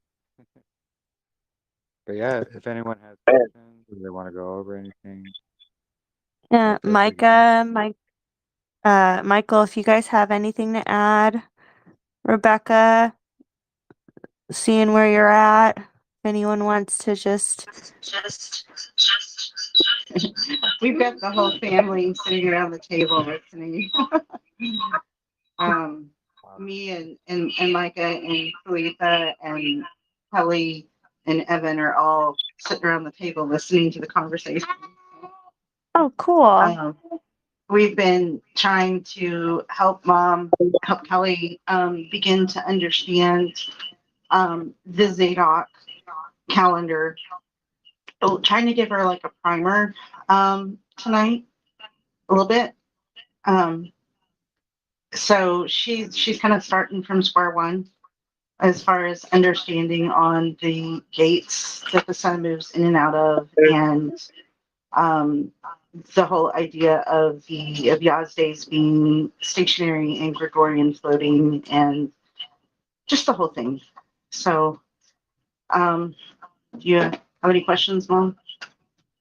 I already put on here that I'm so far behind, I don't know which ends up pretty much. So If everybody could just pray for her that Yah would begin to open her eyes and give her understanding as she's reading and trying to understand, that would be awesome. Yeah, for sure.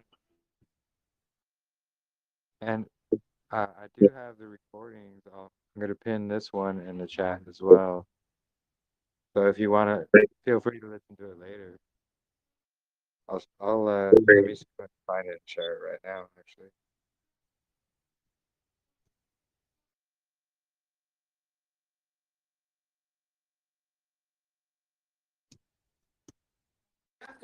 I have a question. This is silly. I think I had asked Katrina this just because we were looking to make duck.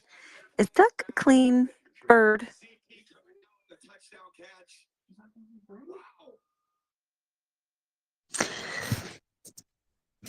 Yeah, I was unsure. I'm Yeah, I'm pretty not sure sure. it is because, Feathers and flies. yeah, I mean, Right? it's not like a scavenger. Like it's not over here, eating roadkill and stuff, or it's not a vulture. That's a good question. If anybody else has any input as well, I I'm I sure was it's told clean. that because it has a crop, um, as that part of its anatomy, that it is clean.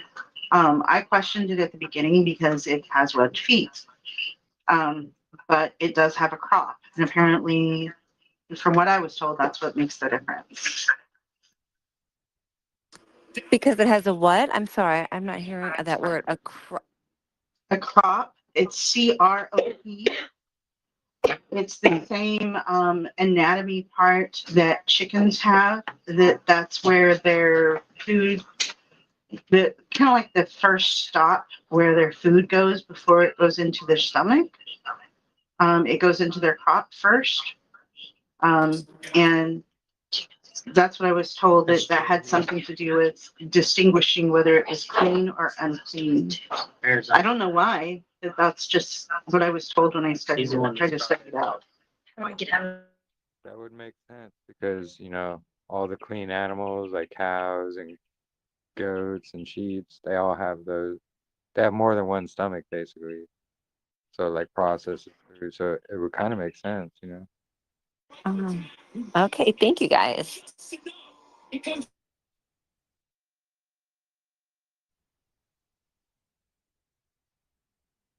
Yeah, pretty much. I think it's in, what is it, Leviticus? I think it's Leviticus and Deuteronomy. It's got the like which animals are clean or unclean. That's not good to describe every single one. Lisa also had another question. What was my other question? I don't So then remember. who are the Rockefellers in this whole game? Oh, was it the Rockefellers? Oh, or the Oh, Rothschilds? Rothschild. I'm sorry. Yeah, I Rockefellers? said it wrong. So, That's okay. yeah, Rockefeller, Rothschild, my brain, same difference. my brain is like on vacation today. But Yeah, yeah, who are the Rothschilds? they're literally they're the ones who perpetuated the land deal to quote unquote reestablish the country of Israel in after World War II.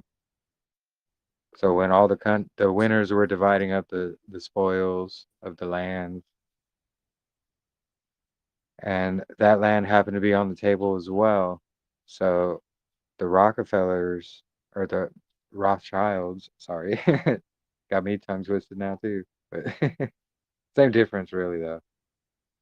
But Is that who you were talking about earlier today when you said you can't say their yeah, name? they're definitely Or they're they don't definitely like part of that ones? group. Yeah, the synagogue.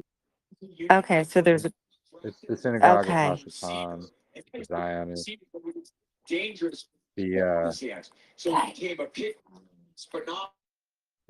it's the leaders of rabbinical Judaism and things like that. You know, they're literally the synagogue of Hasatan or Satan, synagogue of Satan, that Messiah himself is speaking of. And why they're that Got is because, you know, the Rothschilds and all that, they're all part of this synagogue of Satan because they are quote unquote Ashkenazi Jews. So if you go into Genesis 10, verse 3, you're going to see exactly where Ashkenaz and who he was the son of. He was the son of Japheth, not Shem. So when you trace all that back, that's where Edom comes from. So the Edomites, the ones that did not help Israel, and they basically ignored them when they were passing through, they wouldn't let them pass through and all that. So these are the Edomites, those same Edomites. And these are the ones who proclaim to be, you know, quote unquote, God's chosen people, when literally everything they do is against what is written in the Bible, like their Talmud, their Mishnah, their this and that, the rabbinical writings. It's literally everything against Torah. Like they say, you know, it's okay to rob and steal people as long as they're, you know, goyim. It's okay to, you know, sexually molest them because they're goyim, so forth and so on. And none of this is in scriptures. It actually says do opposite of this. Love your neighbor. Love everybody around you. It says don't steal. Don't right. do these things. These guys are promoting that. And because have their dirty little fingers in literally every aspect that you can think of, like talking about Hollywood, the music industry, banks, corporations, companies, porn websites, like you name it, they're in control of it. And this is Wow. what Revelation is speaking about. It's that harlot who by her, you know, works is deceiving the whole world. And these are the very same people that Step away from being no gain. yeah.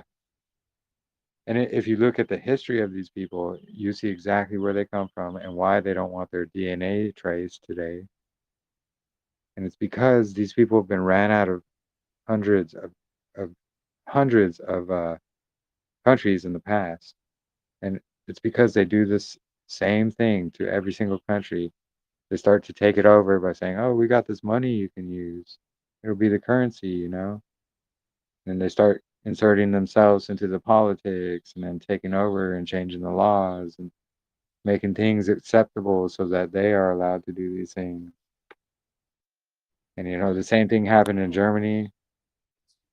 Yeah, they portray it as a different story, of course, because you know nobody wants to be the bad guy.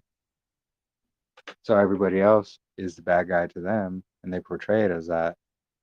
When in reality, they're the bad guys. They're the ones perpetuating, these disgusting laws that you're seeing coming into play now. Like, oh, like pedophilia and stuff. They're trying to make all that acceptable because this is exactly what these people do, and they're sickos like that.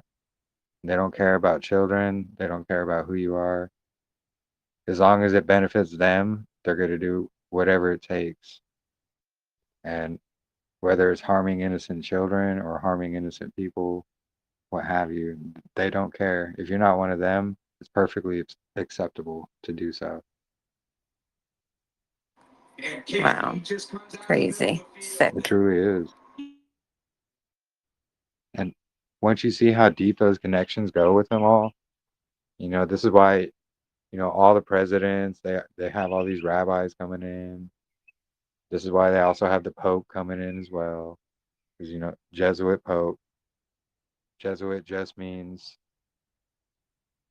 a Jewish Catholic or a Jew pretending to be Catholic.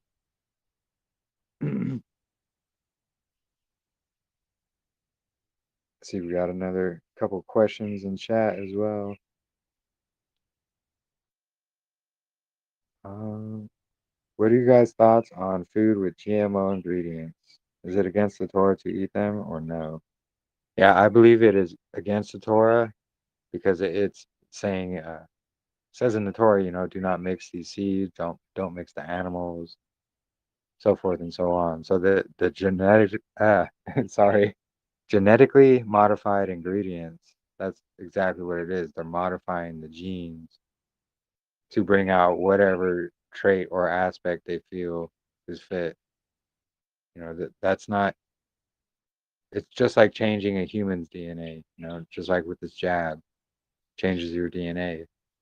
It inserts this extra strand of DNA or a third strand that's not supposed to be there. That's like Satan inserting himself into the temple. And that's how I feel about these, GMO fruits and vegetables. Like, stay away from them, honestly. Because we got modern pharmakia playing with what Yahuwah created. And we see what happens. We see, we have seen what happens when they do this before, because this is what happened before the flood. They had all the mixing of DNAs and chimeras, and and Enoch, he talks about how they committed abominations even with the animals, and this is where we get like these minotaurs and so forth that we see in like myth. They call it mythology, but that's what I was talking about earlier. They call it myths, but these were real things because they're trying to hide the fact. And just playing with DNA is it's going against Yahuwah. The Rothschilds and Rockefellers are part of the 13 families. Yeah, exactly. Astronomers at Qumran would have been aware that the way their calendar worked was that every year the true equinox would come earlier about 1 1/4 days. Yeah, that's exactly what it's talking about there in Enoch 74:11. That's that math equation Enoch's basically giving us. So he's saying 6 days and 5 years. So you divide 6 by 5, you get that 1.25 or 1 1/4. This is the excess days of the sun that the sun's going to have and the stars every year. And this is what's going to compensate for that void of darkness that existed before the light marker on day one. So it all just blends together. It was made exactly like that. I can just see it like that's how Yahuwah created it. But so we take that one day, we're using one day out of the day and a quarter every year. And then that quarter, every fourth year, will add up to another day. And, that's exactly where the Gregorian and Babylon get their, leap year, when they're adding a 29th day in February, where February usually has 28 days.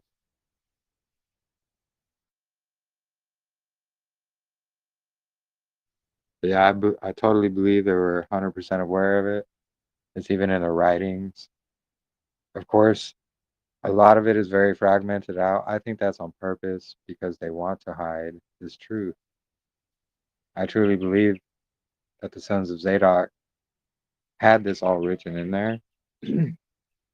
I can't prove it or anything because it's these very same people that the Dead Sea Scrolls are in the hands of. The Rothschilds and all these people.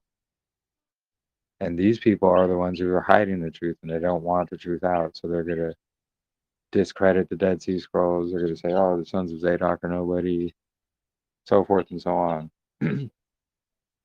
Or say, "Oh, this is all, fragmented out. We don't know what it says." But then you find out that there's been like 3 full copies of the Book of Enoch that was found in the Dead Sea Scrolls, and somehow mysteriously went missing and sold off on the black market. And it's like that's just no coincidence. It's them hiding truth.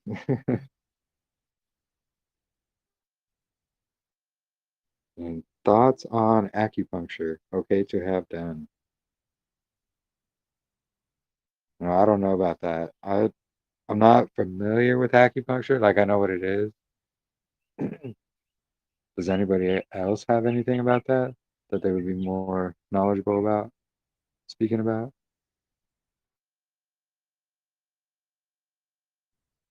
Pressure. I mean, I've had it done before, and it's really amazing healing when you have tight knot muscles. And Yeah. I was just wondering if there was any thoughts or insights on it. Is something we should do or not do? But maybe something to look more into, maybe. Yeah, I haven't really looked into acupuncture all that much, so I can't really speak for it, but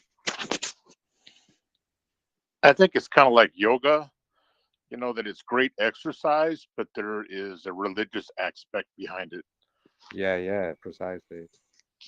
Yeah, like yoga has that real it's got that Eastern mysticism like blended right into it.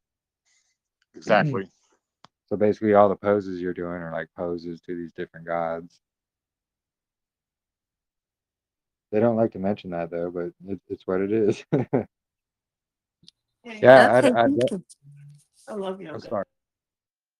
No, I was just saying thank you. That's all. Yeah. They good input. Well, thanks for bringing that up because it gives me something else to, try to look into and see what acupuncture is all about. Okay, great. I'll come up with a lot more if we need some, Yeah. some topics. No, they're gonna. Great job. Let's see. We avoid it. Yeah, Sister Germaine saying we avoid it. Apparently not spiritually good for us. And like yoga is spiritually, not righteousness. Yeah, yeah, I would agree because there are all these like things like yoga and these massages and things like that. I'm not saying like massages are all bad, but some of the techniques that they'll use they stem from certain things, and it's just certain things we have to be careful because Satan does take what is good and twist it to be bad.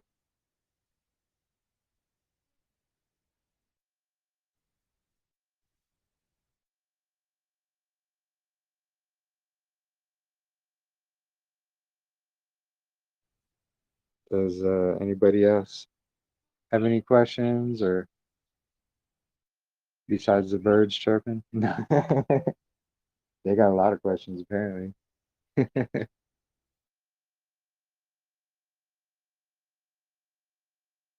We don't. We're going to get off here. So have a good night and shalom, everybody. Yeah, shalom. Thank you for joining. Good to have you guys here. Shalom. Shalom, shalom. Yeah, shalom. Have a great week, everybody. Yeah. So, yeah, I guess if there's no more questions or anything, we can end it there for this week.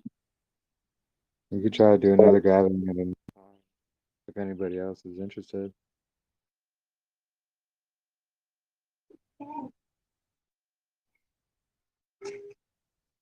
Oh, from that, but Angel says inserted an extra week. They would pick up the first Wednesday after the true website or the true equinox. Yeah, that website it does say that. I don't agree with that because you know that's where they're making the Saturday Sabbath a non-variable, and then they're turning the equinox and the equilux into variables when it's actually opposite. So the equinox is always going to be that marker for day 4.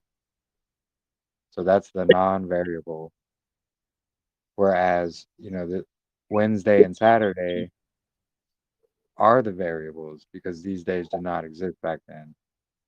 Like they didn't call day 4 Wednesday. They just called it day 4. And that's where the confusion comes in because they started naming the days and then the Pope's deciding, oh well, Sunday is the first day of the week. And so everybody's gonna go off, Saturday. And it's like, well, Rome established these things and they were only numbered at the beginning for a reason, and it's to allow this, divider day that happens every year. And so it's not going to reset the cycle. It's not interrupting the cycle. It's basically resetting it. So it's this division that happens because, there's a daily divider, the night and day. There's monthly divider. There's seasonal divider. And you would have to say there's a yearly divider as well. And that's going to be this divider day that happens to keep everything lined up with the signs that are going on in the heavens, and that's the equilux and the equinox. What about adding the extra week as mentioned on their website? Yeah, that's what I kind of went over earlier as well. Nowhere in scriptures or in the Qumran scrolls or anywhere does it say 7 days are going to be added to the 364 days. So that's been a big discussion and very prevalent in the Zadok community. And it's just something someone has come up with to keep this, the Gregorian Saturday and the Wednesday and so forth. So when we go through and we look at everything, we see that there's the markers in the heavens that are going to be the sign for the Sabbath. It's going to be in Jubilees 2, verse 20 through 21. And he's basically explaining there, this marker is going to be the sign for the Sabbath. So you will always be able to keep it same day we do here in heaven. The reason that's said is because there's this divider day. And so it's going to basically divide it in years by one day. So the weekly cycle 1 through 7 is going to reset. Creation week, just basically starting over again, replaying. And creation week has that, void of darkness that existed before day 1. So that's what this divider day is. It's basically that void of darkness. Although it's not dark now because we have the sun, moon, and stars. So it's going to be light. But that's what the excess days of the sun are and the stars as well that happen every year to, accommodate for that. Because in a 4Q320, if we remove all the authors, parentheses, and insertions about the moon there, you're going to see it's really talking about the equinox that happens, and it's going to be the marker for day 4. And so if the equinox is always going to be the marker for day 4, and that's according to the Dead Sea Scrolls, it can't be anything else. And they'll try to twist it and say, "Oh, look, it was Wednesday. Day 4 is Wednesday." That's not true either. They're just using the Gregorian days as like they try to make them as a non-variable when they are the variable in the equation. The non-variables are the markers in the heaven that happen the same time every year.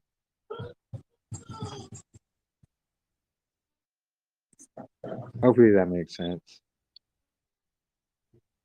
Shabbat shalom to you, Lisa. Thanks for joining.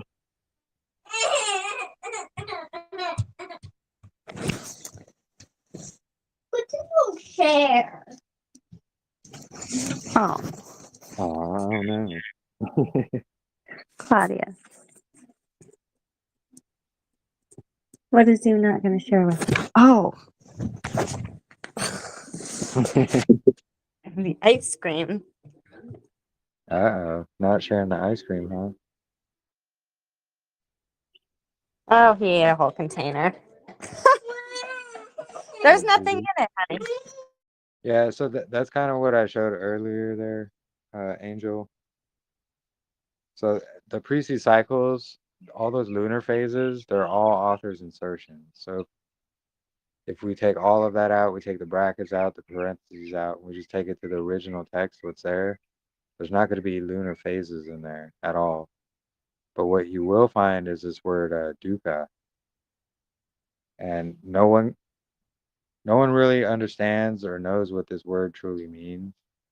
But it's in the Hebrew, it's spelled or it's pronounced dukkha.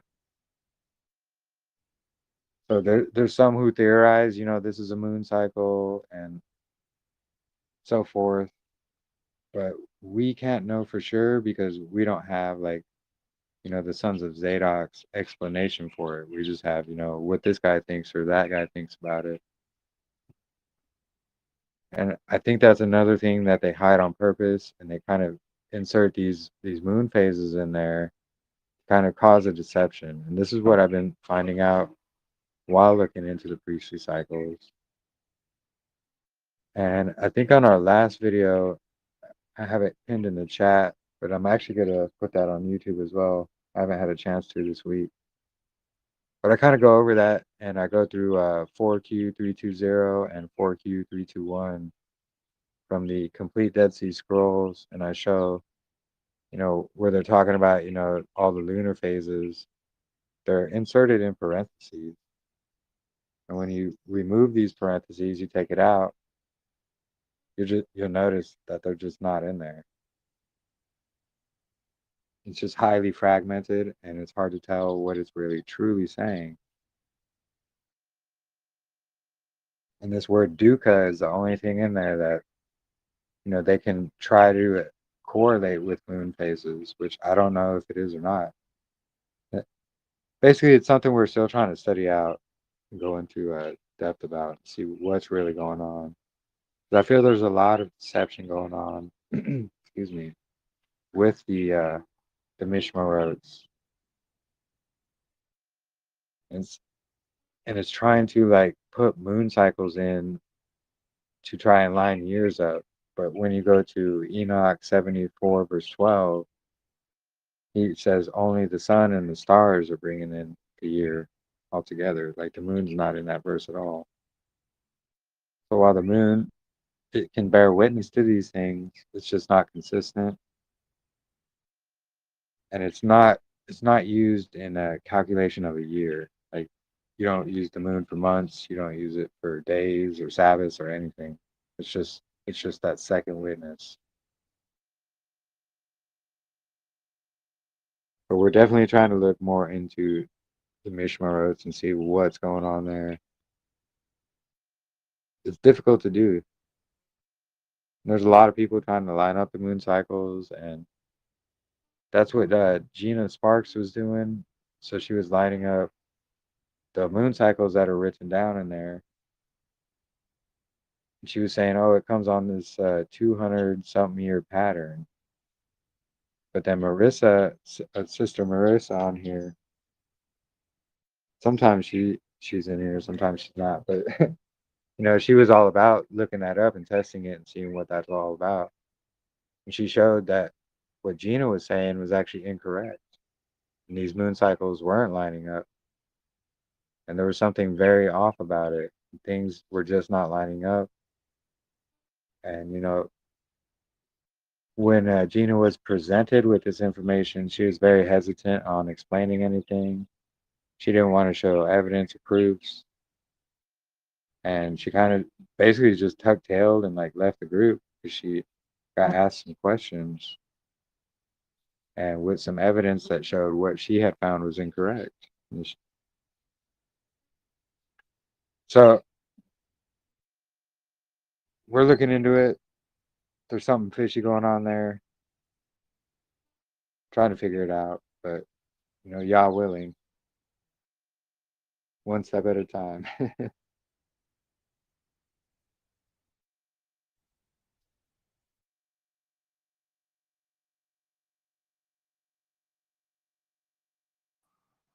Good work on the calendar that you've been working on. What's that? The calendar, the Zadok calendar that you provided. Yeah, so Good I've been work on it. studying. Wait, sorry, go ahead. Repeat, my bad. Good work on it. It's a Thank good you. calendar. From what I've been reading, it seems pretty solid. Thank you. Yeah. I lined it up with 4Q324D from the Dead Sea Scrolls. And I basically just took that information and did that layout with it. But thank you. All praise to the Most High. It's not easy to make a calendar layout, I found out. It's actually pretty tedious work. Now I know why there aren't many people who have like calendar layouts, because it takes a long time to make them.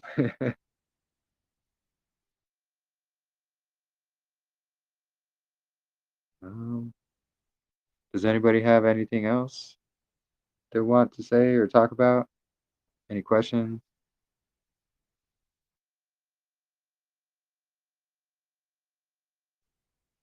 I see some people are typing in chat. I don't know if they're in the stream.